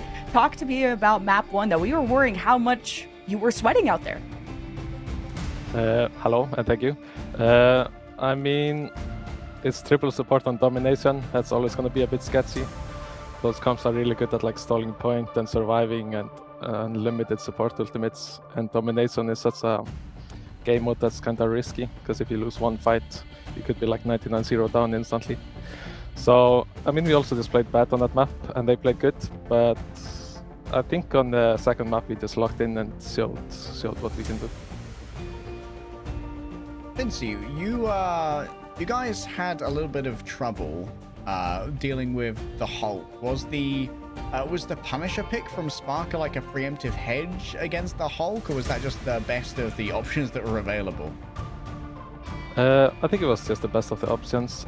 Punisher is really good on domination. You can just kill the tanks on point and they can't really touch the point, so it's really good. And then Gambit, Punisher, Ultimates together are pretty good. So it wasn't really for the Hulk or the Strange, but it's really good against both those characters, so it worked out.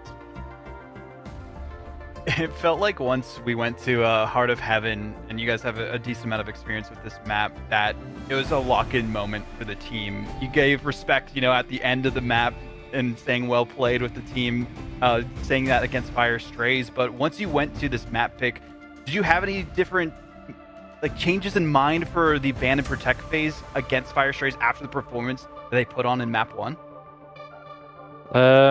I mean, yeah, we changed it up a little bit, not too much, and then they also put Sestroid in, so we thought maybe they're gonna play a bit more Ultron comps or something like that, since we're not too sure what they were putting him in for, or what he plays.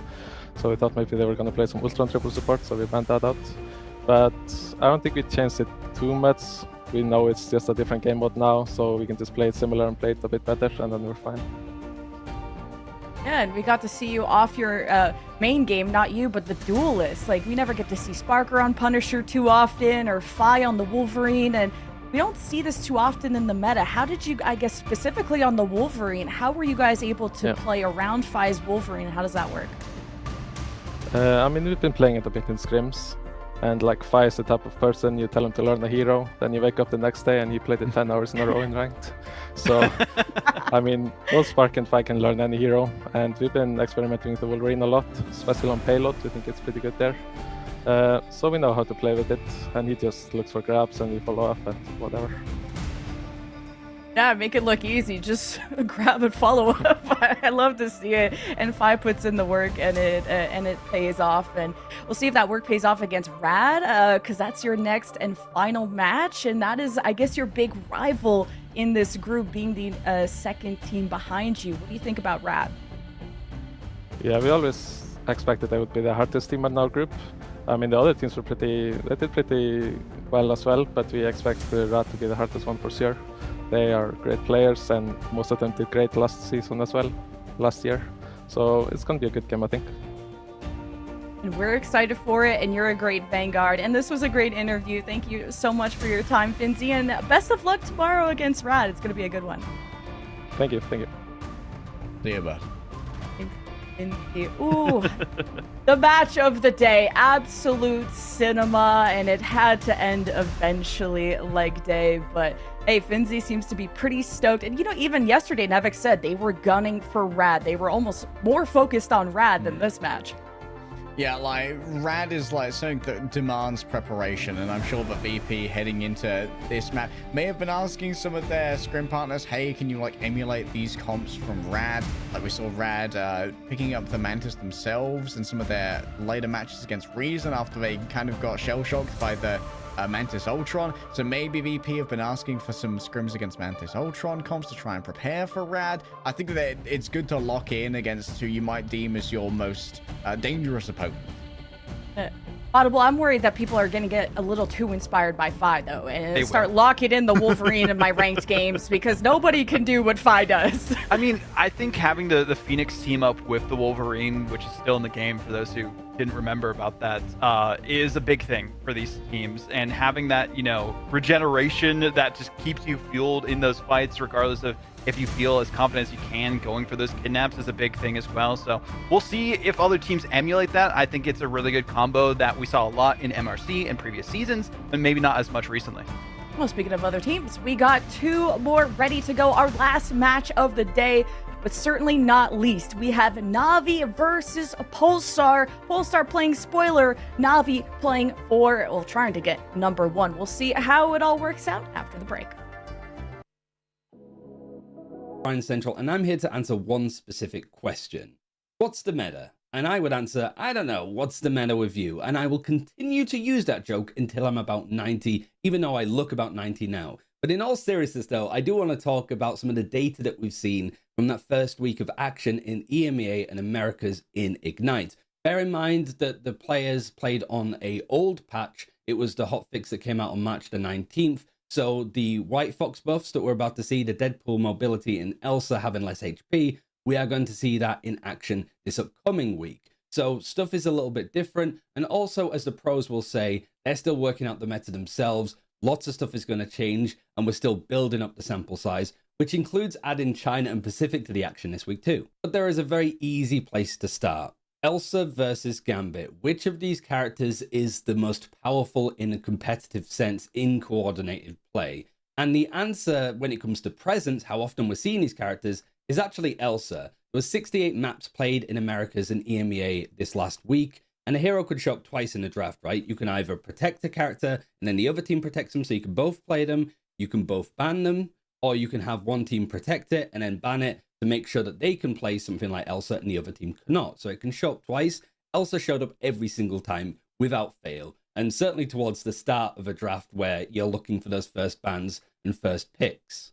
In comparison, Gambit was missing like once or twice. Some teams just didn't want to include him at all. But the big difference between Elsa and Gambit is one is being banned out a lot more than the other. And surprisingly, it is Gambit that is actually being taken out more.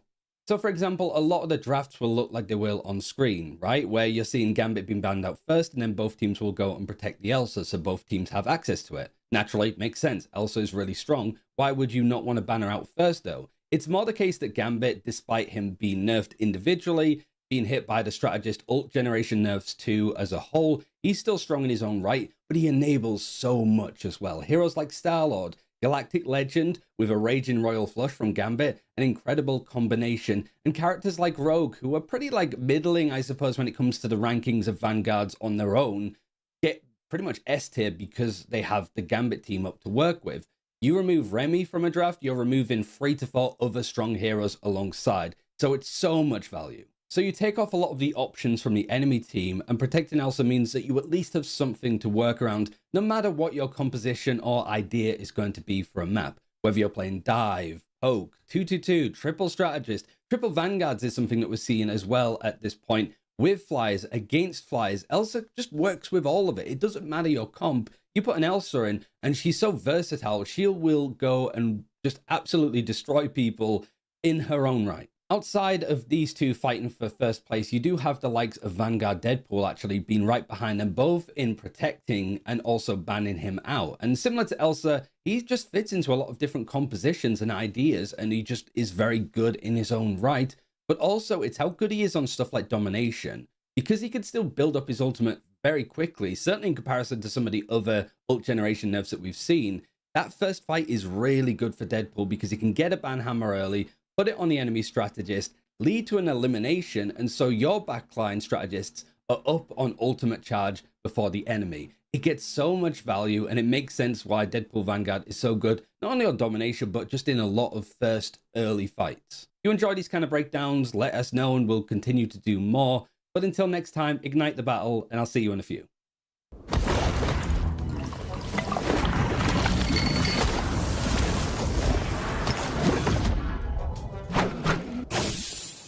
Fantastic! Ha-ha! Ha-ha! Ha-ha!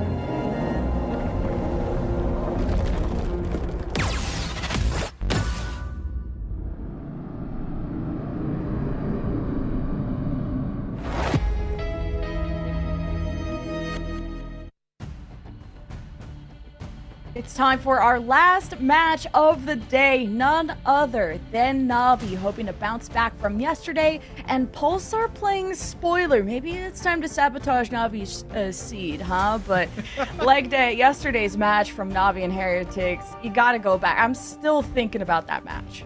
I mean, I'm going to be thinking about that match all weekend, I think. Na'Vi got a little bit shell-shocked by the gumption, the audacity of Heretics, I think. They had to worry about this guy a little bit. Yeah, they were having a. They kind of got Jeff capped in a couple of places where like Oasis didn't have any team ups, which was bonker, which was so strange. But I think that Na'Vi, like, it's a good time to lose, you know? Like, they're still in a position where second seed is most likely, and it's gonna be fairly strong heading out of this group. And when you lose in the group stage and like the consequences aren't that deep, there's a lot to learn from that. And there's gonna be like a week or so where they can scrim and really focus up on where they went wrong. Yeah, and despite Pulsar being eliminated, we're still going to see them in Stage 1. So that is it for the PMA Parade. Now we got to lock in because there's still a match to be played.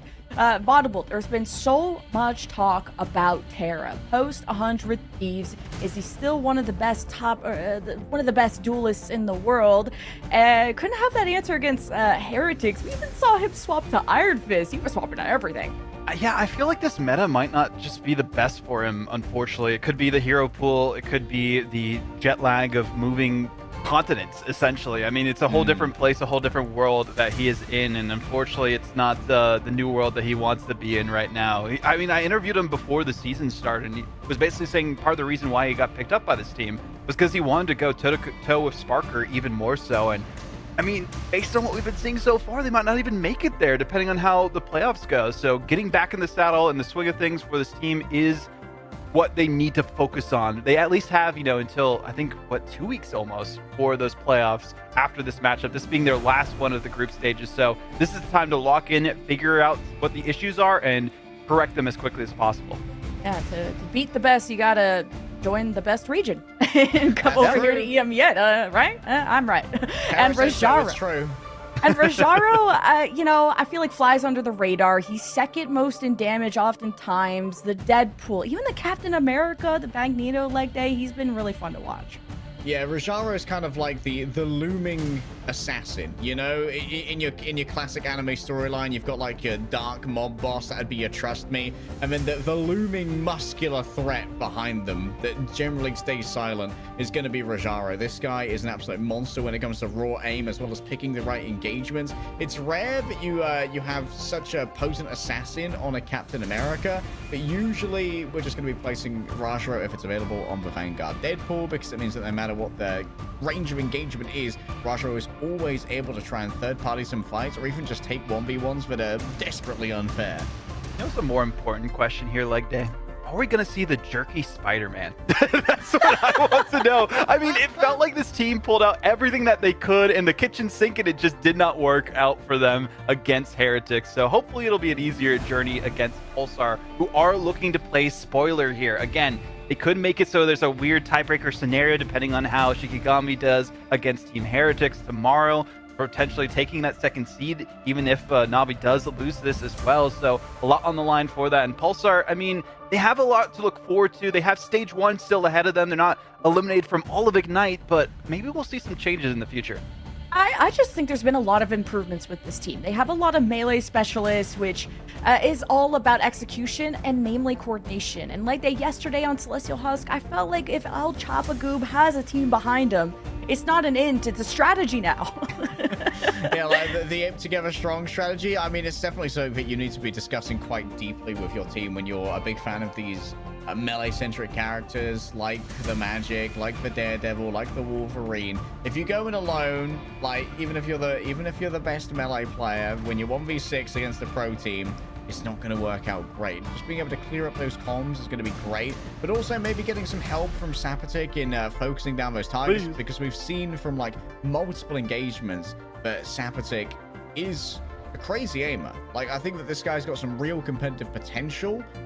Whether he's going to find it with this team is the question, if they can just focus up on their targets. if everyone throws their bodies in the way, get down Mr. President style. Maybe Sapatic 2026 will rise to the occasion because, yeah, he's had multiple MVP performances.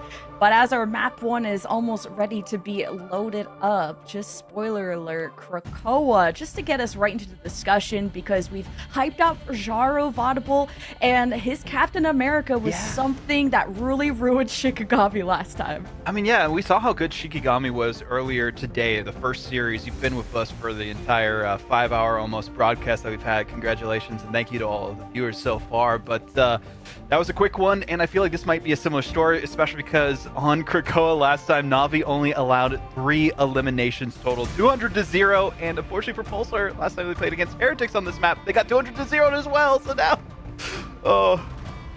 Yeah, oh god. The one 200-0, the other one lost 200-0. But even interestingly, like that Pulsar sometimes run the triple Vanguard, and I feel like that's unique to EMEA at least. Yeah, in the EMEA, it's quite unique. It's happened a lot in North America. Na'Vi actually ran a lot of triple Vanguard yesterday, but that was because Terra often got first picked and had the TP back on Doctor Strange. We don't talk about that. Don't talk about that. Okay, Dogman, you found a new rival.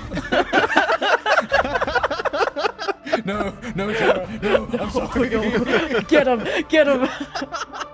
Yeah, Pulsar do like that triple Vanguard lineup, but it's pretty good on domination because you can hold on to that point for so long. The real problem is having enough, like, fragging power to take the point in the first place. Once you're in a defensive position, especially with Treeman being able to play that Groot, you're great. But to get into that position is where you really need some finesse in the triple Vanguard. Yeah, I think Na'Vi struggling against Heretics, Vaudable, that's understandable. But if I see just a crumb of sweat today, I'm starting the Terra Doubters or the Na'Vi Doubters Club, and I will be joining Leg Day as the leader of that club. Na'Vi just have to stay cool, calm, collected, and hydrated. That's the big thing. Make sure that they do not dry up against the competition here in Pulsar, and I feel like this should being the main word, be the kind of victory lap for Na'Vi to end off the group stage. A little bit of an easier run for them, and Pulsar, another learning experience similar to what we saw for Fire Strays against VP, but we saw, the underdogs can always go toe-to-toe, David versus Goliath, and might be able to take a shot like we saw in the last series, so who knows what can happen. Exactly. If Fire Strays can have Virtus Pro go all the way to round 3 and almost take it from them, expect the unexpected, but expect map 1 Krakoa between Na'Vi and Pulsar. The pick bands are ready to go, and let's take a look. Let's get stuck into map number 1, Na'Vi. Unfortunately, Pulsar are finding them potentially angry. You didn't want to fight aroused, Na'Vi, and they have most definitely been woken from their sleepwalking by Team Heretics, and they are going to be locked in for this series, as of course the Elsas are going to be taken off the board first. I think that's every single map today. Elsa has been banned first. We have not seen Gambit banned first the entire time. So continuing for the meta that we see, you're not going to let Na'Vi have the best duelist hero in the game for good reason. And Pulsar following the trend, locking in the Gambit. Okay, Gambit ready to go. I feel like Legend has been a pretty good Gambit player so far. I wouldn't mind seeing a ban towards Lapsus Atilas's Invis, as the Invisible Woman is great for protecting those off-angle duelists. That's great if you've got, like, someone like, say, Sapatic over on a Phoenix on an off-angle. And Na'Vi are going to be protecting Vanguard Deadpool. Question is, does Trust Me play it or does Rajara play it? Usually it's Rajara. Yeah, Rosaro's been looking pretty good, even though Trust Me wrote like the playbook from it when he first released. So it's been nice that he's been giving him some precedence on that, but maybe that's part of the strategy here for Na'Vi to change things up going into those playoffs in just a couple weeks. But even then, looking at Pulsar Esports, the big question is, yes, are they going to ban the Mantis? They get that off the table and do what so many teams today just lacked in their ban draft. Yeah, just getting the Mantis off the table is so important. We're going to see some protection here. Maybe the Invis? I mean, would make sense. Like, it's a great pick for both Crook and Fate. But maybe this is kind of a bait. I wouldn't mind seeing a little bit of misdirection. Fate on this map can be great on the on Jeff the Land Shark. And if this ban goes through onto Daredevil, it does mean it's going to have access to both of the team-ups. Because Trust Me and Rajro together can play a mean Deadpool Venom. I wonder if they're going to ban the Rogue in response here as well. That's typically been a priority for a lot of teams, not allowing both Rogue and Star-Lord to go through. There's a couple different things that they could focus on, make it so it's not BD one-sided as well. And I think this has opened up things at least a little bit for Pulsar Esports in terms of making Na'Vi question what this last ban is. And yes, they're going for the DD, so the Rogue is available to Pulsar. Okay, Rogue available. I think this is a pretty good draft for Pulsar. Like, I don't know if they've won it necessarily. Yeah. But I think that they haven't lost gives it. them all the, I think this gives them all the tools they need in order to get one over on Na'Vi. I also see the reasoning why now for no Rogue ban.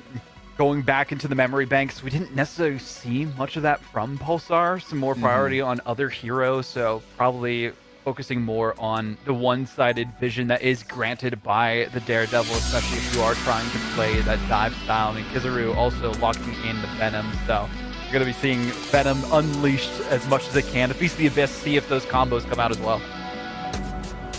Okay, we still have some time to mess around in the spawn room for now. We'll see if Trust Me stays on this Angela. I don't know if I have seen a bunch of Trust Me's time on Angela, but in theory it fits his playstyle very well as one of these in-and-out vanguards, which is straight up modulating their position in the enemy. That's his Atilas is of course going to have access to the symbiotic shenanigans off the back of Kizaru. This is probably going to be what we would call a counter dive, just trying to trade those backlines off of your vanguard engagements. I do like this lineup from Na'Vi. I think it's a very solid look for them going against Pulsar, and really going to be looking out for Trust Me to see how they can engage against the other team and take them off the point and bring them back to their demise for the rest of Na'Vi to take them down.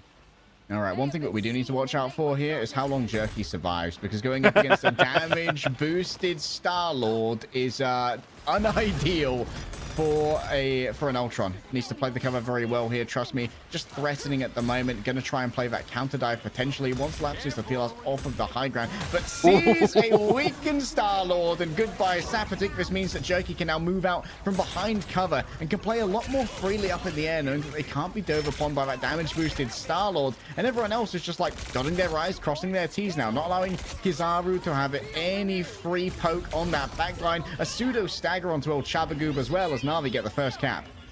Jerky playing kind of in this mid-ground between the back line and the front line actually is allowing them to be enabled even more so, especially with Trust Me having that Ultron drone on them as well. I think having Trust Me on the Angela as the sort of counter to Sapatic is a great counter play that they can go for, and that's exactly what we saw on that first KO. All right, already bunch of hate going Terra's way, but look at how much ult charge he has. 75% already. Terra is dominating. And one of the things that it seems that Trust Me is doing is Trust Me, like, pretty low on ult charge at the moment. Isn't really doing much damage in the poke phase until he just sees someone in one-tap range for the Spear of Icors. Like, he's just waiting for the call. Terra's like, he's one, bang! And they're gone. 2 times in a row now focusing on Sapatic as well, but Galactic Legend for Terra is online in mere moments. All right, chasing down that Gambit. Legend has to make a decision. Are they going to try and stay and fight this one? You can get so much ult charge off of your Venom fighting, but it would appear that Kizaru was left alone. And Terra at the moment just claims a little bit of space, you know, for the aura of it all. What is that? There's been a rubble incident. Someone's fallen into the river in Krakoa City. All right, here comes the Galactic Legend. Healing pool left behind here. Lapsis of Telos needs to make a decision. Am I just going to eat up my team here to try and save them from Terra? Whatever's happened, it hasn't got any value right now. Terra is just absolutely dominating this team. Terra's just patiently waiting for them all to be out from behind cover. Got distracted by the woodwork, and then they said, well, it's time to be legendary. And that's exactly what we see from them. Destroying the ranks of Pulsar Esports and not allowing them to get a single touch on the objective just yet. All right, Kizaru already making moves. Sapatic needs to try and escape from Terra, who's really focused in on marking their counter duelist right now and making sure there's no free values to be found by Kizaru either. Here comes the Raging Royal Legend, but most of Na'Vi have already gotten out of the way, and it seems like there's so much ground to cover here for Sapatic, but Na'Vi, they could just run. Oh, did they catch him in the... they caught him in the Heavens to it? Oh, trust me, unlimited aura. Unlimited aura. And, well, Treeman's going to start getting involved here with the Freedom Charge. Give some extra staying power for Pulsar Esports, but that overhealth is going to quickly dissolve under the auspices of Jerky. The Great Ultron's Rage will burn through many. There's nowhere to go for Legend, as Trust Me gets a stab in, and Rajro just going to stand on business on point with dual Desert Eagles opening fire onto those who dare to place themselves upon Navi's sacred ground. Sabatic has rolled on back. Treeman going to do the same. The pair of shields is here, and the heal is going to be coming through from Lapsis Atilas as well, using those symbolic shenanigans. Cannot go through the portal just yet, as it would break those tethers, but the second that they're gone, can have a moment of safety. The portal has disappeared. Everyone needs to have extricated themselves from that situation. Look at how far we saw that venom fly. El Chabagoo plastered on the wall. Only a meaty salad where a mantis once stood, and Terra just takes to the sky to try and avoid some of this incoming potential for peril. The Lapsis Atilas is bringing to the table, cut into sashimi by Rajaro, and that is going to be an extended but successful fight for Na'Vi. Rough spot to find yourself in if you're Pulsar Esports. You're hoping to at least improve your performance on this map compared to last time against Heretics. 100% to 0. Almost saw them get at least 1%, but that last team fight did not go their way, especially as you mentioned, El Chabagoo just being shotgunned to the side of the wall by some force physics. You can almost hear the... Yep. The ragdoll physics coming out too. Who left this green mess here? Ooh, I like the swap though here from El Chabagoo, the Namor play coming through, and we were talking about this earlier on today that we haven't seen as much of it recently. Some players have just kind of given up on playing the Namor to try and counter out the dive aspects of your opponents, but Fate has also changed up their gameplay too. They're going to be swapping over to that White Fox, and I like this look from them. Trust Me also got to give a big credit where it's due. They're playing man-to-man coverage with Sapatic, and Sapatic could not do anything against them. Yeah, Sabatic has been consistently hunted down, as you said many times, by Trust Me with that fully charged active Icors. Like, they just poke him down to half HP, and then Trust Me, instant execution. This is all about the patience here. You can see, Trust Me, the threatening fighter jet on the left-hand side, getting everyone checking their corners. A little bit of paranoia being instilled. I like Treeman also back on the Groot. We've known them to do pretty well for it. Have to keep that Ironwind wall as much as they can, but Terra goes in. Oh, Galactic Legend instantly grabs Lapsis Atilas. Nowhere to go. No headshots, no problem. Fate activates the White Fox mode. The Spirit Sanctuary barely taking any damage in the midst of all of this. And that's going to be a clean first cap, surely, for Na'Vi. Back to business as usual on Krakoa. Unfortunately, with it being kind of a randomly determined map for domination, it did not go out well with the coin flip for Pulsar, so they'll have to kind of go back to the drawing board after being decimated in the ranks by Rajaro here. Oh, well, Chabagoo doesn't have a Blessing of the Deep. Could find themselves staggered here if Na'Vi want to go any further. In comes the Heaven's Retribution. Everyone round the merry-go pole, but unfortunately there's not much merriment to be had as Jerky is here with the drone of Damocles to drop down upon them. Oh, the kidnap from Trust Me was brilliant. You almost saw Jerky go down in their ult, but it was not enough. Trust Me brings them to the back line and then makes it so that they are focused down so much that Treeman cannot grow another limb. So no limbs? Unfortunately, no. Rajro, this is a very disgusting angle from them, right on top of Seer Legend. We've spoken before about how much of a skill issue does to the Gambit with that 3-card spread. 2 important carries already down. Our Chabagoo doesn't even have the Blessing of the Deep. Na'Vi are always in control of the initiative. The olive branch has shriveled up for Pulsar Esports. Unfortunately, they need to find some other way onto the objective. Maybe a portal play or something could work, but they have all their ultimates is the main thing. So they can't win with these to get a percentage. It's going to be a dire strait for them here leg day. 6 ults. And looks like they may be able to make it to a point as well. Already Trust Me has tried to do some interceding. Oh, Legend has to be careful. Does seem like multiple players have been grabbed here by Lapsis Atilas, and do you have the means of stopping them? Oh, Fate off the map. Rajaro can't get back either, utilizing those katanas, so it's not going to be 200 to 0. Jerky found as well. Big value. That only took 3 ults as well from Pulsar, so they still have half their bank available. Love this Jeff play from Lapsis Atilas. Really changed the game for Pulsar, and they didn't even have to use as many ults as you might have thought to get that first percentage on Krakoa in the preseason. They didn't get any in the last maps that they played on this as well, so good luck for them, but Rajaro always holding things down on the point. Oh, Legends. Oh, isolates himself off the back of the Bayou Bash. Unfortunately, the remainder of Pulsar Esports want to play on the other side. That makes some easy pickings for Rajaro. Moving away, in comes, oh, an extra shield there as well. But survivability and the utility being saved is great. Does he know? Does he know? Did he know? No, he didn't. Oh, Kizaru was unaware of the lurking invisible woman, the most dangerous of women. Most dangerous of predators out there on the map. You have to be careful of all corners, especially behind your back, and the portal comes through. Didn't get the push away in time to prevent it, but we'll see one last touch. Okay, one last contest coming through from Treeman, double skewer, and now down go the axes of Icors. It's big melee time for Trust Me, and the Rage of Ultron's coming through afterwards. Put down on the floor is going to be the Star-Lord, but there's not really going to be any follow-up there as Sapatic comes in close. Little butt bounce from Rajaro. A welcome from Deadpool to the series, as Na'Vi will very quickly take the round and take the map.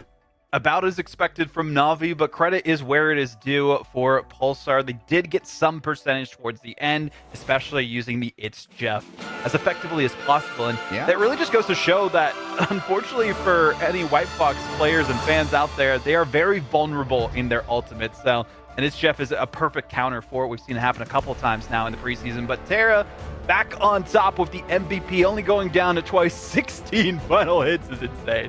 All right, Terra is back, and as we have pointed out in the pre-show with Lemon, Rajaro is often up there with second most damage, second most final hits.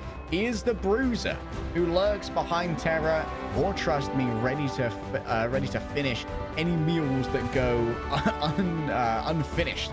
Either of these, and honestly, for Trust Me, like, it's low damage, but I feel like it was all impactful. We saw big picks come through off the back of that spear of Icors when it was fully charged, and seeing the Angela added to Trust Me's pool is definitely going to give the opponents of Na'Vi some pause for thought when you think about what maps you can go to. Yeah, they were more of an enabler, it felt like, Trust Me, on the Angela. Going for the Assassin's charges, also the fully charged just spear into the guts of Sapatic every time we saw them on the first map for the Grove. So it's a rough spot to find yourself in if you're trying to go 1v1 versus an Angel on the other side. So not exactly the scenario that Sapatic wanted to find themselves in. You can see why they were limited with their survivability, but also how much they could enable their team. They got, a couple final hits. They got some Galactic Legends here and there, but only 3 final hits on a Star-Lord who needs to pop off is not what you want to see on a map like this. Yeah, it is unideal, but I mean, credit to Na'Vi experimenting with the White Fox as well. Fate was actually pumping out damage, but did more damage than healing on the White Fox. The one misstep we saw was just a great outplay by Lapsis Atilas to go for the It's Jeff against the Kumiho Unleashed, because it means that you don't really have your teleport, your Spirit Sanctuary to get out of that one. We'll see if Pulsar have anything up their sleeve for the next map as we come back after this break.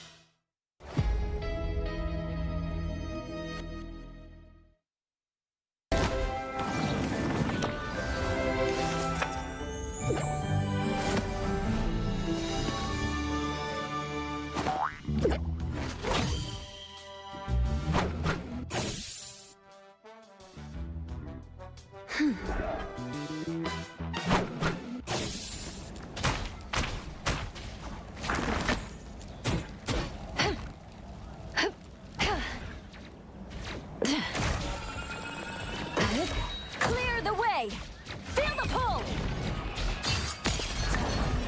Disappear!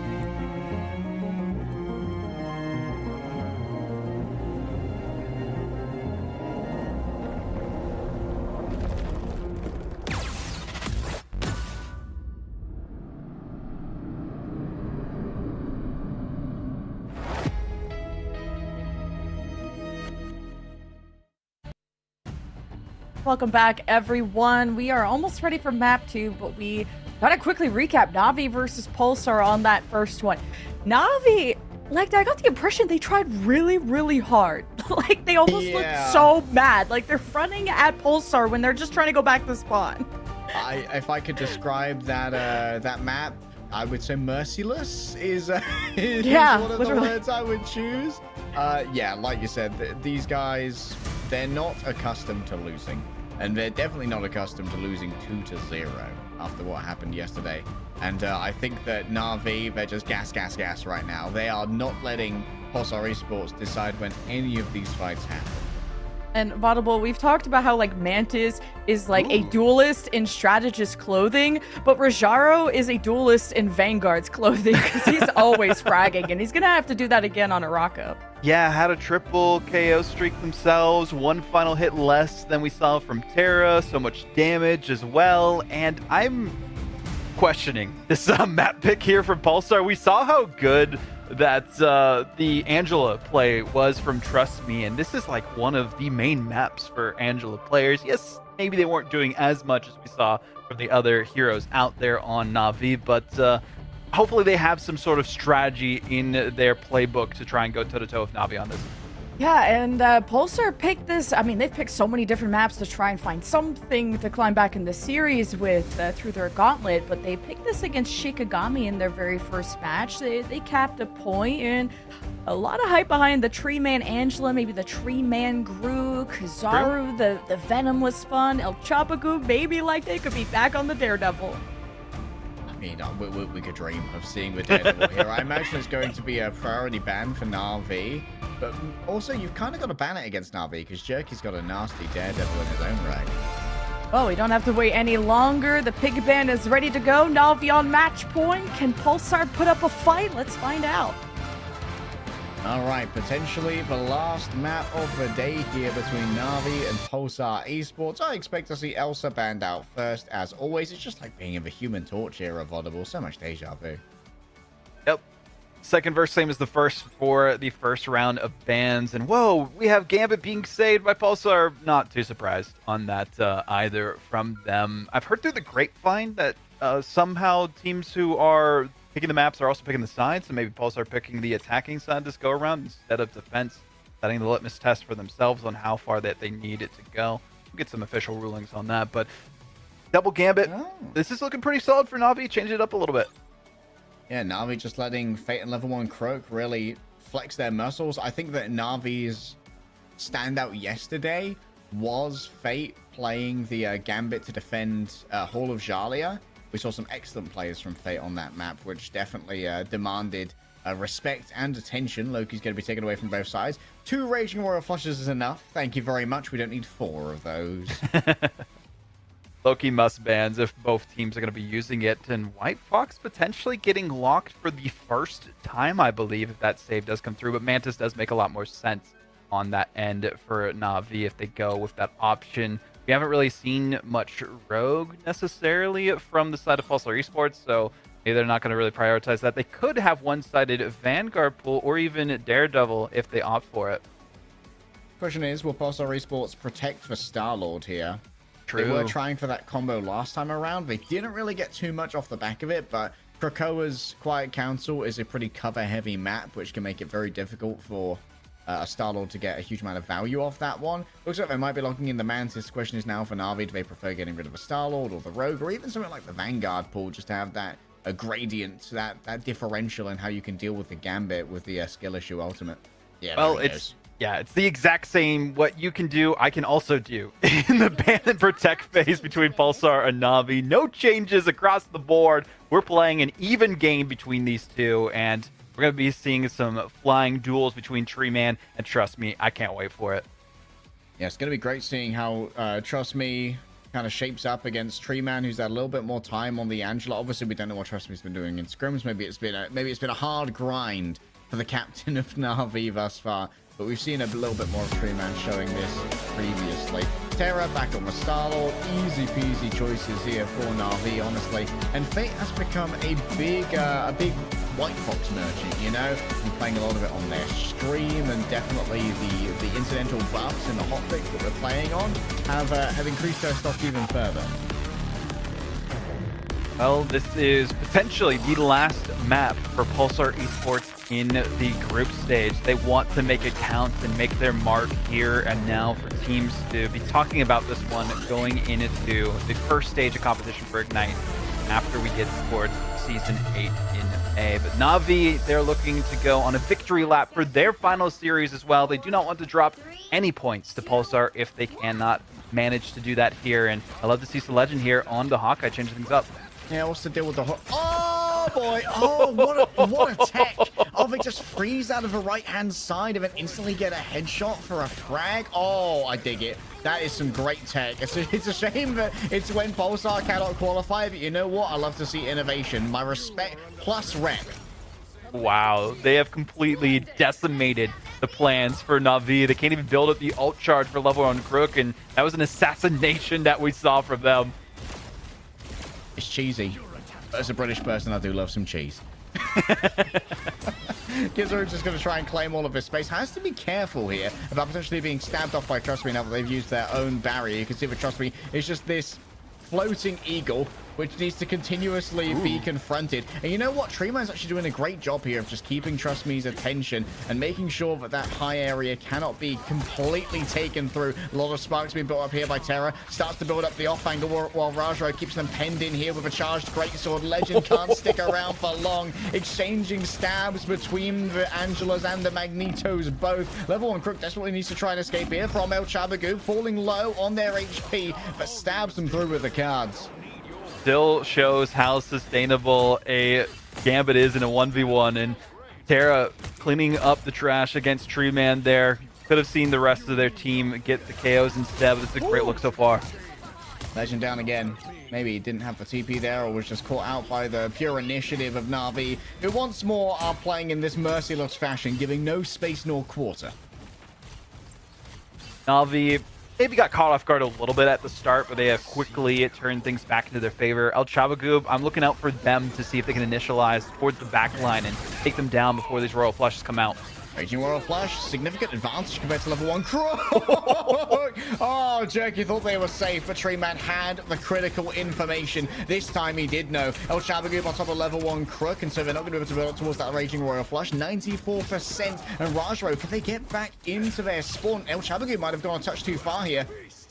Needs to try and escape as best they can. Some nice play off the back of this one. And here comes Sapatic. Sapatic has like no HP to work with though. Finally gets healed up. That's what happens when you have a couple of strategists behind you, I suppose. And Sapatic looking for a victim. Fate is a little bit too much of a tricky customer. Does not want to try and play this one.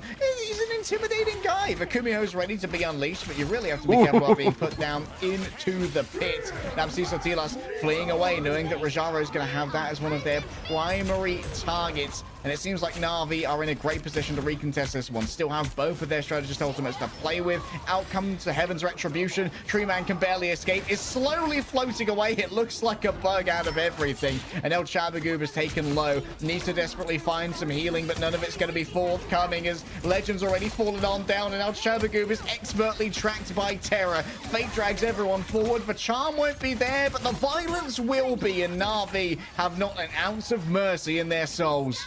They're kind of proving why I used to be the best aimer in Americas, and we see it come to bear here again. El Chabagoo did some great work, rallied behind the Raging Royal Flush of Lapsi Sotilas, but it did not prove to be enough for them to capture that first checkpoint. Now I'll be dumping all the ultimates and then some, and it did prove to be too much for Pulsar Esports to overcome.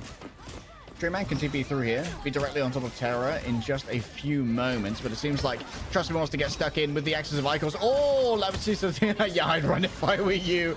Terra just constantly being marked here by El Chabagoo, but the second that that Daredevil gets distracted, it's time to retake that angle and get a little bit more violence. El Chabagoo around the other side, not going to be benefiting from the Raging Royal Flush, but Lapsis Sotilas is brought on out, but Jerky's going to be a victim of it as well. Treeman drags a couple of players in using the Heaven's Retribution, and Trust Me can't fly away here. So still Na'Vi. The dregs of their roster remain. They can try and clutch us potentially with the end song Inferno of Terror, but unable to use it in time. Jerky begins for TP back. Will be able to open a brand new pentagram of Ferala. Kizaru barely even knows what's hit him now as Rajaro's getting up close and personal. Oh, Sabatic in midair. Unreal stuff from Rajaro as Sabatic was at 98%. Akumiho unleashed, but Na'Vi should be able to carve through this rather easily as El Shabagoob gets stuck in. Terror gets stuck out and gets everything they want off the back of this one. Yet another Gambit ultimate, the Raging Royal Flush. Oh, it's point blank. It's merciless. It's disgusting to behold. Absolutely rancid behavior from Terror here. And there you exit this one. Just in and out, in and out. Jerky with a nice Eye of Agamotto. Na'Vi hold on first. That has to be one of the longest fights we have seen between these teams. Portal after portal, ultimate after ultimate. We saw a Terra triple from the end song to try and close things off, which pretty much did. The portal was just a last-ditch effort to hold from Pulsar Esports. Rajaro, MVP though, the last bastion of hope before that first checkpoint, staying on the Magneto, keeping with the cover, having his own shield and bubble to keep them sustained, and then using the Meteor M perfectly for that dunk onto Sapotic right before they got the Galactic Legend. All these ultimates just popping at the right moments when Pulsar really needed them not to, unfortunately. So Na'Vi takes that in stride and now only have to get to that first checkpoint, and they'll take the series as well. I mean, Big Boss Rajaro hitting the Meteor Rim on Sapotic at 98% to the Legend. Could have been combined with the Raging Royal Flush. That could have been it. That could have been their trump card, the ace for Pulsar. So magnificently denied by a very difficult Meteor M to hit on that airborne Starlord. Yeah. Especially because they just have so much maneuverability and the iframes of their dodge as well. So might not have been expecting it, especially with the new speed that came out from the buffs recently in the latest patch. So might have been used to the old patch for that one. This projectile speed buffs, nothing to be sniffed at. Holding at the doors here, Pulsar Esports. They know that they need to have as many fights as possible here to have any chance of winning the map.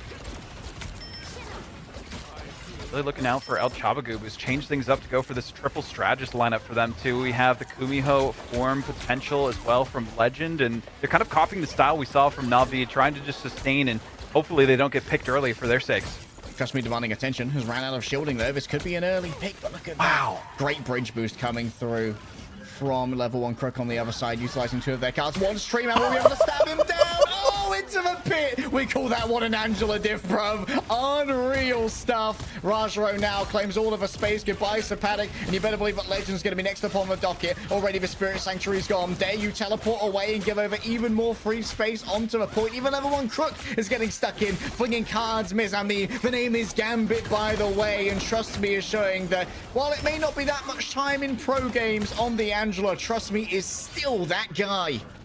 This is the Na'Vi we were promised for the group stages and in preseason, and now they have come to bear, hungry for more, and well, they have the Cajun cooking to keep them sustained in every single fight. Terra, with these Endsong Infernos, cannot be understated either.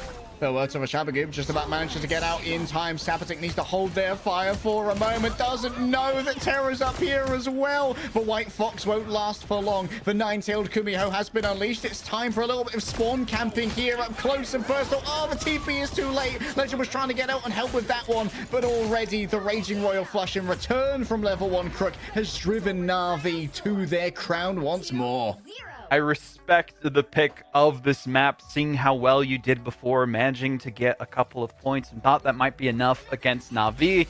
This is Na'Vi we're talking about. Only a team like Heretics can be the ones to take them from their throne of Group A, and Rajaro is back in the driver's seat for this team. It seemed like they were a little bit lost in the previous series, but now with the Meteor M's and Dunks and Protects that we saw from the bubbles, this is the 9-5 Magneto we're used to.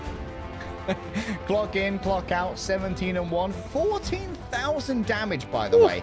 Out damaging a Phoenix is it's a real. This is like a generational Magneto performance. It's not like it's a weak Phoenix. That's Terra, but being out damaged by Rajaro here. second most final hits too. I mean, we keep talking about this, how Rizarro just cannot be understated. I mean, when I talked to a couple of the pros and interviewed them at the grand finals in Atlanta, they were all saying that like the Vanguard that they like to play against the most and have the most respect for is Rizarro, just because of this kind of unstoppable force they feel like in any presence on the points or when you're going and pushing forward for your team, creating that space. You always have to keep them in mind, and only going down once, the least out of any team, part of the reason why they were able to be so successful on this map. All right, let's bring Lemon back in to discuss that speed run from Na'Vi. How are you feeling about this one?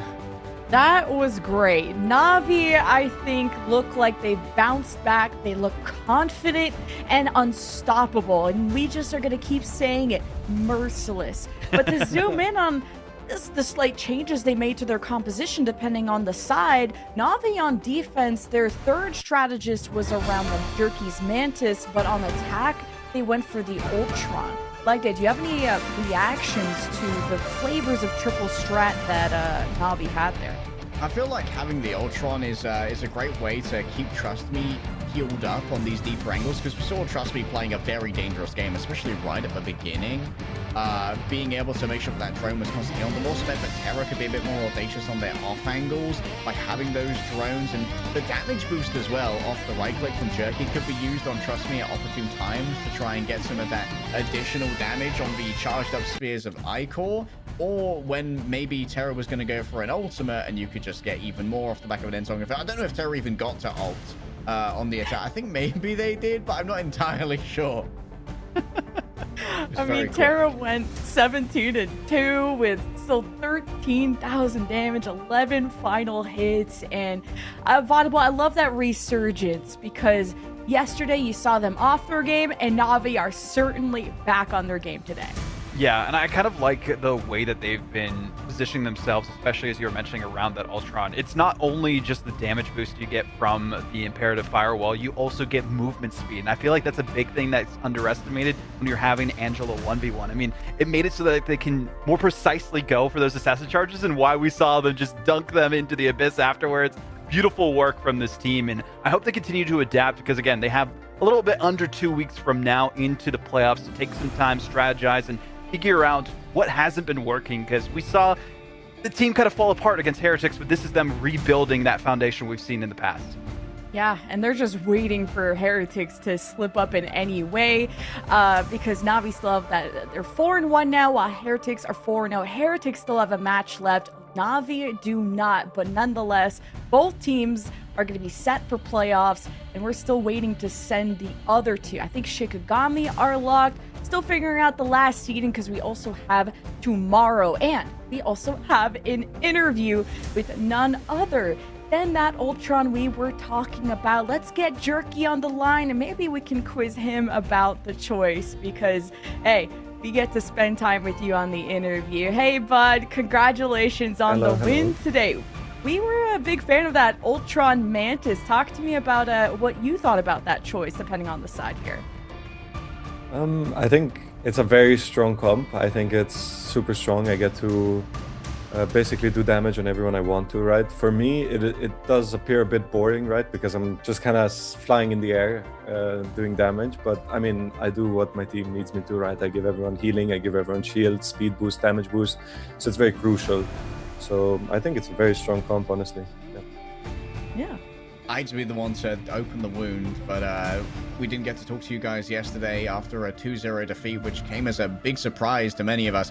What do you think went wrong yesterday? Well, they played the... If any of the viewers are familiar with the Yeah We Lost team, right? They play the same comp as them, which is a high brawl comp, right? They run as 6, basically as like a death ball, and they just brawl you constantly. And it's a strategy that is very hard to get used to if you don't play against it very often. So it's something that caught us off guard, right? That's normal. I think teams catch very good teams off guard, and they played it very well, you know, props to them. So we just need to adapt. We need to go back into the laboratory and see what we can do better, and quad review and improve, definitely. I mean, talking about that improvement VOD reviewing and the process for competing in these levels of competition, going from stage to stage, you have the playoffs ahead of you. You don't have any more group stage matches. What is going to be that process that you guys are taking to ensure that this doesn't happen again, where you face off against an awkward comp like that and you make sure that you come out on top this time? Yeah, well, I think just watching back the games obviously is very important, right? The two losses that we had, just watching those back, just digging very deep, right? And also just scrimming way more, right? Scrimming against teams and maybe teams that play those comps as well, right? For example, yeah, we lost on the North American regions, so maybe scrimming against teams that do have that type of play style, I think that's very crucial for us, right? So yeah, just basically simulating the same game that we had yesterday, and obviously other comps, so we don't keep getting surprised by off-meta picks. Yeah. And you guys played your hearts out today, like merciless is what we kept calling you, but you also got to look good doing it. And can you tell the viewers about the Na'Vi bundle and how they can look and play just like you? Yeah, I mean, for sure. I mean, I think there was a statistic done recently that there's a 30% win rate increase if you wear the Na'Vi bundle and spam the emote in chat. So yeah, I mean, statistics don't lie, right? So you guys should try it out in your ranked games and maybe there will be more wins. Okay, well, we're going to be spamming your emotes all the way, especially cheering you on in playoffs. Congratulations on closing out the group stage as strong as you did, and thank you so much for the interview. Yeah, thank you very much for having me. Bye, bud. Thank you. He's great. Love Jack. Wow. The end of Na'Vi today, but not the end of Na'Vi when it comes to playoffs. And we'll have to determine the final seedings because we still have a whole other day of matches tomorrow, y'all. But leg day, it was so fun to talk to Jerky too. And, you know, you opened that wound, but you didn't seem too wounded from that experience. Yeah, I mean, like I said before, like it was the optimal time for Na'Vi to lose, right? And Jerky was saying we identified that's essentially the we lost comp. And like, if you're not trying to scrim someone you're going up against in the bracket later, like we have transatlantic scrims over time. Exactly. I bet Na'Vi is booking like 3 days worth of scrims with we lost. Get word, please. Just play the death ball. We will learn how to beat it, and then when it comes out again, like we figured this out, bud. We've solved this one. I kind of want to shout out SSG on that one specifically too. I mean, in Americas, they played against Heretics because it's the exact same composition, minus the Spider-Man that we would see typically there. So they kind of learned from that. It might be a good idea for Na'Vi to study some of their VODs, especially their matchup that they had yesterday and why they were able to come out on top with that. So could be a strategy from them outside of just the scrim blocks that they can book. And that's a big thing too, depending on who you're facing in these different stages. Some teams just refuse to scrim each other so they don't give away the strategies just like that. But then you get punched in the mouth if you don't know what to expect. So, hey, that's what I love about the preseason, though. Yes, there's $50,000 on the line, no big deal. But you're not eliminated from stage one no matter what happens here. So this is such a good prep phase as the new patches are hitting. There's new heroes coming out. We got to see a lot of White Fox. And just around the corner will be playoffs, where then there's going to be the big bucks on the line leg day. And some of our strongest teams, they all look like they could contend against each other, but sometimes even the underdogs can punch up too. Yeah, 50,000 USD on the line. We've seen Firestrays almost take a domination map off of Virtus Pro today. We've seen Rad drop a game to Reason. Like, I think people expected EMEA to be a lot more stratified than it is. Right now, we have quite a few Ascendant teams like Rad, Heretics, Fire, even Reason as well are showing that they are a lot stronger than people expected heading in to our playoffs. And the meta is as open as ever. Just when we thought, oh, it's going to be just Venom all day and night, we're seeing a vaudable resurgence of Hulk. We've been hearing rumors about Hulk being popular, but we got to see it more on display today in a lot of these series as like a Venom substitute even. Yeah, I was waiting for teams to really bring them out, especially when you don't have, you know, a really solid Jeff player to rally behind and have that team up. Maybe you're focusing a little bit more on that Hulk and the brawl style, like we heard from Jerky, that a lot of players like to play with the YWL comp, as we like to call it now, especially with how Heartlover really popularized Hulk in this current meta on the America side of things. So there's so many different compositions and ways that teams can approach the ban and protect phase, but I think the universal constant now, ban Elsa. you know that you have to ban Elsa, and then you go from there on out and figure out if you're playing Gambit or not. Yeah, and if you guys are just joining us today, there's a lot of 2s, there's a lot of 0s, but there was a whole lot of fun and Twitch drops that you were able to earn while watching all of these. Of course, we did lock in some teams for playoffs like Heretics, Navi, Shikigami, Virtus Pro, Rad, and others, but Leg Day, yeah, I mean, your voice has been through the Olympics, it seems. Which one had you hooting and hollering the most? Olympics ain't over yet, but it had to be that Celestial Husk between VP and Fire. That was, I mean, for want of a better word, a fire map. Unreal stuff. Here's a quick look at how Group A is shaping up. Heretics still on top, Navi in their shadow, but Vaudable, let me just stir the pot. We got some rivals. This group stage is creating enemies. This is what we like to see, though. I mean, Shikigami has potential to push into that second seed if they can take down Heretics as well, win out like a head-to-head battle from that. And they have been doing the best, as we keep saying, or I keep saying at least, in the ban and draft phase compared to some of these squads, but maybe not have that flexibility as we did hear from them. So definitely keep an eye on that. Peps versus Alter Esports is going to be a big one too. But the other side of the bracket that we have to keep an eye on is this like race for 3rd and 4th. There's still a lot of teams in the competition. Technically, Crownfall, in one specific scenario, if it goes their way, could win and like win off of tiebreakers into playoffs. Technically. But Vision need to win to make it in. Fire Strays also need a win. Reason Gaming need a win and some help. This is wide open aside from VP and Rad. Yeah, Group B is so highly contested. If the stars align, if Mercury goes in retrograde or some, but we'll do all the math and maybe talk to Ryan about that. But yeah, the fact there's still 2 flawless teams in Group B is insane. Virtus Pro and Rad will be duking it out to determine who will be the kings of Group B. So, Leg Day, you're going to be hooting and hollering some more on that one for sure. Oh, tomorrow is going to be the final day of the Voice Olympics, and so many of these matches matter. Fire are directly playing for qualification against Vision. Vision would really love to lock in their own qualification as well by winning that one. VP versus Rad is going to be an absolute yotta banger. Like, it's just going to be a day that you do not want to miss in the EMEA. I mean, Vaudable, I'm excited to see Fire again and everybody who is going to be competing, but there's so many also good esports bundles, the Navi, the Heretics, the Virtus, at least for EMEA, there's, you know, America has their own, whatever. I mean, hey, we got to shout out Liquid Citadel. Some of the teams were using that one as well. We saw that from Enzo. Shout out on that end of things too. Homage to previous teams that we saw. But yeah, every single series tomorrow matters, which is great. Today we had sweeps galore. We had some very intense series, and I just got to give the biggest kudos of all to Fire Strays. We'll see how they do tomorrow. And, well, there's esports bundles, but there's non-esports bundles. You guys could be the debater or the professor. There's another Invisible Woman skin out right now. You want to grab it for a limited time. And if you dare to run Mr. Fantastic, well, you could look smart doing it with the professor skin coming up, and it's only available until May 1st. So this dynamic duo, ooh, I love it like that. Smartest Mr. Fantastic, man, looking like Danum Cat over there, the professor.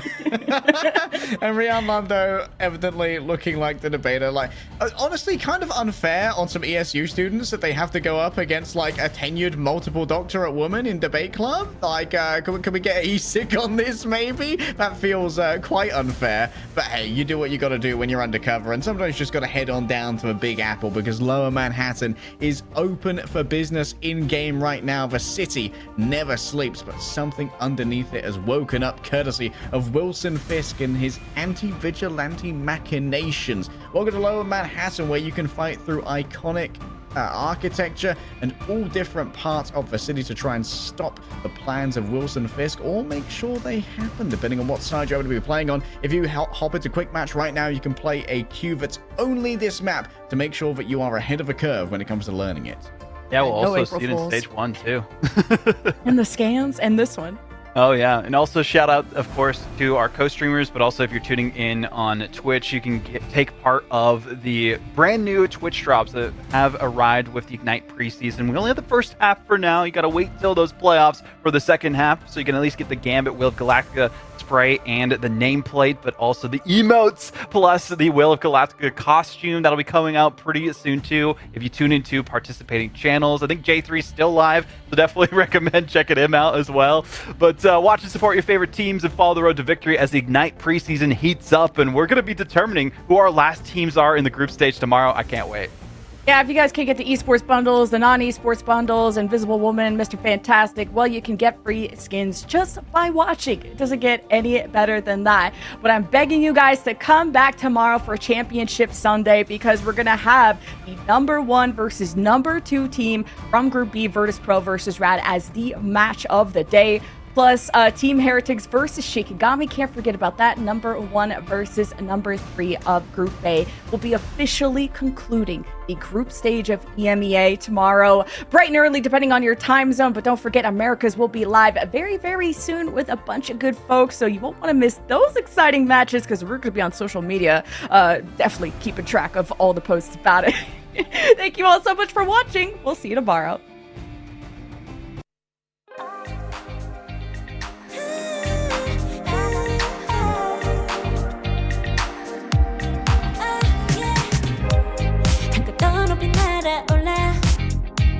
누워진 밤하늘을 가로질러 Oh yeah, oh yeah. 필요할 때 내가 널 지켜줄게. 간절히 바라면 이루어지는 마법인 거야. 운명의 소리 들려 여기서 저기서 날 찾으면 달빛이 날 비춰와. 시작해야 let's go. 어둡고 흘러는 우주 따뜻한 눈으로 감싸는 순간 신비롭게 녹아내릴 거야. 좀 더 기다려 I'll be there. 쓰러지지 마 끝까지 일어나야 해. 어딜 가든지 극복해. 힘은 너에게 있는 걸. 소리 높여 노래를 불러. 작은 걱정 따윈 던지고 최선을 다해 자, 처음에 잡아 어둠이 떠